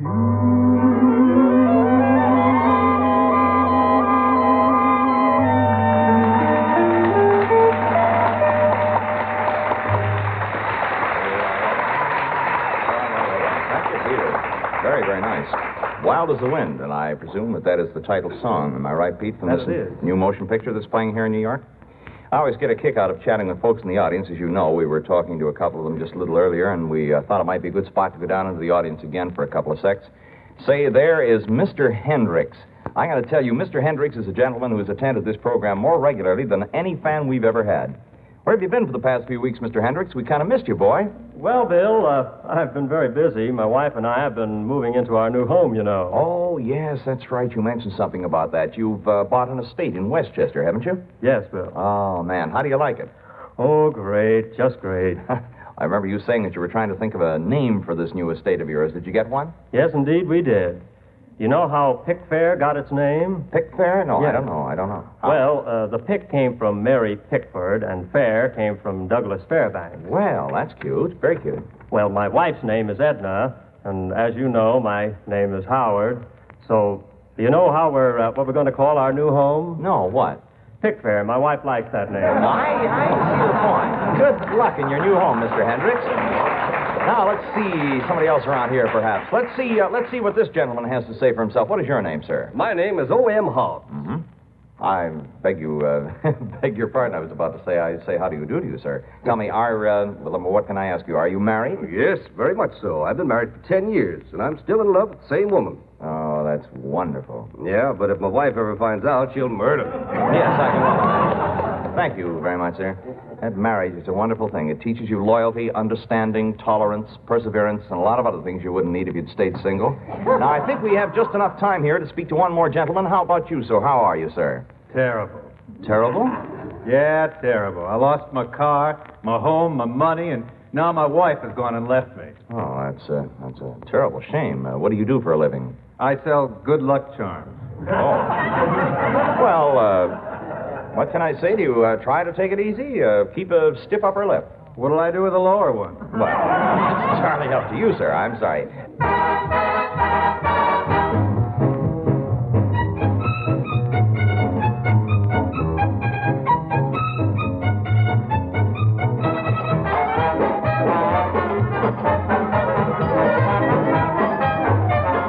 Oh, yes, the Swedish Polka. Neil Hefti in the orchestra.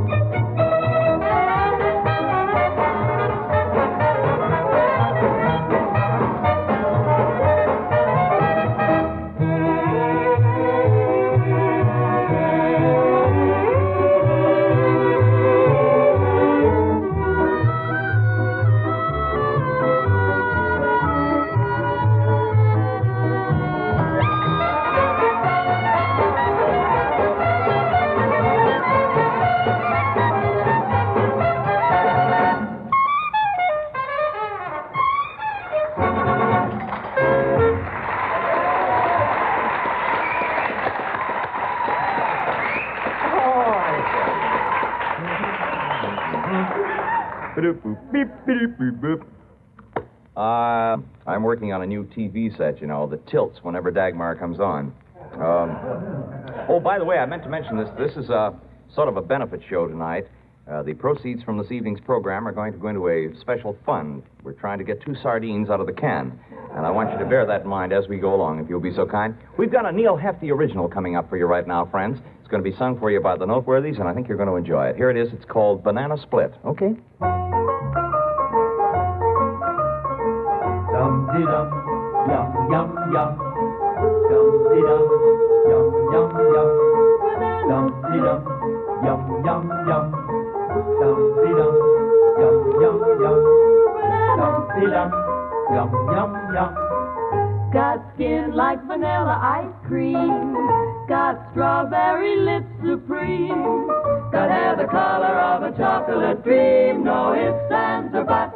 You're really the nut. Be my banana split. Yum, yum, yum. My light and airy, my old-fashioned dairy banana split. Yum, yum, yum. Whenever we meet, my sweet, you make such a hit. You're a super-dupe, triple scoop, lollapaloop, banana split. Dum-de-dum, yum, yum, yum. Dum-de-dum, yum, yum, yum.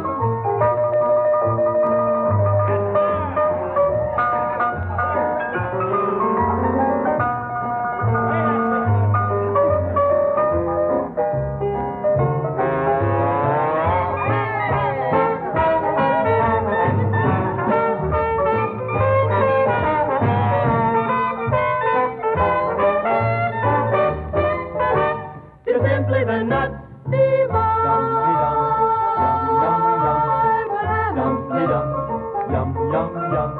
My light and airy, my old-fashioned dairy banana split. You're so delicious. Whenever we meet, my sweet, you make such a hit. Pow! You're a super-dupe, triple-scoop, lollapaloop. You're a super-dupe, triple-scoop, lollapaloop, banana split. Dum-de-dum, yum, yum, yum. Dum-de-dum, yum, yum.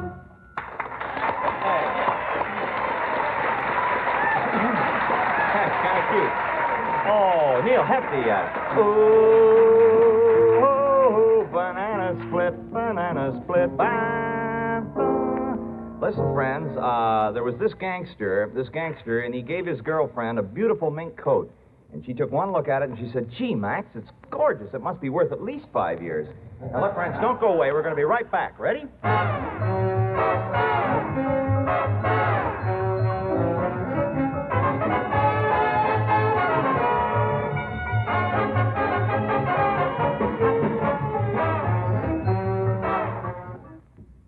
This is Jim Amici. You've all heard of reaction time. To a baseball player, a tennis player, or the driver of an automobile, his reaction time plays an important part in his performance. The time it takes a driver of a vehicle to react to a sudden change in the driving situations is his reaction time. The average driver takes 3/4 of a second to start applying the brakes after dangers become apparent. At 50 miles per hour, the car will travel 55 feet before the brakes are applied. Then it takes another 133 feet to come to a stop. That's a total of 188 feet or 10 car lengths. If something or someone gets in the way before you travel that 188 feet, it's just too bad. Result, one accident, perhaps one or more deaths. So remember, safety check your car and double check your driving.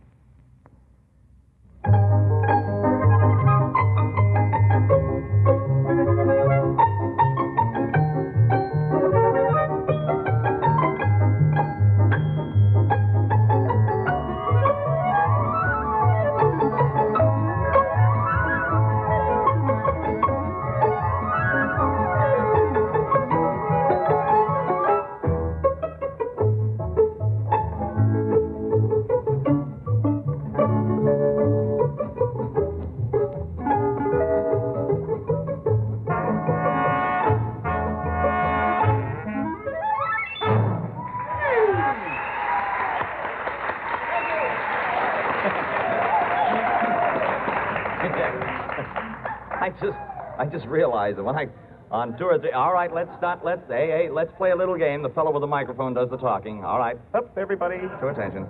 All right, Kemp calling again as we go into the home stretch on tonight's show. And before I forget, let me reintroduce Miss Darla Hood, who sings I'll Remember Today. Darla.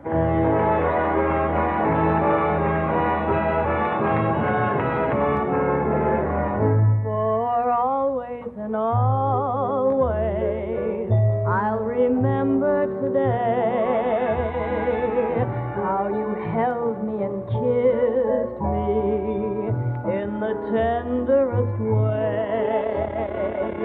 Even though you may leave me, in my heart you will stay.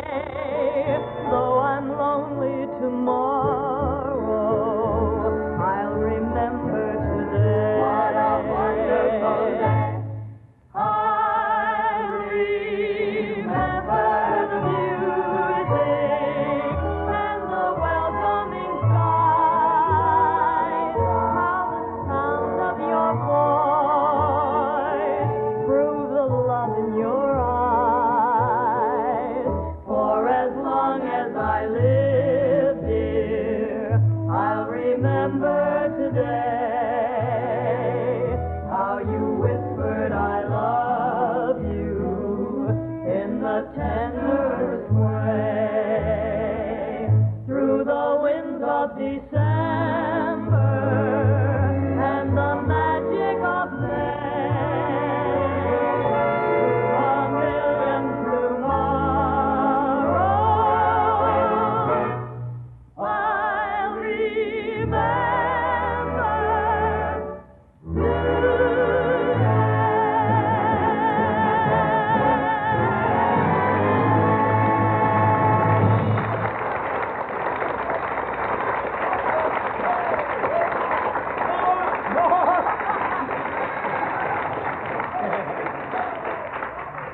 Ladies and gentlemen, it's time for another visit with Kemp, crime photographer.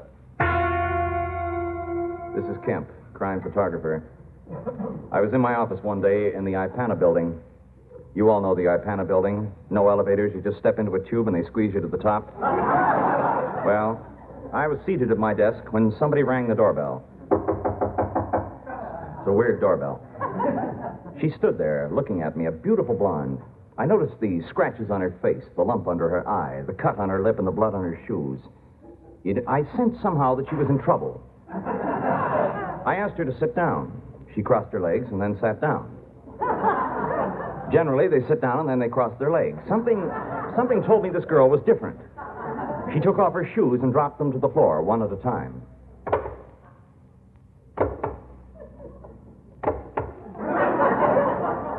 I figured maybe she wanted a job as a tripod. I waited for the laugh, and then I spoke, and I said, "What's up?" Do you know Frisco Eddie? You mean the Chicago gangster? No, that's Boston Eddie. Frisco Eddie hangs around Pittsburgh. Obviously, she meant Frisco Eddie, who palled around with Cleveland Sam, the Philadelphia gambler from Detroit. So I said, "So what?" I think he's dead. I found him laying on the floor with a big gash across his throat. What do you think?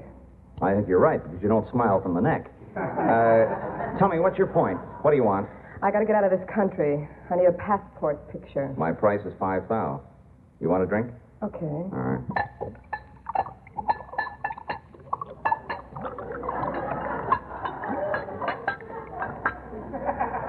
You, want anything else? Yeah, a bathing suit. I think I'll go for a swim in it. All right, now let's cut out all this small talk here. I know you. You're Luscious Lil, the gal who killed Frisco Eddie. You mean Frisco Eddie, the Philadelphia gambler from Detroit? No. Frisco Eddie, the Baltimore bookie from Youngstown. You killed him, and you stole his lunch money. Yeah, I have $347,000 in this handbag. Take my picture. No, sir. I'm an honest type. I wouldn't take your picture for love or money. This gun says you will. All right, so people will say we're in love. Put your bag on the desk, and then I'll take the picture. Put my bag on the table with $347,000 in it? Do you think I'm crazy? Now, look, don't be silly. You know the law. I can't photograph money. Relax. Now, I'll take the picture. Now, look, step back into the sunlight, will you? No, further, against the window. No, you're not in focus there. Back. Go on, way back, please. Further back. going to be a bad picture. I know. She moved. Oh, well. 3,000, 4,000, 5,000.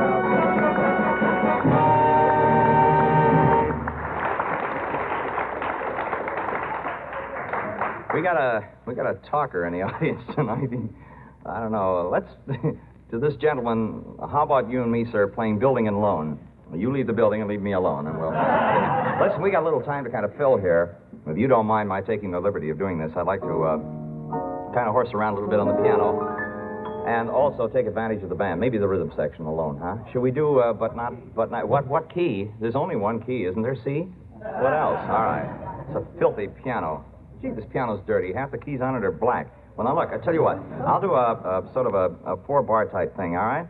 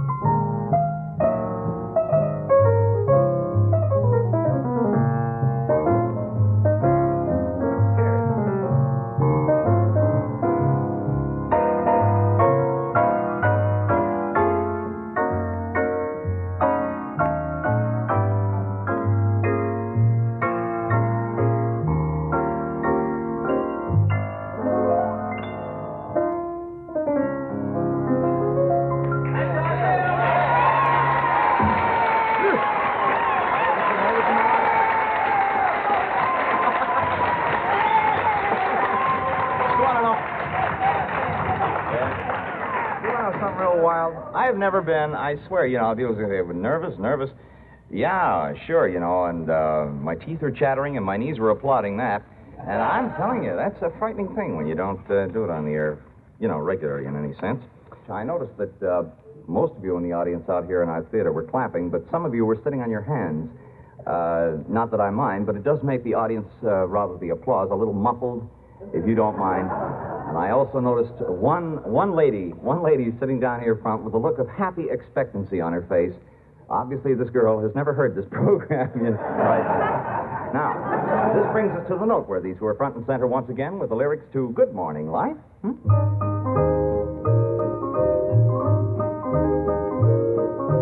morning, life. Good morning. Good morning, son. How are you guys above? Gee, it's great to be alive and in love. Good morning, life. Good morning, birds. Sing out your happy tune. Feel so good, 'cause I'll be seeing her soon. Last night she said she loved me. What a pity to part. I slept with both eyes open, waiting for today to start. Good morning, life. Good morning, world. How are you? Happiness all at once. I know what living can be. It's light, it's free, it's someone waiting for me. Who'll someday be my wife? Good morning, life. Last night she said she loved me. What a pity to part. I slept with both eyes open, waiting for today to start. Good morning, life. Good morning, world. How are you? Happiness all at once. I know what living can be. It's light, it's free, it's someone waiting for me. Who'll someday be my wife? Good morning, life.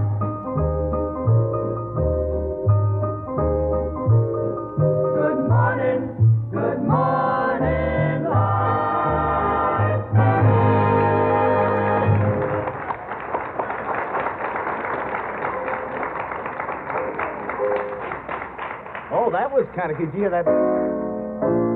No. That was a seventh, though, wasn't it? An E-flat seventh at the end there? Yeah, it was pretty sneaky, but it was great. The entire gang singing Honeycomb. Take it. It's a darn good life, and it's kind of funny how the bee was made, and the bee made honey, and the honeybee looking for a home. Made a honeycomb. Then they combed the world, and they gathered all of the honeycomb in the one sweet ball, and the honeycomb from a million trips made my baby's lips. Honeycomb, won't you be my baby? Honeycomb, be my own. Just a hank of hair and a piece of bone made a walking, talking honeycomb. Honeycomb, won't you be my baby? Honeycomb, be my own. What a darn good life when I have a wife like Honeycomb. Now have you heard tell how they made a bee, then tried a hand at a green, green tree, so the tree was made, and I guess you've heard. Next they made a bird in a little while. When they made that bird, they looked around for a little word. It sounded sweet as a turtle does. So they called it love. And then they went around looking everywhere, taking love from here and love from there, and they stored it up in a little card. For my honey pot, honeycomb, won't you be my baby? Honeycomb, be my own. Just a hank of hair and a piece of bone made a walking, talking honeycomb. Honeycomb, won't you be my baby? Honeycomb, be my own. What a darn good life when I have a wife like Honeycomb. Baby, won't you be my honeycomb?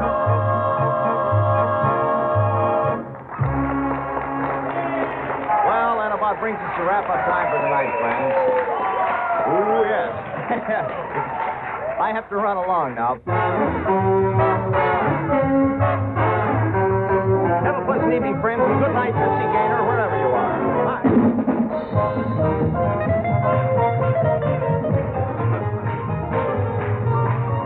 The Bill Kemp Show has come to you through the worldwide facilities of the United States Armed Forces Radio and Television Service.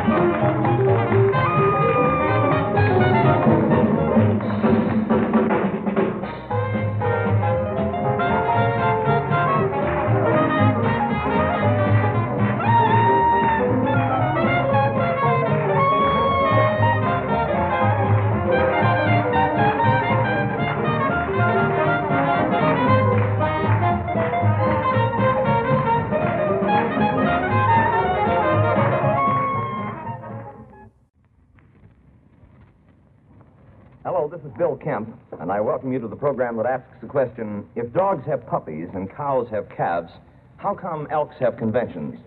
Live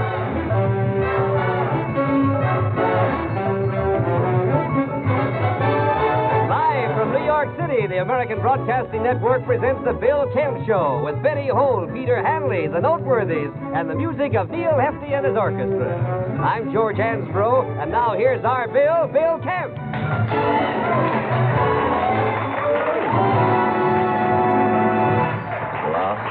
Da-da-da-da-da. Boom, boom.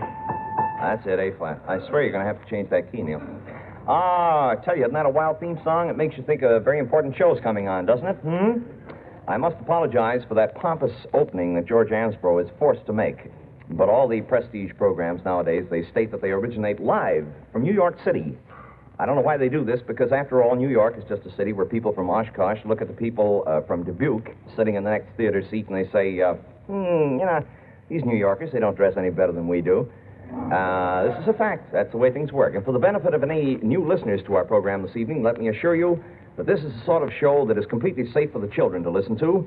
We use no risque material. We use no suggestive jokes, nothing like that. I know that a rumor has been going around to the effect that I closed 2 radio stations not long ago with Indigo's script. This is not true. It's a false accusation. The truth is that the orchestra played dirty music and I took the rap. And that's it, right here and now. I just wanted to clear that point up, so let's get on with tonight's show right now, shall we? I'd like you, ladies and gentlemen, to meet a very lovely girl, Betty Holt. Betty, you go. Betty sings I'll Remember Today.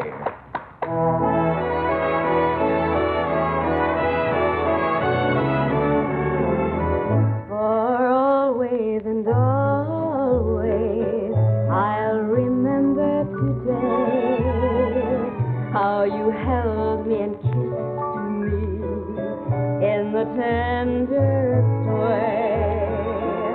Even though you may leave me, in my heart you will stay. Though I'm lonely tomorrow, I'll remember today. What a wonderful day. I'll remember the music and the welcoming skies. Sound of your voice proves the love in your eyes. For as long as I live here, I'll remember today how you whispered I love you in the tenderest way. Through the winds of December and the magic of May, through a million tomorrows,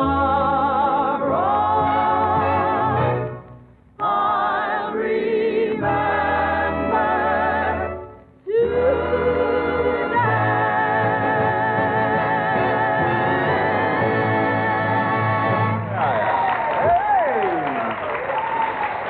Well, sure.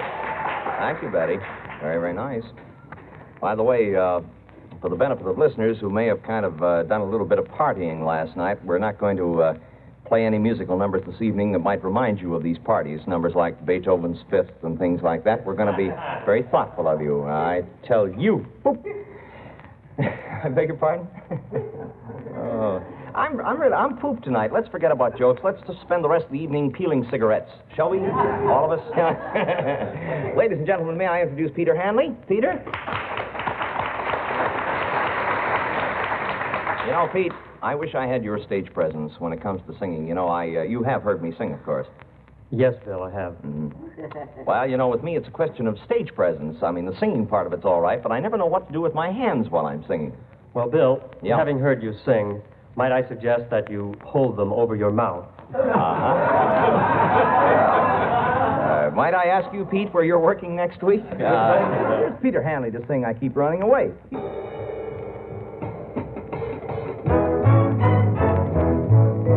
I keep running away from you, but all the time I'm away from you, you are there by my side. The further away, the closer you stay by my side.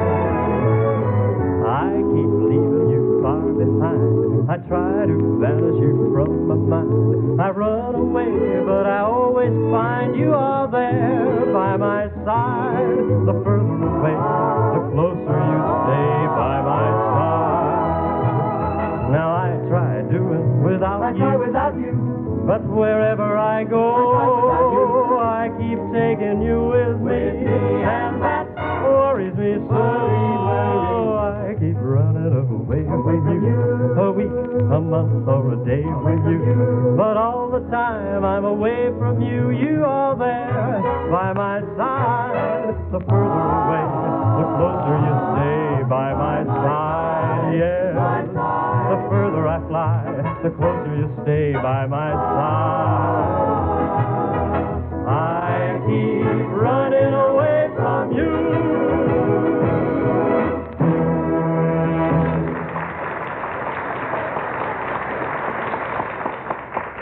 Say, Bill, there are a few letters that require answering. Yes, sir. Would you like to take care of that matter right now? Yes, if there are letters to be answered, I'd be delighted to. Fire away, George. All right. I have here a letter from a gentleman from Nutley, New Jersey, who says, Dear Mr. Kemp, on more than one occasion you've mentioned driving to work in your car.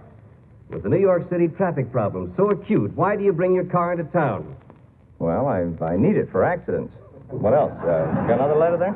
You'll pardon me for bringing up personal matters, Bill, but this letter's from your doctor, Dr. Wilson. From my doctor, huh? Yeah, and Dr. Wilson writes, Dear Mr. Kemp, will you tell me why the $100 check you sent me for curing your Asian flu came back?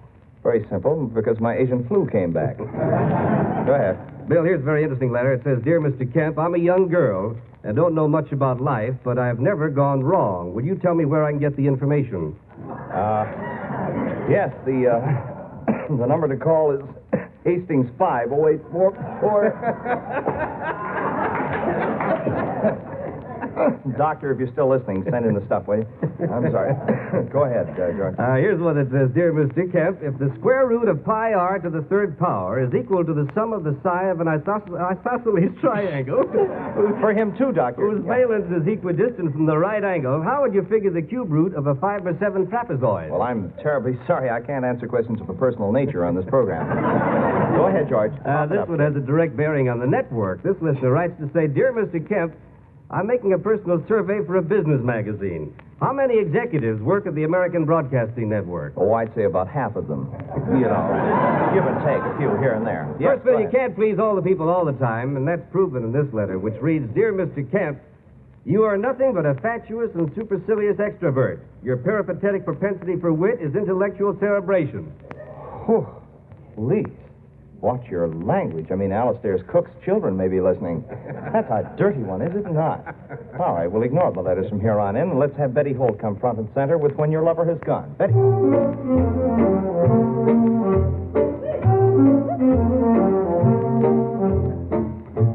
When you're alone, who cares for starlit skies? When you're alone, the magic moonlight sky at break of dawn, there is no sunrise when your lover has gone. What lonely hours the evening shadows bring. What lonely hours with memories lingering like faded flowers.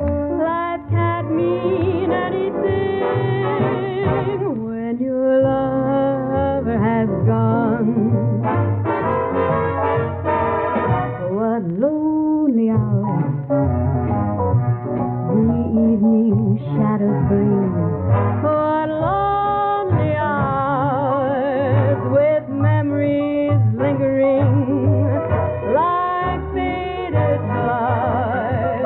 Life can't mean anything. Lover has gone. Ooh, when your lover has gone. When your lover has gone. When your lover has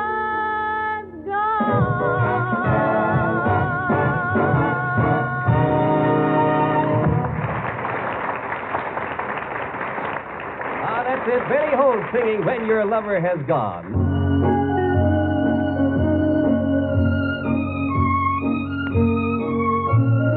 Say, don't you love this number, Stormy Weather? It's great, isn't it? That's not the one Neil Hefty's playing. They're playing Katsumi Love Theme. Go ahead.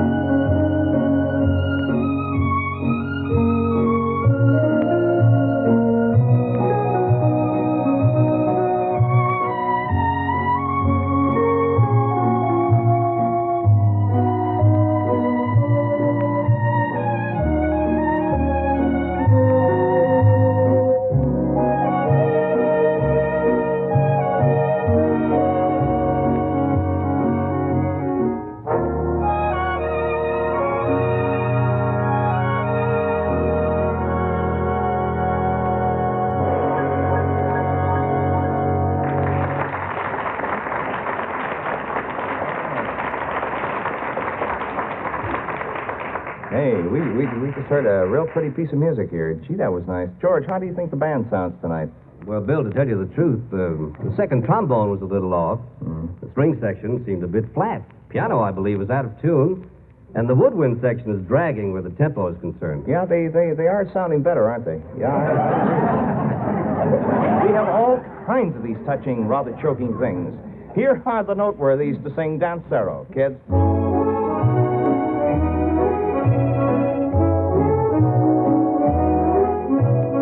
Hold me close and hold me tight. Hold me now while my head seems light.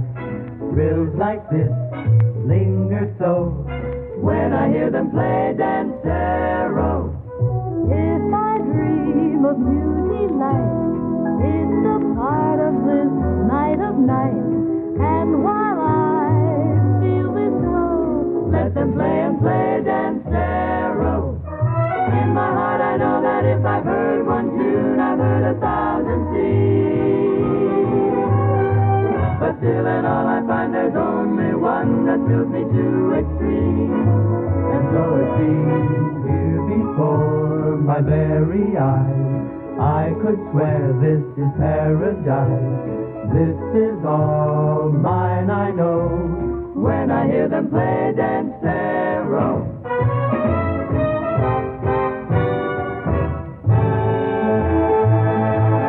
And in my heart I know that if I've heard one tune, I've heard 1,000 sing. But still in all I find there's only one that thrills me to extremes. And it seems here before my very eyes, I could swear this is paradise. This is all mine, I know, when I hear them play Star Dancero.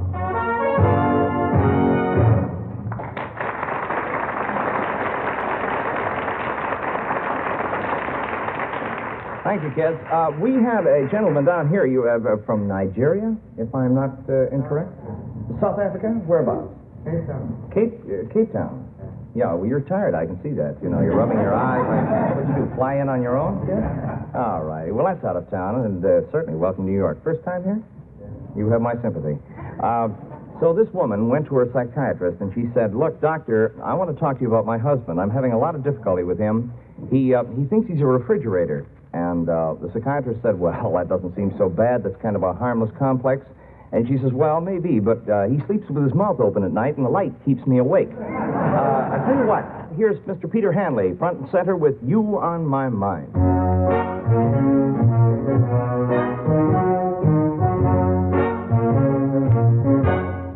With you on my mind, with you on my mind, how can I do anything?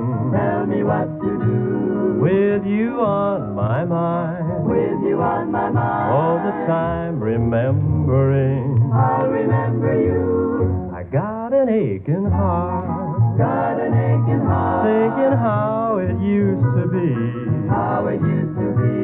With you on my mind, with you on my mind, when you gave your love to me, gave your love to me, I believed in your love, thought I was your true love, but you found a new love who changed your mind. So how can I go on? How can I go on? I just seem to spend my time, feeling so forlorn, feeling so forlorn, with you always on my mind.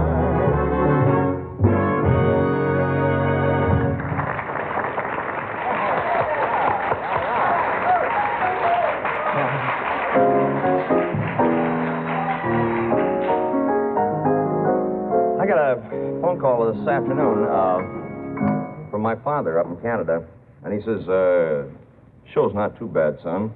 But he said, why don't you play the piano more? You see, when I was a kid, he gave me music lessons and everything, and he's real upset.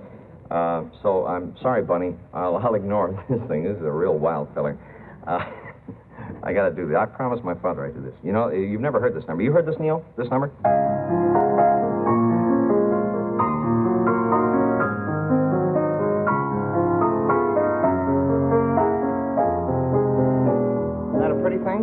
called the Skyboat song. It was written by a very good friend of mine. I know you know him, Hamish Menzies.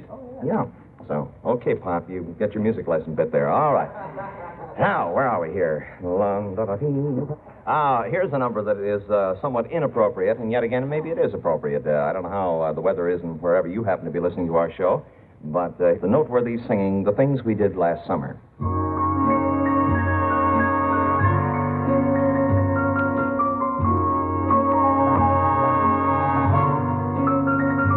The boat rides we would take, the moonlight on the lake, the way we danced and hummed our favorite song. The things we did last summer, I'll remember all winter long. The midway and the fun, the Cupid dogs we won, the bell I rang to prove that I was strong. The things we did last summer, I remember all winter long. The early morning hike, the rented tandem bike, the lunches that we used to pack. We never could explain that sudden summer rain, the looks we got when we got back. The leaves began to fade like promises we made. How could a love that seemed so right go wrong? The things we did last summer, I remember.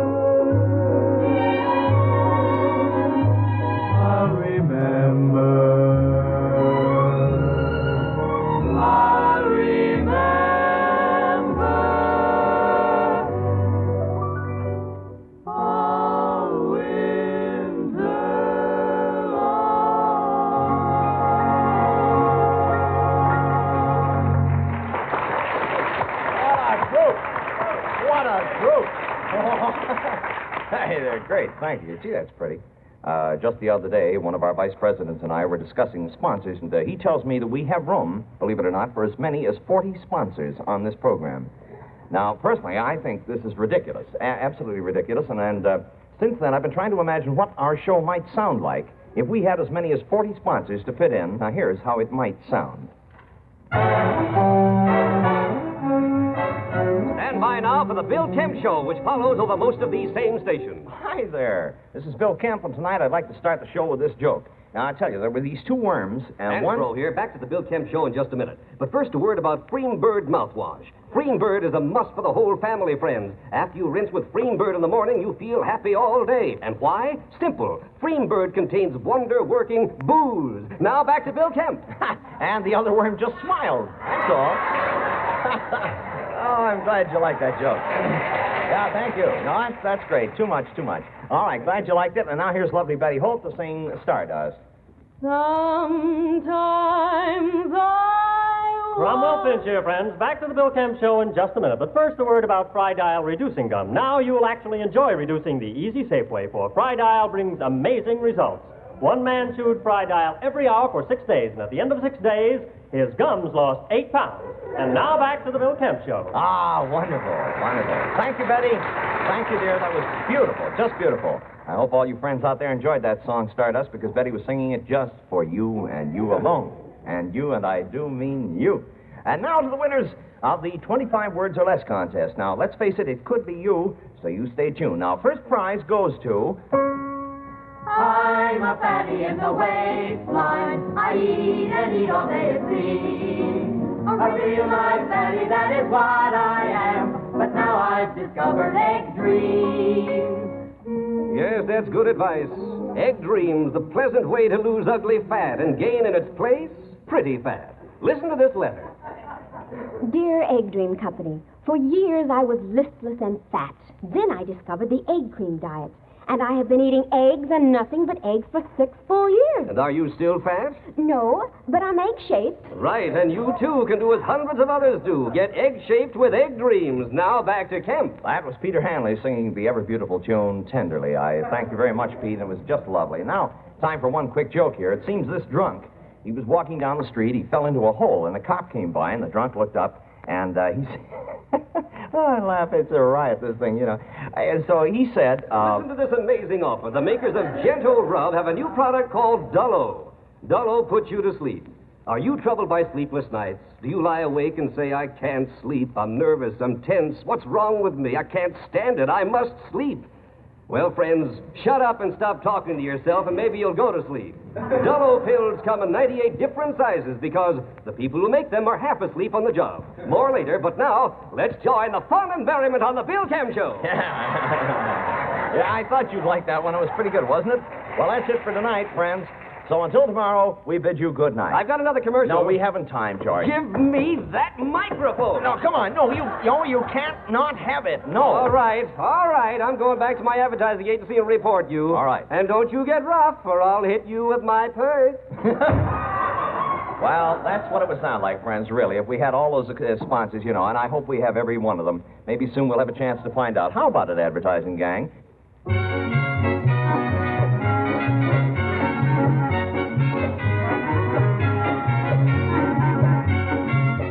Neil Hefty in the orchestra and Melody D'Amour.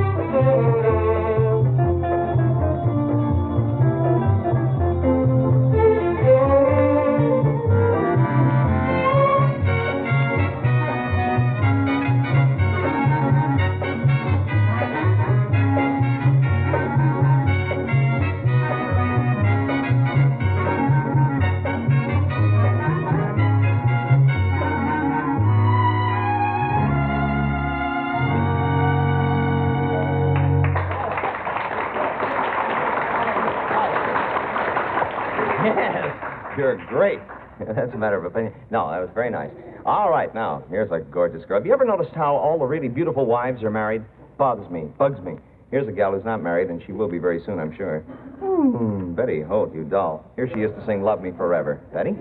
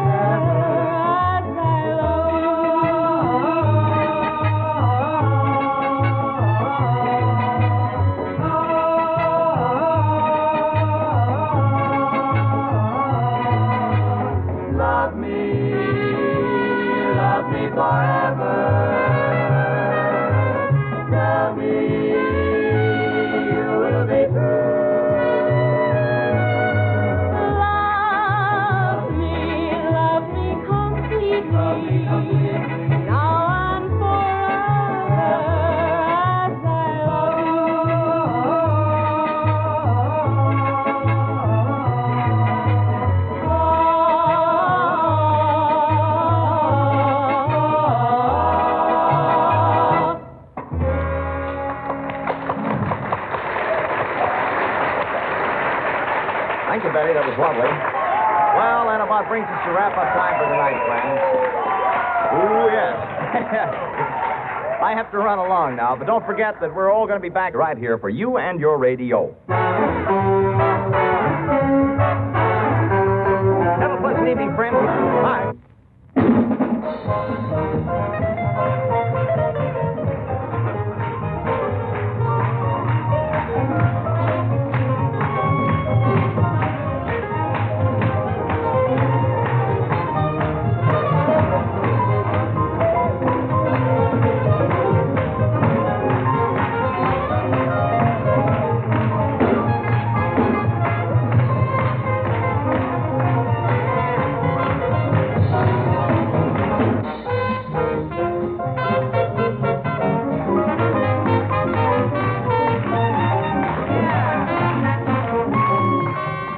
The Bill Kemp Show has come to you through the worldwide facilities of the United States Armed Forces Radio and Television Service.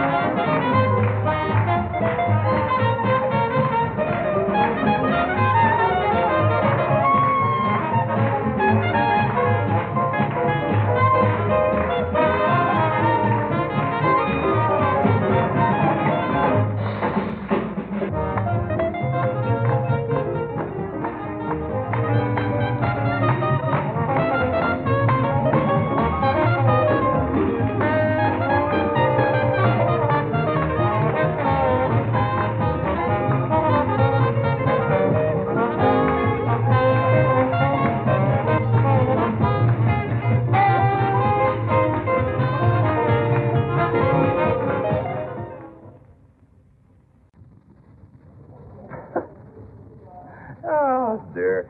Hello, this is Bill Kemp, but it's time for me to come into your living rooms once again. Well, don't just... Please, madam, don't just stand there and go and slip something on.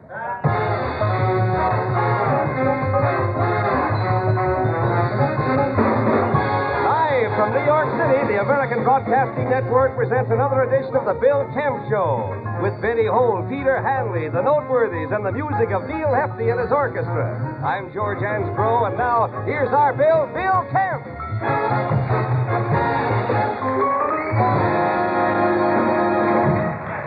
Oh, yes. Oh, get that man. Thank you. How do you like the show so far, huh? Oh, I'm delighted to be with you once again, friends. I'm delighted to be here. Audience. All right, audience. Okay, audience. Wait, hold on. Look, man, that's not our audience. What is this? Sound effects man. Take it easy, boy. What are you doing? I'm sorry, but I always check my instruments by tuning in on the beginning of the Robert Q. Lewis show, buddy. Oh, I see. This guy's got to stop drinking Jergens lotion. It's softening his brain. As I was saying, friends, it's nice to be back with you once again, and many thanks for your lovely letters and cards. In particularly, my thanks to inmate number 643119 in Sing Sing Prison. He listens regularly, apparently, and he wrote, and I'm quoting from his letter here, he says, I thoroughly enjoy your program. It's the best thing I've heard in 8 months, 3 weeks, and 6 days. Isn't that touching? I like that kind of thing. Let's see now. We're going to get the whole gang on tap here for our opening number. That means, of course, Betty Holt, Peter Hanley, the Noteworthies, and, of course, Neil Hefti and the orchestra, the ensemble, as they say in France. Here they are to sing Honeycomb. Take it. It's darn good life and kind of funny how the bee was made and the bee made honey and the honey bee looking for a home. Made of honeycomb. Then they combed the world and they gathered all of the honeycomb into one sweet ball, and the honeycomb from a million trips made my baby's lips. Honeycomb, won't you be my baby? Honeycomb, be my own. Just a hank of hair and a piece of bone made a walking, talking honeycomb. Honeycomb, won't you be my baby? Honeycomb, be my own. What a darn good life when I have a wife like honeycomb. Now have you heard tell how they made a bee, then tried a hand at a green, green tree so So the tree was made, and I guess you've heard. Next they made a bird. Now they waited round till the end of spring, saving every note those birds did sing. Then they rolled it up into one sweet tone. For my honeycomb, honeycomb, won't you be my baby? Honeycomb, be my own. Just a hank of hair and a piece of bone made a walking, talking honeycomb. Honeycomb, won't you be my baby? Honeycomb, be my own. What a darn good life when I have a wife like honeycomb. In a little while, when they made that bird, they looked around for a little word. It sounded sweet as a turtle dove. So they called it love. Then they went around looking everywhere, taking love from here and love from there, and they rolled it up in a little cart. For my honey's heart, honeycomb, won't you be my baby? Honeycomb, be my own. Just a hank of hair and a piece of bone made a walking, talking honeycomb. Honeycomb, won't you be my baby? Honeycomb, be my own. What a darn good life when I have a wife like honeycomb. Baby, won't you be my honeycomb?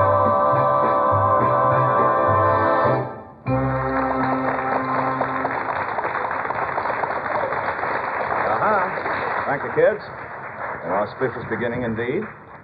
The whole lot of us this morning, 10 o'clock this morning, we're over at the special screening rooms, private screening rooms at 20th Century Fox here in New York, and we saw a fantastically great movie called The Enemy Below. This whole thing takes place out on the sea, you see, and it concerns a battleship, a destroyer, and a submarine, all on the sea. And it just reminded me of this, I think one of the most fabulous stories of all time, of this guy. He started out years and years ago as a cabin boy, you know, and he was sort of as though the sea was in his blood.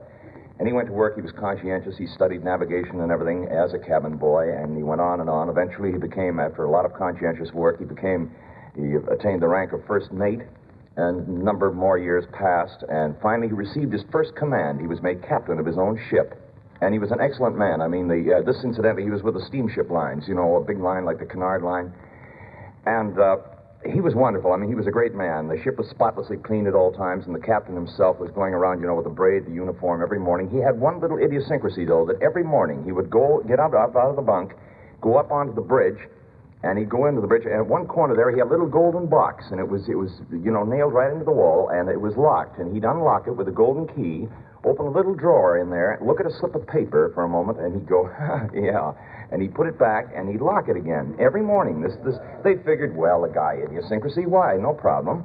Well, eventually, as I say, he was captain, and then he was made, the greatest accolade of all, he was made Commodore of the entire line. Many, many of the years had gone by. And then they had their biggest ship they'd ever made, the biggest ship on the Atlantic, and on its maiden voyage, he was chosen, of course, as Commodore of the line to head the ship, and out he went. And it was a tremendous thing, a lot of publicity and everything, and he still had that little idiosyncrasy, you know. Every morning, he'd go up there, and he'd open that little golden box with the golden key, pull out the drawer, and look at the piece of paper and go, yeah, and put it back, you see, and lock it again. Well, disaster struck. They struck a reef, and the ship went down. Fortunately, all the passengers were saved except the Commodore himself. He went down with the ship. And although it was a dreadful disaster, the steamship line's president decided that the man had been just too great all these years. So they sent divers down, and they managed to get that little golden box, remove it from the wall of the bridge, bring it up, and they brought it back here to New York. And in the presence of all the big officers and the big brass of the steamship lines, they opened this little box to find out what it was. And in there, sure enough, was a little piece of paper, and on the paper was written, port left, starboard right. Oh, well, it took a long time, but, you know. Ladies and gentlemen, here's a song called The 12th of Never, and let's welcome Mr. Peter Hanley to sing it. You ask how much I need you. Must I explain? I need you, oh my darling, like roses need rain.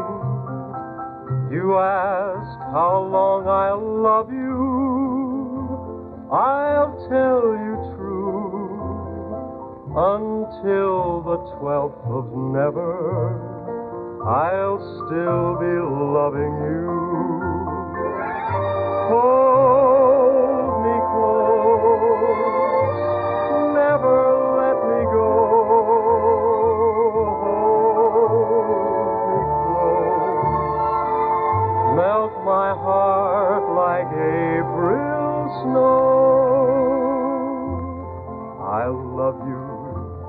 till the bluebells forget to bloom. I love you till the clover has lost its perfume. I'll love you till the poets run out of rhyme, until the 12th of never, and that's a long, long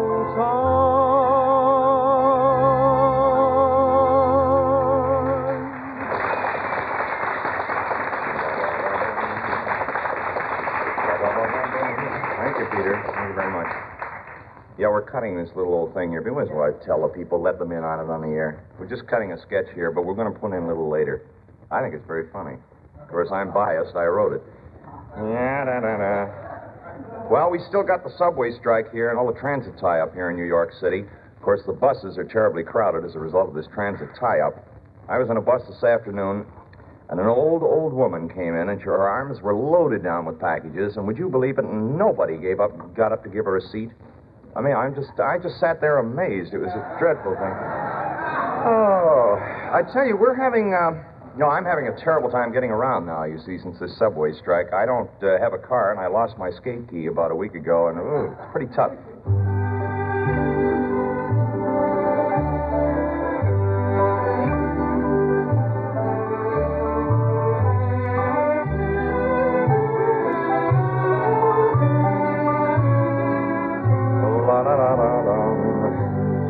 April Love. Gee, this is a pretty thing. It's called April Love. Neil Hefty and the orchestra play it for you.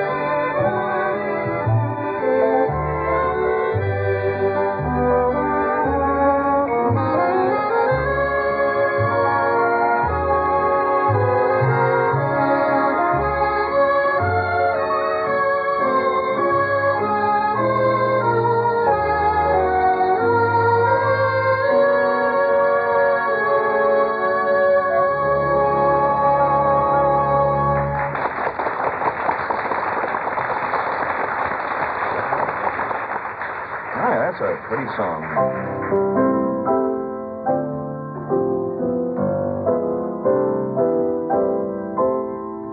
Gee, that's a pretty thing. Gee, that is a nice one. Very good. You know what I do a lot of times? I get a kick out of headlines in the papers. Just taking a headline, if you were to look at it and forget about the story value, I think you'd get a similar bang out of it. Things like, now here's a headline. Metropolitan Museum adds another wing. Gee, I don't know.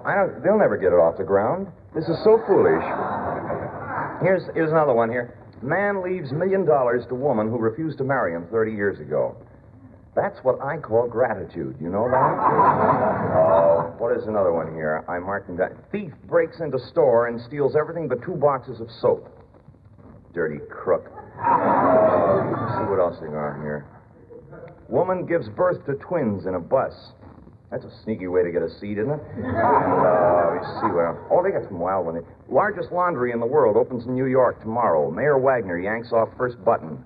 That's interesting. Should have quit while I was ahead. You ready for the next number? All righty, fine. Sceneries all ready? Okay. Here then are the noteworthies to sing I'll Never Say Never Again Again. I'll never say never again, again, 'cause here I am in love again, head over heels in love again with you. I'll never say never kiss you again, 'cause here I'm kissing you again. That's just the thing I said I'd never do. I walked away and said goodbye. missed you so, I thought I'd die. But it's all over now, throw my hat in the sky. I'll never say never again, 'cause here I am in love again. Head over heels in love again with you, the same sweet you. I'll never say never again, 'cause here I am in love again with the same sweet you.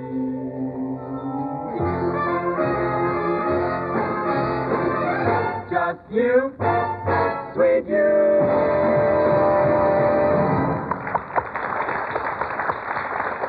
Thank you, kids. So I tell you, these two taxis banged into each other right in the middle of Times Square. One of the drivers hollered at the other. He said, "What's the matter? You blind?" And the other guy says, "What do you mean blind? I hit you, didn't I?" Don't go away, friends. We'll be right back.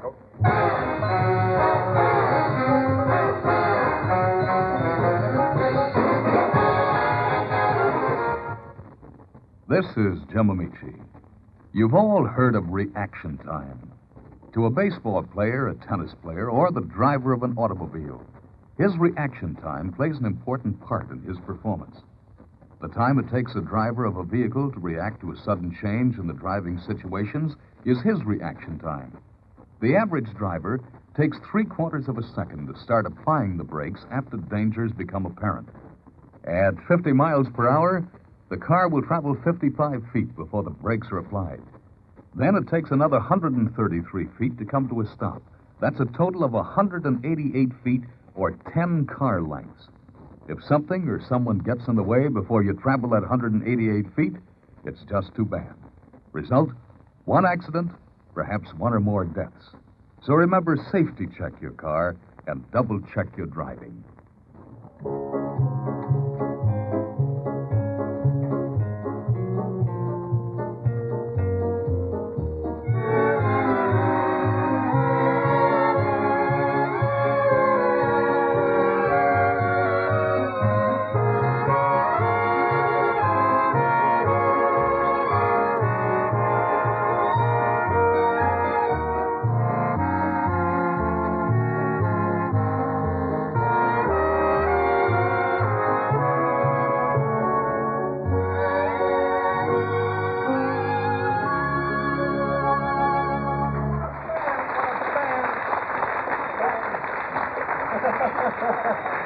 Oh, what a band. Thank you very much, and welcome back to our little epic. This is Kemp calling again. Yes. What do you mean, my number, please? You said you were calling again. What number do you want? Oh, for heaven's sakes. A guy can't even use a figure of speech around here without being taken up on it. Ladies and gentlemen, from time to time on our little gem... No, save the applause. We'll need it later, actually. On our little gem of a show here, we allot a certain period for announcements of public interest from the headquarters of our civic government. At this time, we're pleased to donate our time to the Honorable Chester Fentress. Here is Commissioner of Gas Mains, Mr. Fentress, speaking from City Hall. Hello, citizens. I have just been investigating our gas main system within the past hour. I personally descended into the gas mains on Main Street and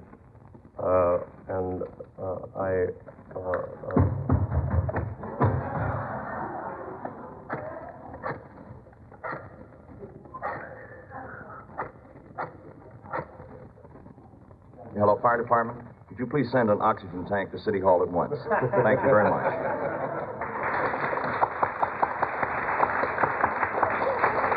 And this concludes the address of our friend, the Honorable Chester Fentress, Commissioner of Gas Mains. And now we'd like you to meet the Honorable Peter Hanley as he sings Even When You're Not With Me, all right?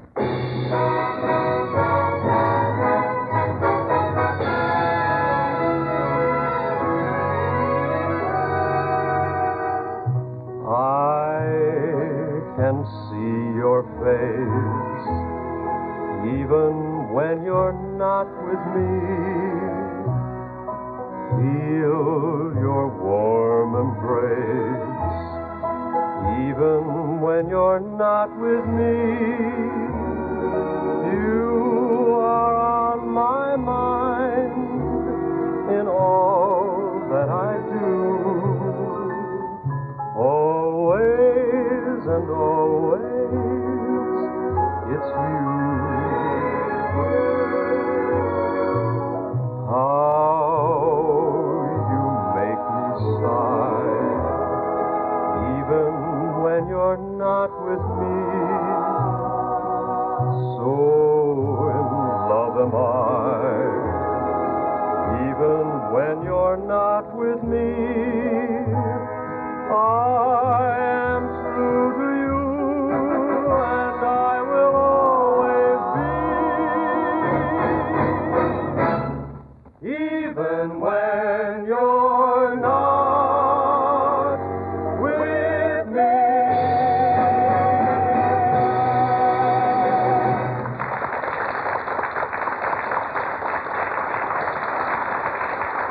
Very pretty, Pete. Very nice. Very nice. Oh, boy. Anybody have any bad luck today? Tell you, I'm a little, I'm just pooped. You know, I swear, thought of taking out one girl after another, day after day, it's just revolting to me. I'll be so happy when I get had enough of it. See, you kids tried this Metropole restaurant across the street? Any of you eaten in there? Quite a spot there. It's a very high-class place. They got ketchup on the table and everything, you know. Big deal. They had something they call deep dish clam chowder. That means they deep the clam in once before they serve it to you. No, they have really excellent, I shouldn't say bad things, they got excellent dishes there. Mind you, the food on top's pretty terrible, but the dishes are wild. You like them. It's the only place where the food's bad enough that the mice eat out, I understand. I don't know. I shouldn't run them down like that. Now, let's see. Oh, don't forget, a little later I got to tell you this story of a cow. You know, this cow that got a divorce. Somebody gave her a bum steer. I'll tell you about it later. Right now, we want you to meet... Right now, we want you to meet Betty Holder. She sings Chances Are. Betty?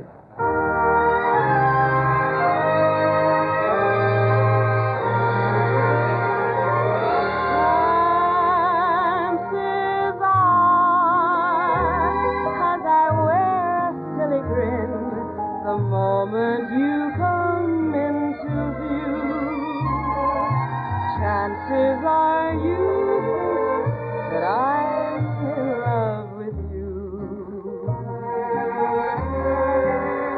Just because my composure sort of slips the moment that your lips meet mine. Chances are you think my heart your Valentine. In the magic of moonlight, when I hold you close here, chances are you believe the stars that fill the skies are in mine. Guess you feel you'll always be the one and only one for me.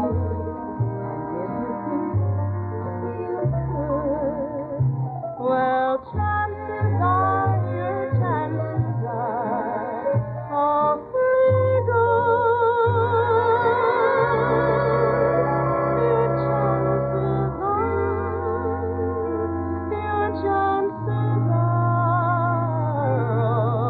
awfully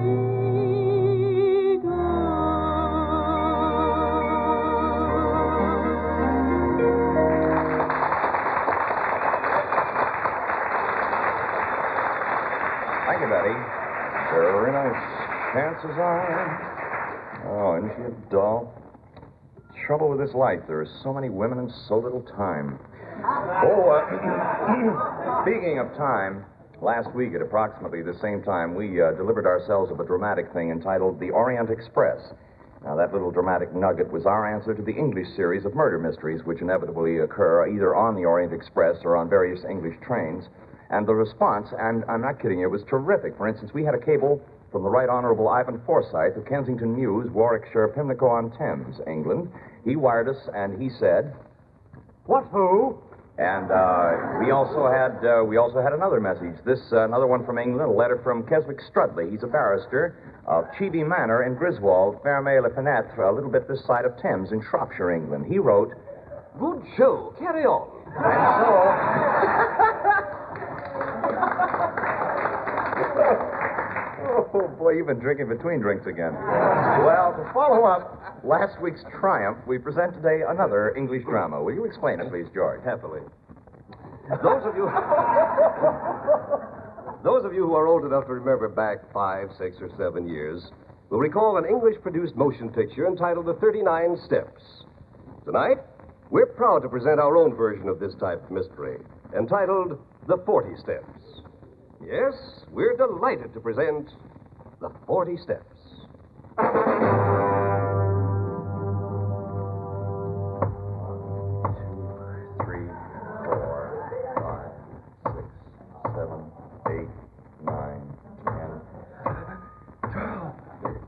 14. Stupid step. We ought to get the thing fixed. 16, 17, 18, 19, 20, 21, 22, 23, 24, 25, 26, 27, 28, 29, 30, 31, 32, 33, 34, 35, 36, 37, 38, 39, 40. Ladies and gentlemen, that was our production, The 40 Steps.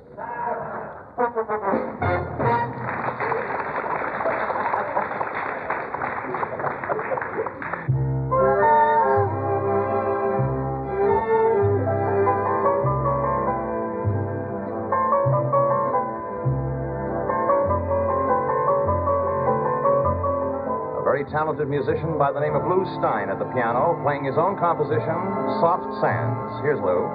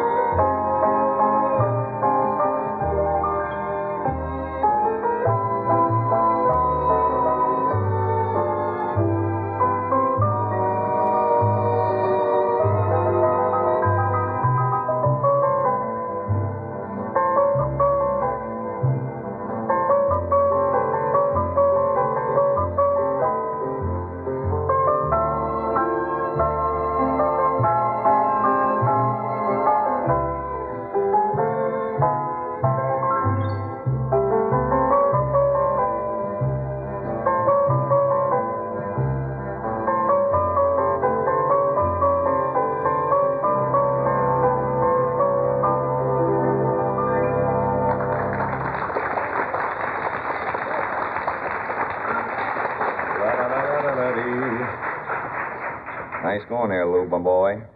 Very fine. Lou, years ago, used to come in to me when I was a disc jockey here in New York. Say, hey, I got a great record. You see, he couldn't afford to have a guy plugging him, you see, so he used to go around himself and peddle these records. They were great, boy. Just great. And now, ladies and gentlemen, we pause just for a moment of silent tribute to salute the window cleaners of America, those poor, frustrated souls who are always on the outside looking in. Oh, and before we get to this next number, very quickly, I saw a movie last night on TV. I want you to keep your eyes peeled for an actress who was in this. I think she's going to be something tremendous. Remember the name. She's sensational. Pearl White. Very good. Now, here are the noteworthies with a thing that's doing very well these days, a song called Sauce Dorothy Lamour. I don't know.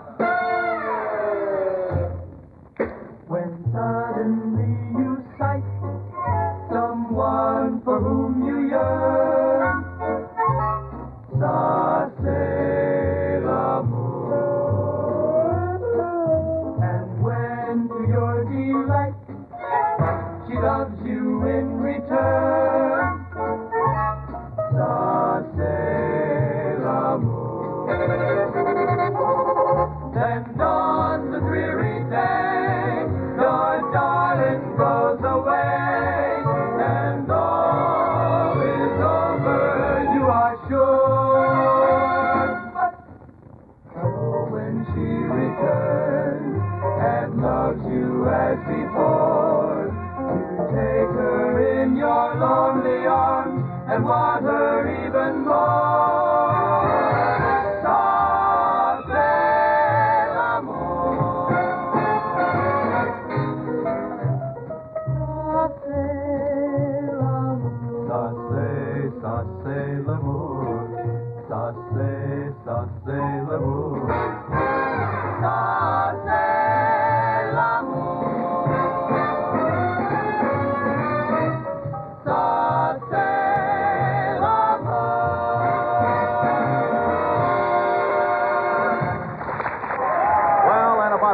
the wrap-up time for tonight, friends.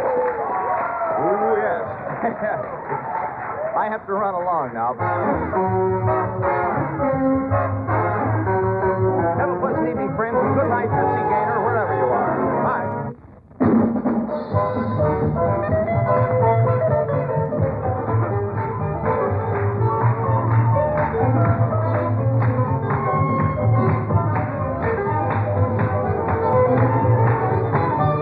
The Bill Kemp Show has come to you through the worldwide facilities of the United States Armed Forces Radio and Television Service.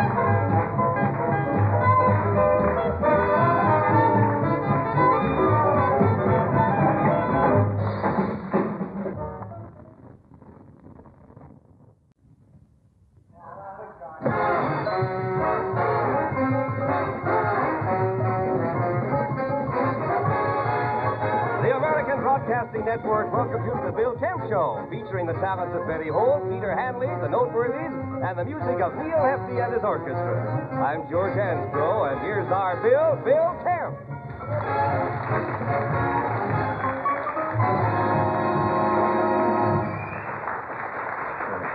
Thank you. Coincidentally, all the jokes tonight are new, unless, of course, you've heard them before. And, you got to remind me a little later to tell you about this woman. She bought the large economy flask of Poof deodorant and blew her arm off. Before I forget, I hate these guys who laugh at their own material. I can't stand them. I mentioned on the show about a week or so ago that I have a pet boxer dog by the name of Alex. And I further mentioned, I think, that I'm having an awful time trying to teach him not to chase after automobiles. And I got a letter from a woman in Encino, California, who said in her letter, "You're fighting a losing battle attempting to teach him this because every boxer dog chases after automobiles." And I know that, ma'am, but Alex catches them, you see. We have an awful problem at our place. However, neither here nor there, and certainly not apropos of the next number. Betty Holt is at the front and center at the mic.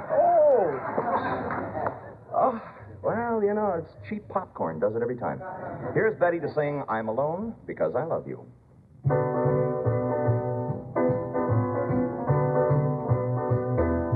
I'm alone because I love you with all of my heart. I'm alone because I had to be true. Sorry I can't say the same about you.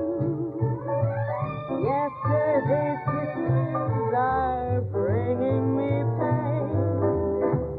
Yesterday's sunshine has turned into rain. Well, I'm alone because I love you with all my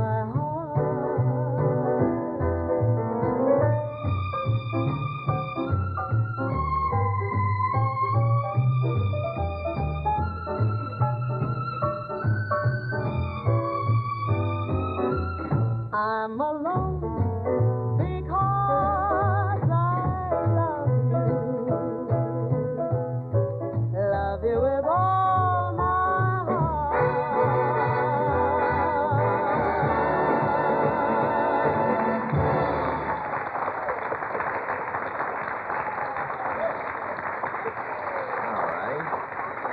Very nice, Betty.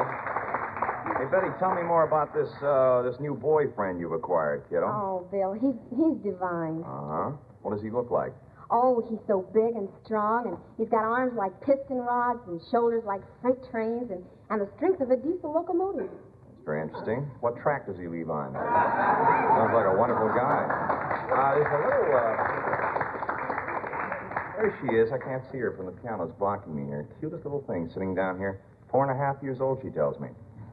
This is an awful hour for her to be out. That's all I can say. Get a bottle for that child. Do you have a bottle with you, Mommy? Ask her father. He's probably got one. What did you say? All right, let's see now. Let's have, I tell you, it probably isn't her birthday, but we'll sing. Children that age always love birthday songs. Here then are the Noteworthies to sing Happy, Happy Birthday, Baby.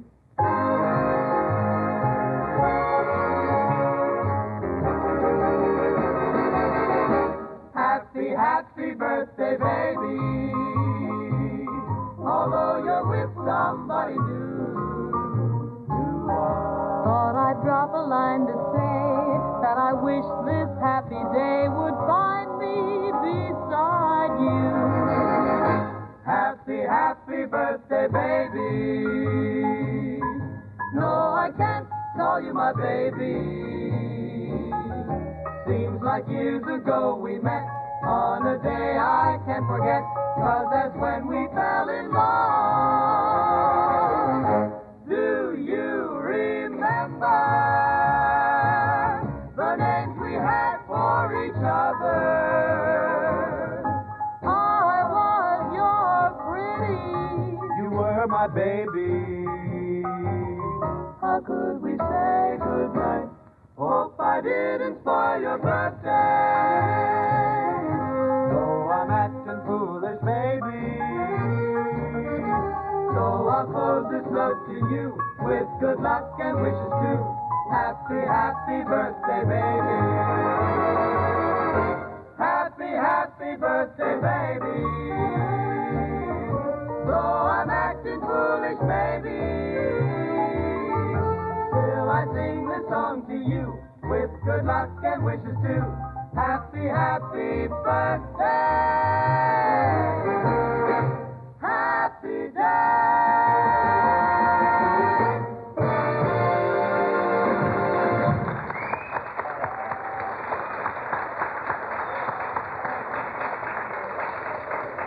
Ladies and gentlemen, many voters think that their congressmen do not spend enough time representing them in Washington. Yes, some voters become suspicious simply because when they write to their congressman in Washington, the letter is returned marked, addressee unknown here.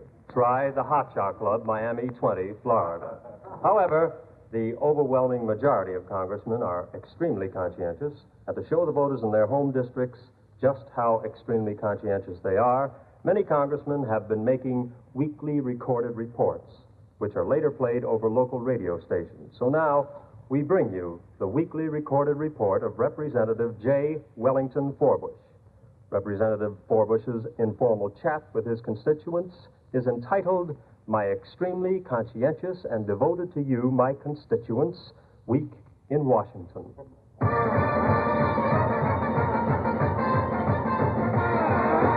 And now introducing Representative J. Wellington Forbush, Congressman of the 16th District, 13th Precinct, 10th Ward, and 2nd floor rear. I've been up here fighting for you, friends. And now, Congressman. I just wanted to get that in, keep the record straight. Now, Congressman. They've been trying to put something over on you, all you good voters of the 16th District, 13th Precinct, 10th Ward, 2nd floor rear. But I've been holding them off. If they fight you, they fight me, friends. Thank you, It Congressman. was only yesterday. I marched right over to the State Department. I looked them right in the eye, and I said to them, whatever happened to Uruguay? Uruguay's been pretty quiet lately. I think there's something fishy about it. If you're ready, Congressman. I don't mind it so much when Belgium's quiet, because the Belgians are a naturally soft-spoken people. But when Uruguay's quiet, I want to know why. Thank you, Congressman. And now we come to our weekly feature, Congressman J. Wellington Forbush answers his mail. You sure do. Our first letter reads, quote, Dear Congressman, why don't we have an aircraft factory in our district? I am a young girl, 16 years old, with a nice smile, and I like to tinker. That's a good question, and it's one that needed asking, too. And now for our second question, quote, Dear Congressman, in taking my daily long walk, which I enjoy tremendously, I've noticed that we have no federal fish hatchery in our congressional district. Is this an unpardonable oversight or a well-thought-out fraud on the voters? Signed, Still walking, but ever watchful. Well, yes. Now, in answer to that question, I refer my civic-minded constituent to my insertion in the congressional record entitled Loose Management of Federal Fish Hatcheries and My Thoughts On. And now here's a question on foreign affairs. This foreign affairs question reads, quote, Dear Congressman, don't you think Tito is a little pudgy? Yes, I certainly do. I'm glad you asked that question. This past summer, I had the honor of making a European trip along with other members of my committee, and I noticed that Tito is definitely a little pudgy. I might also say right here and now, if I may, that he looks as if he could use a haircut, too. Well, now, Congressman, that's all the time we have for this report of your home congressional district. Now, just time for one final word. Friends of my home congressional district, just remember this. If you don't register, you can't vote. Now, even if you don't intend to vote for me, register anyway. But then don't vote, whatever you do. All right.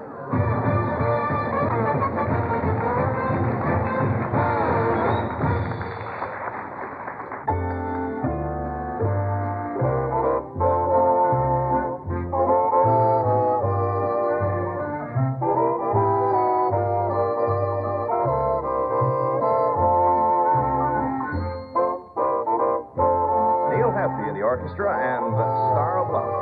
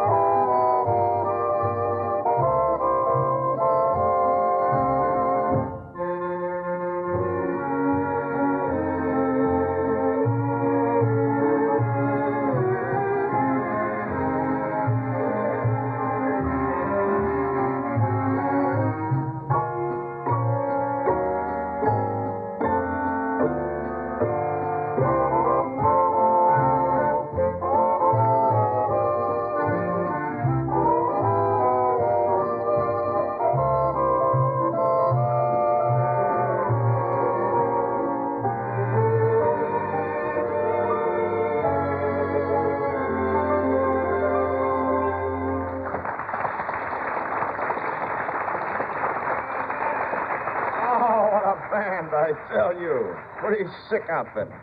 Ah, they're good. You'll have to be in the orchestra there. Got a letter from a friend of mine. I'll be quite honest with you, he's guy all his life. He wanted a house, a private house with a nice big fence around it, you know. He's got it all right. He's an Alcatraz. He's a nice kid, though, Sticky Fingers Hennessy, and he writes to me all the time. And I think he got actually a kind of a stiff sentence for what happened to him. I mean, after all, 30 years in jail and 2 years in the electric chair. I think it's a bit stiff. But he tells me in his letter they're having a special contest up there, over there, I should say, at Alcatraz, for the long-term prisoners there. They have to finish a sentence in 25 years or less. Kind of interesting. And what else he say in his letter here? He says, lately there's been an epidemic here, Bill, in the jail. During the past month, 7 prisoners broke out with hacksaws. That's understandable, I suppose. He's a little worried. Apparently, the warden asked him the other day which he preferred, AC or DC. He says, does that mean anything? No, I don't think I wouldn't worry about it. Da-da-da-da-da-da. Oh, Peter Hanley. Oh, say, Peter Hanley. Thank you. And where are you working next week? Now, Peter Hanley has a record on the market, I'm happy to say, and a darn good one, too. One that he wrote himself, the tune, I should say. So here's Pete to sing it for you now, live, like they say, from New York. Rock and roll polka, Pete.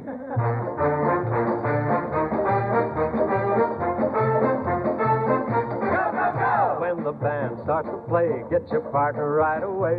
They're rocking to the rock and roll polka. Clap your hands, stamp your feet to the rhythm of the beat. When you're rocking to the rock and roll polka. It's really very simple, here is all you have to know. You hop and rock and roll and then you holler, go, go, go! It's the thing, the sensation, the shaking the nation, the romping, stomping rock and roll polka.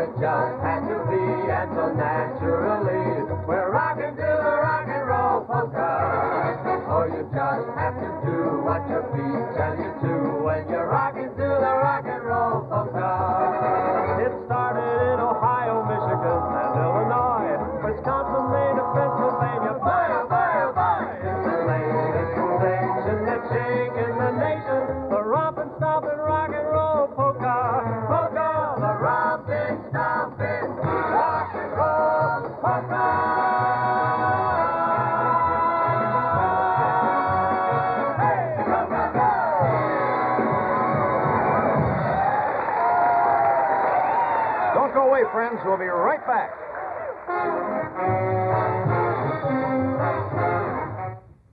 This is Jim Amici. Sideswiping's a common type of traffic accident, and the excuses are just as common. He was hogging the road, says one driver about another, or it was raining hard, I couldn't see well, and so on and so on. But what are the real causes of such accidents? Cause? Poor judgment of clearance. Remedy? Allow a safety margin and drive within the limits of sure judgment. Cause? Lack of forethought. Remedy? Be alert. Cause? Plain lack of control. Remedy? A new attitude toward your responsibility as a driver.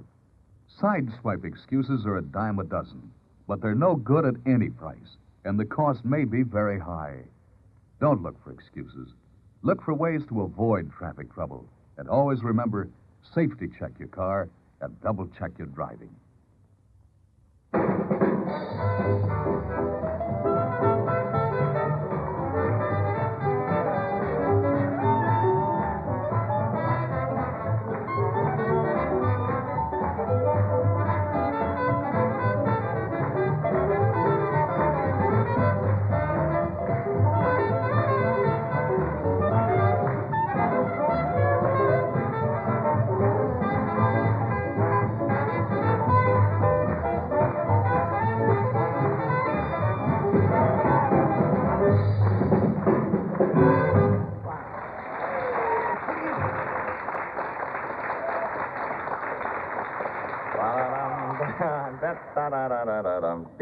Thank you. Kemp calling again as we go into the home stretch, and I just found out this little girl down here. That's your child, eh, Jeff? Trombonist here in our orchestra. Did his wife, that's his wife, did you bring him his snowshoes or whatever he wanted? Says he's going to Utica or something. I was supposed to announce it on the air.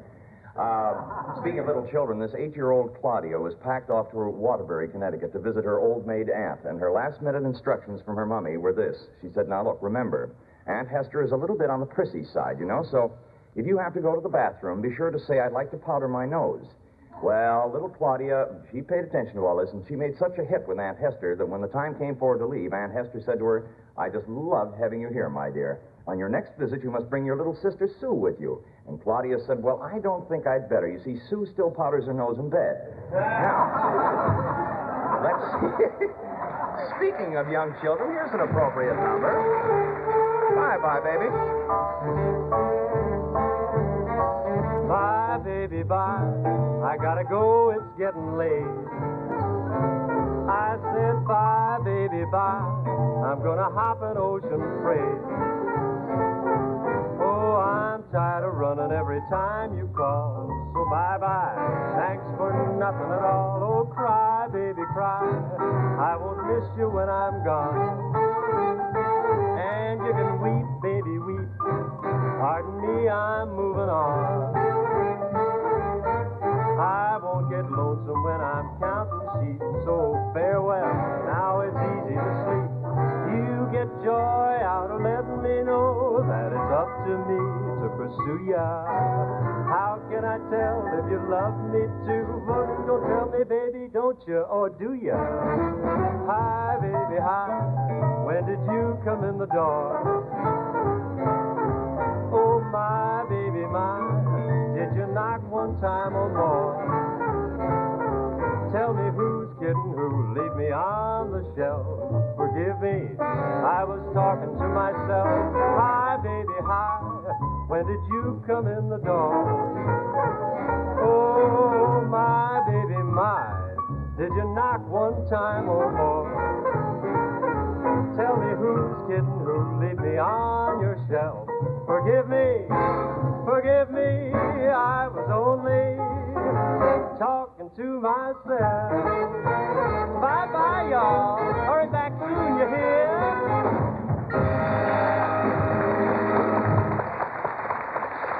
Hey, man, what a singer, eh? What a singer. Peter Hanley, of course. Betty Holt is back at the microphone now, and her contribution at this point is A Very Special Love.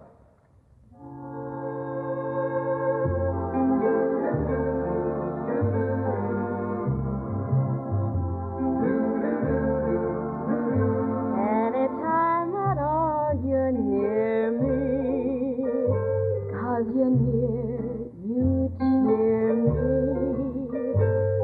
That's a very special reason for a very special love. We don't need to speak a word, dear, till each word is heard, dear. That's a very special reason for a very special love.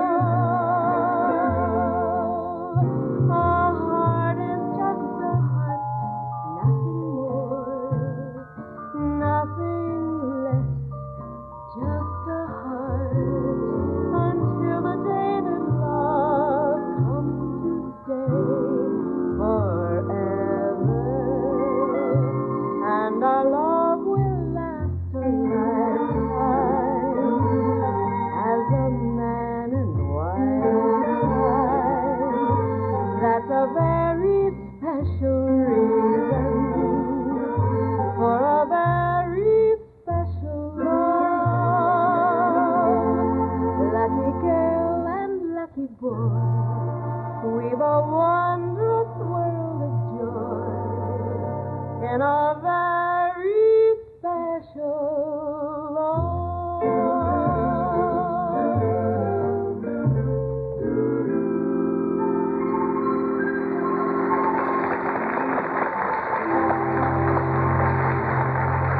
What a girl. You got a terrific kick out. Did you see the look on Jim Flynn, our sound man, when Betty was singing there? First time I ever seen eyeballs turn into bomb sights.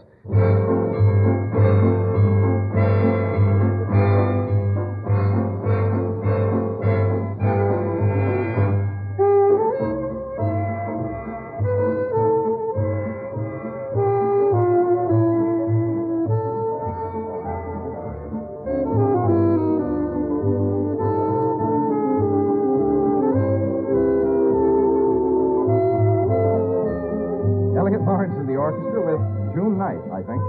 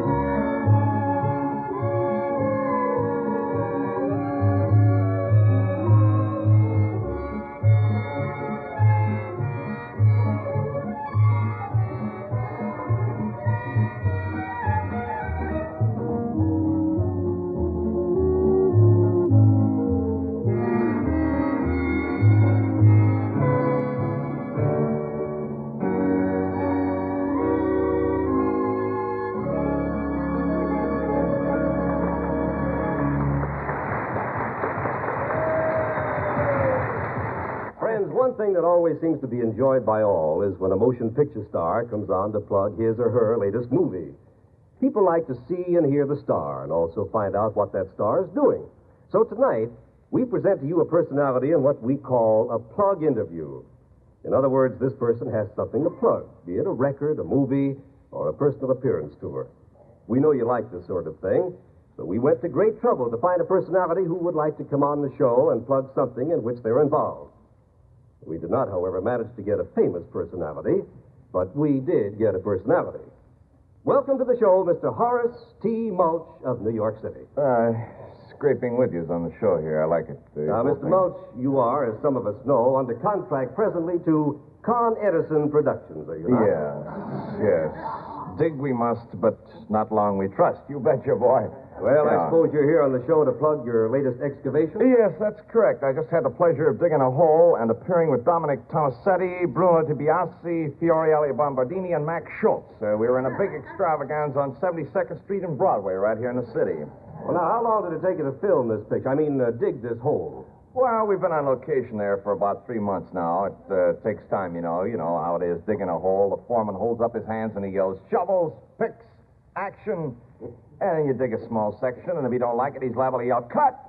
And you got to fill it in and start digging all over again. Well, that's very interesting.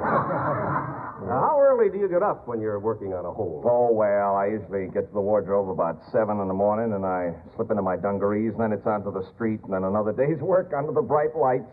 Well, Big say, deal. will people be able to see this hole? How soon will it be released? Oh, well, we're figuring on releasing it in about a week. I should say traffic may start falling into it about a week's time. We're also planning to dig holes just like this in front of your favorite neighborhood theater, so friends, be sure to come down. It's all in color, you know. Well, I certainly want to thank you very much for taking time out from a very busy personal appearance schedule to come down here tonight and plug the hole. Well, thank you. Plug the hole. That's a funny line. Hey, the comedian, this guy, he should drop dead. I'd just like to mention my co-stars on this project, without whom this hole would not have been possible. Our excellent pitch blender, Cedric Bloomberg. Our hydraulic drill man, Jerky Jacobson, and all the thousands of people in cars and trucks who have been honking their horns and making my work so much more enjoyable. I couldn't have dug it alone, and I know it. It's the guys behind the scenes that made this hole possible. Well, thank you, Horace, for being with us tonight. And, by the way, do you know what your next big extravaganza might be? Well, I'm not supposed to say anything, but I have been offered a digging part in a remake of one of the all-time classics, The Digging of Times Square. Well, that's big. That's just wonderful. We'll be looking forward to it. How about Stella? Now, you just go right out through that door. Out there. Over there? Yeah, that's right. Okay. Careful! Oh, why do they put up signs when they're digging? It ain't safe to walk in the streets anymore. Poor devil. All right, now we got a wild arrangement coming up for you. A real great Neil Hefti arrangement involving all the kids here on stage and that wonderful old song, Chicago. Neil?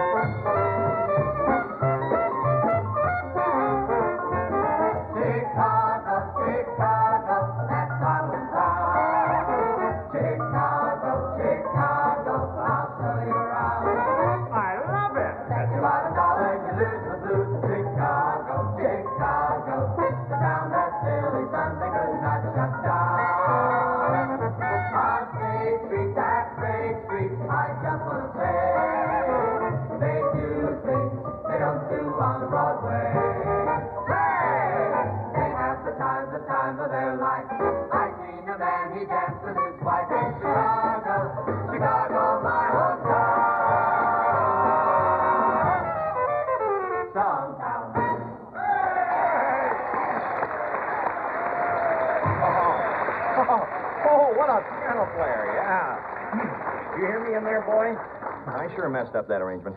Well, friends, that about brings us to wrap-up time for tonight. Now, you've heard, of course, from Betty Holt, Peter Hanley, and the Noteworthies. Our orchestra was under the direction of Neil Hefti of the Park Avenue and Newport, Rhode Island Hefties. Our director, Alfred Coughlin, was under the direction of Mrs. Alfred Coughlin of the Nyack Coughlins. The script was written by Rhubarb Kipling, and the choreography was by Agnes DeMille.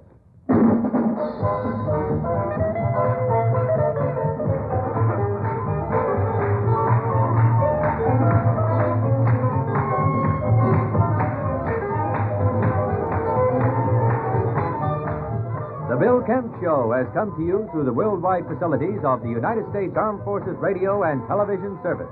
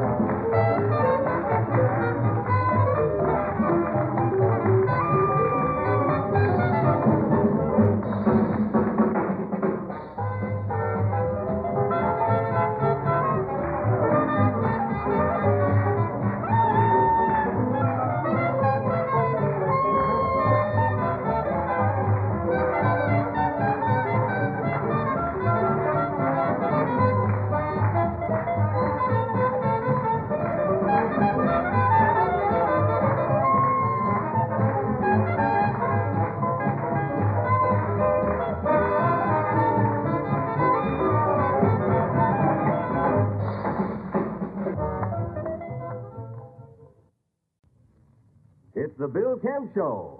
Bill asked Mrs. Pearson's favorite boy, Johnny, to sit in for him tonight. And so, Mother, here's your favorite boy again.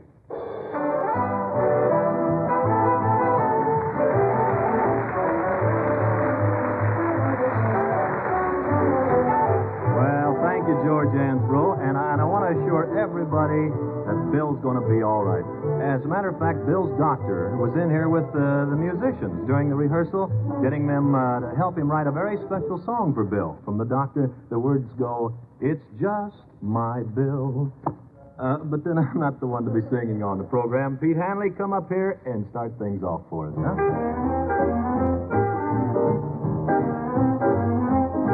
I'm playing solitaire with my deck of broken dreams. Each card I play brings memories of you. I'm playing solitaire 'cause I'm all alone, it seems. You said goodbye, that's why I'm feeling blue. I was the king, you were the queen, then along came a jack. The queen left the king. There was a joker in the pack. So I'm playing solitaire with my deck of broken dreams and dreaming that you're in my arms once more.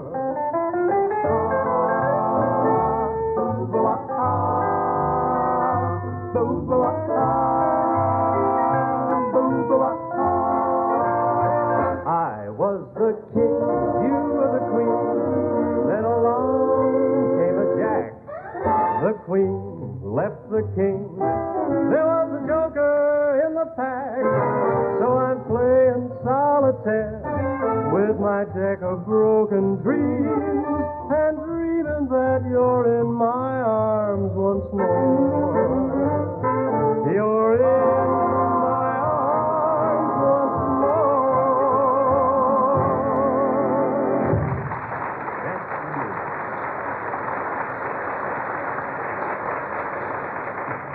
Well, sir, it's really fine. Pete, you can really sing a song. Well, thanks, Bill. Pete, where have you been? This isn't Bill Kemp. It's Johnny Pearson from Colby, Kansas. You know, the golden buckle on the wheat belt. Oh, well, I guess I knew it all the time, George. You know, the curly hair and all. Why, it's very evident there. All right. George, you know, though, talking about me being from Colby, Kansas, I just do want to say, in case my mother is listening, that I'm sure seeing a lot of wonderful sights here in New York. I suppose there's a lot of folks right out there in our listening audience tonight that are here at the theater that are probably in town just visiting. Maybe they've seen some of the things that I've seen so far, like Statue of Liberty, and I got over at the United Nations building, and say I saw Sing Sing, the big penitentiary. And one thing you've got to admit now, the architect who made the building plans for Sing Sing created quite a stir.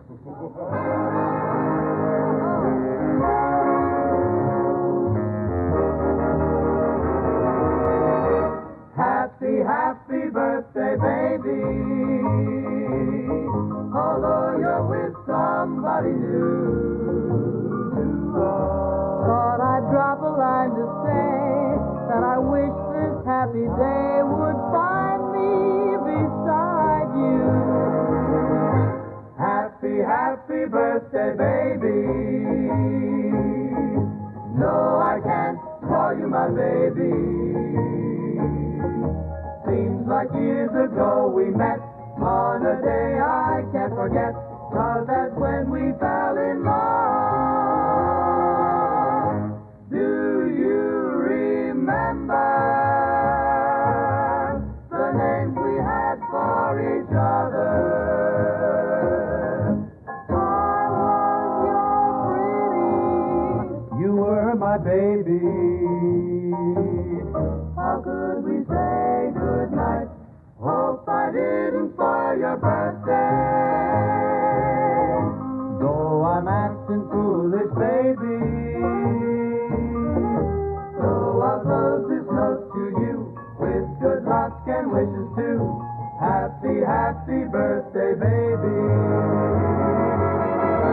Happy birthday, baby. Though I'm acting foolish, maybe, still I see wishes too. Happy, happy birthday. Happy day.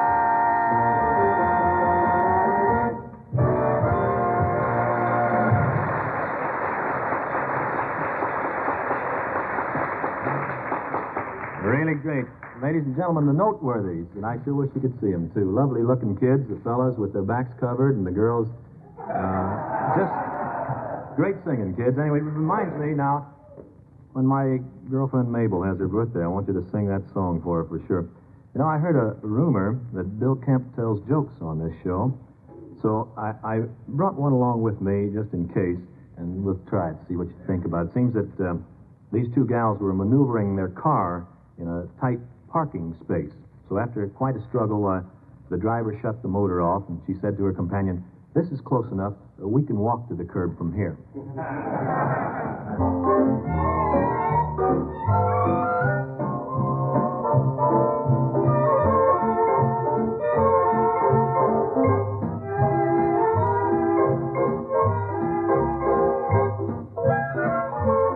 Now here's Neil Hefti, that mighty fine music man, and Rainbow.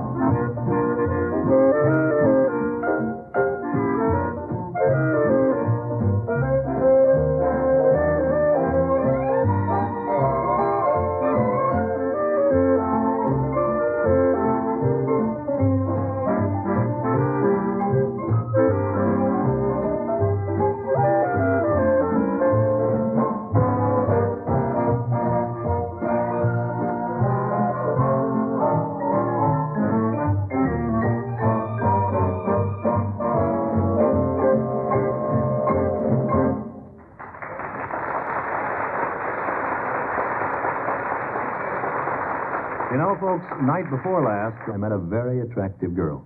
Now's our chance to get to know her a little better. Let's call Betty Holt to the microphone. Betty? Lovely.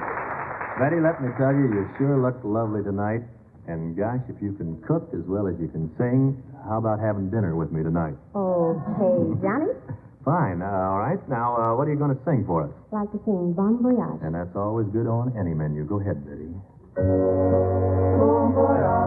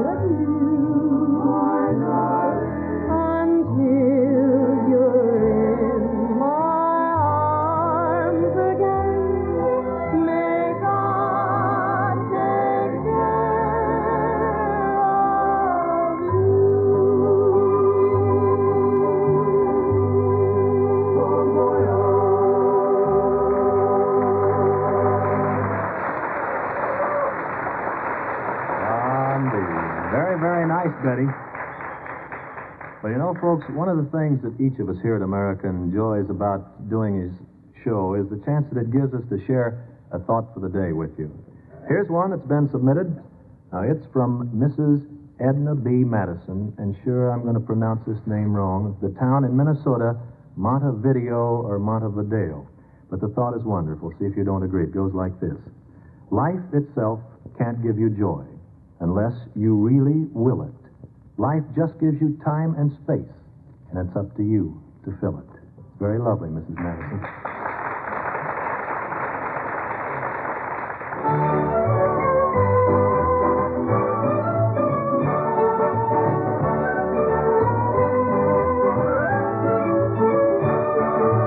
Melody d'amour, take this song to my lover. Shoo, shoo, little bird, go and find my love. Melody d'amour, serenade at her window. Shoo, shoo, little bird, sing a song of love. Tell her I will wait if she names the date.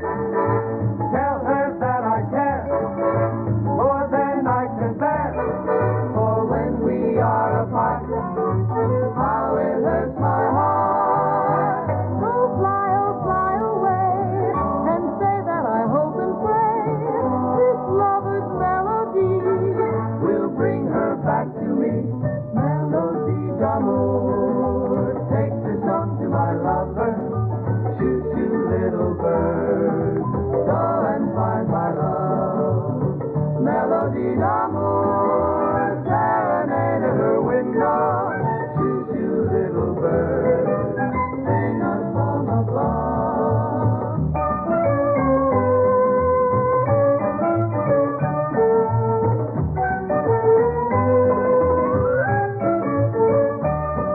Oh, melody d'amour, take the song to my lover. Shoo, shoo, little bird, sing a song of love.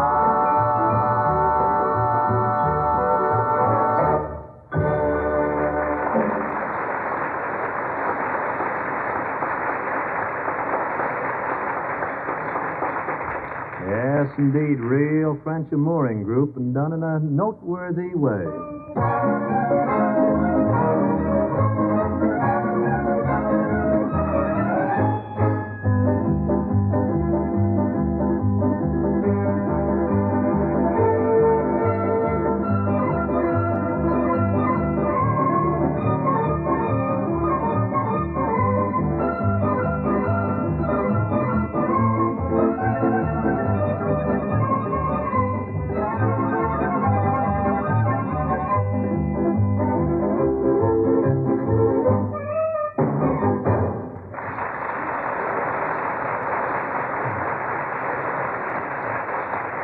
It's the Bill Kemp Show, and because Bill is down with the flu, here is that curly-haired, single, 26-year-old charmer, Johnny Pearson.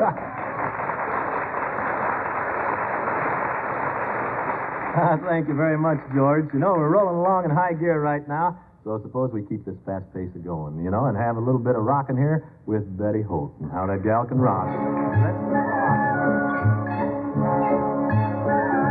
Listen to the rocking bird. Listen to that rocking bird.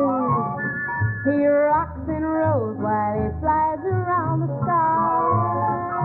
Listen to the rocking bird. Oh, dig that little bopping bird.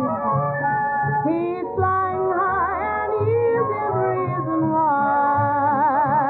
Oh, I rock all day in the breezes, on the branches of the trees. Rock and roll all the day in the trees, on the branches in the breezes all the day.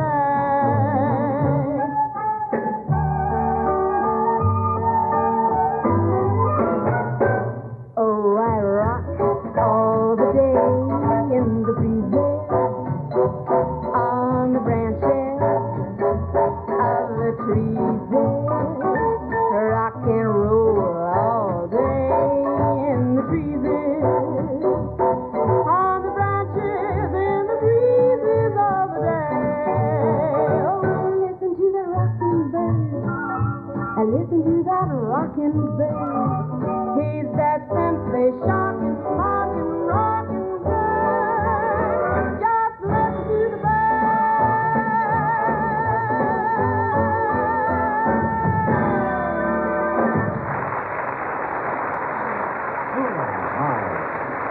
Lovely indeed, Betty.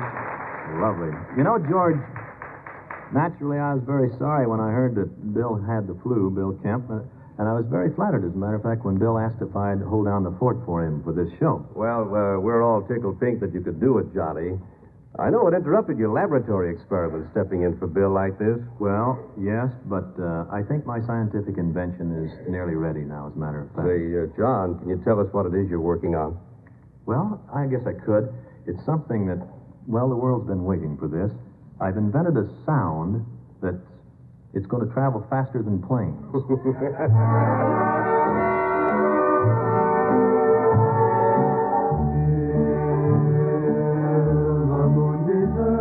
The sky, till all the seas run dry, till then I'll worship you.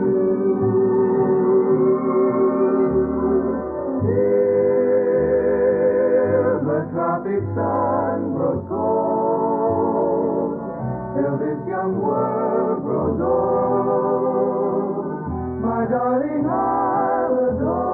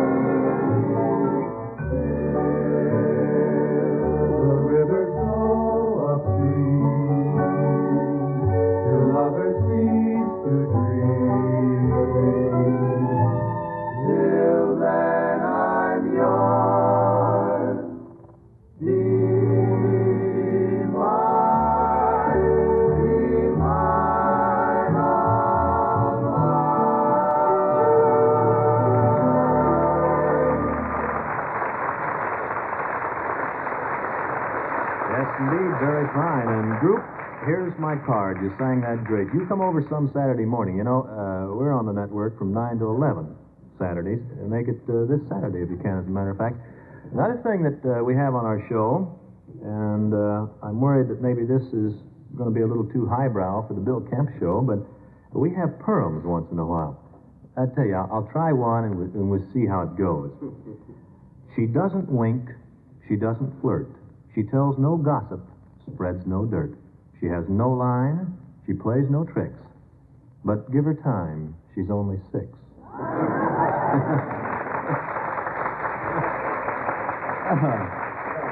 Well, George Ansbro, I think right now we ought to give everybody a little time. Okay, Johnny.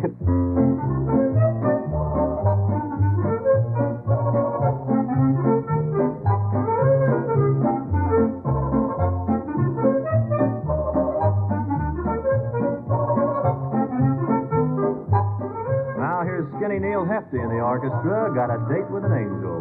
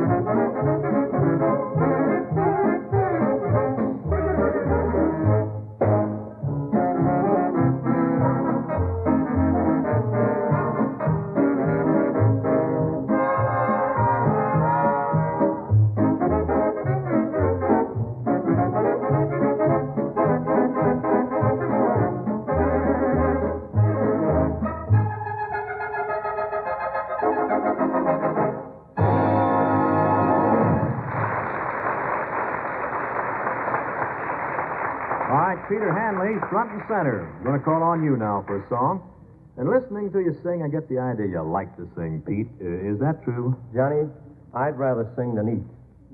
And speaking of food, by the way, do you mind if I come along when you and Betty Holt have dinner together? Knew this is going to happen. Sure, Pete. But now, look, if you're coming, you've got to sing for your supper. Well, I'd like to get started right now because really I'm getting pretty hungry. All right, Pete, pass the starter. Sometimes I wonder why I spend the lonely night dreaming of a song. The melody haunts my reverie, and I am once again with you. When our love was new, and each kiss an inspiration. Ah, but that was long ago, and now my consolation is in the stardust of a song. Beside the garden wall, when stars are bright, you are in my arms. The nightingale tells its fairy tale of paradise where roses grew. Though I dream in vain, in my heart it will remain my stardust melody, the memory of love's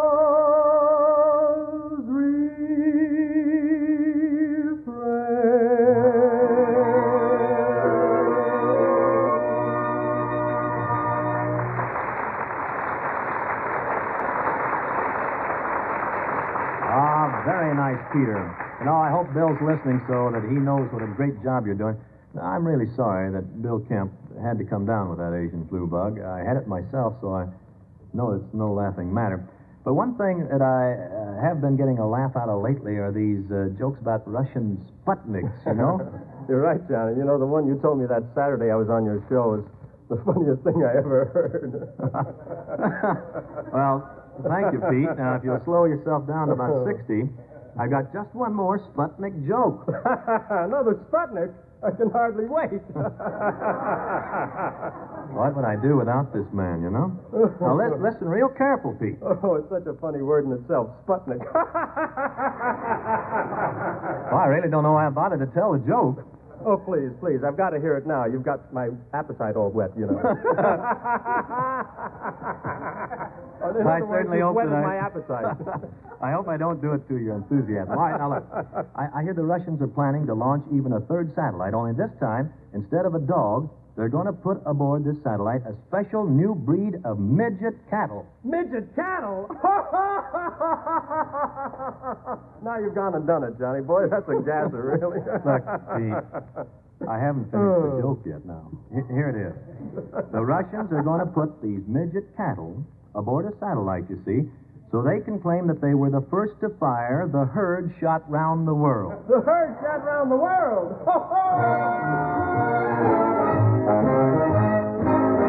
Send for me, every time that send for me. Oh, when you want a true lover, Send for me. Send for me. you'll never want any other.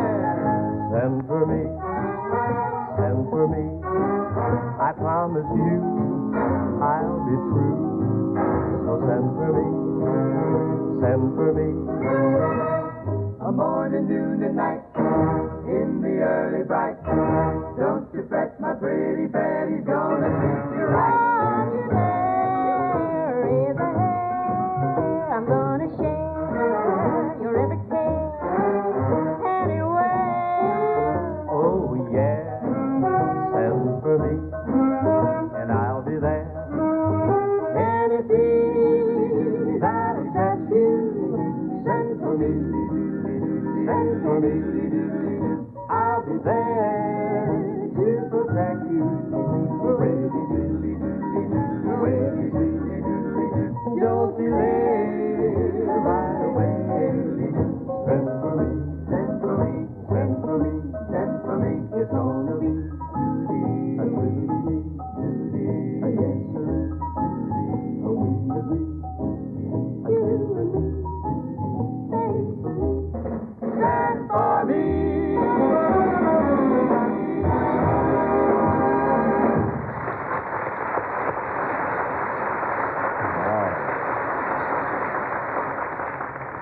indeed. That's the whole gang. What a group to have around you, huh? Real entertainment in an evening. Betty Holt, Peter Hanley, and the Noteworthies, the whole gang. Send for me. Bye-bye, love. Bye-bye, happiness. Hello, loneliness. I think I'm gonna cry. Bye-bye, love. Bye-bye, sweet caress. Hello, emptiness.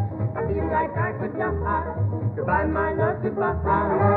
There goes my baby with someone new. She sure looks happy. I sure am blue. She was my baby till he stepped in. Goodbye to romance that might have been. Bye-bye, love. Bye-bye, happiness. Hello, loneliness. I think I'm gonna cry. Bye-bye, love. Bye-bye, sweet caress. Hello, emptiness. I feel like I could die. Goodbye, my love, goodbye. I'm through with romance. I'm through with love. I'm through with counting the stars above. And here's the reason that I'm so free. My loving baby, he's through with me. Bye-bye, love. Bye-bye, happiness. Hello, loneliness. I think I'm gonna cry.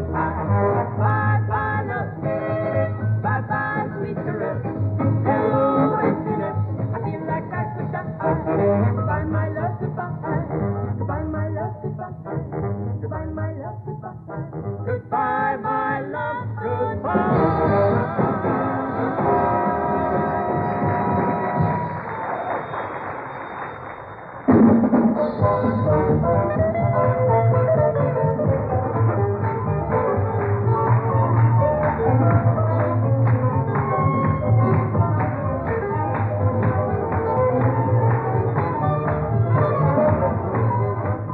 The Bill Kemp Show has come to you through the worldwide facilities of the United States Armed Forces Radio and Television Service.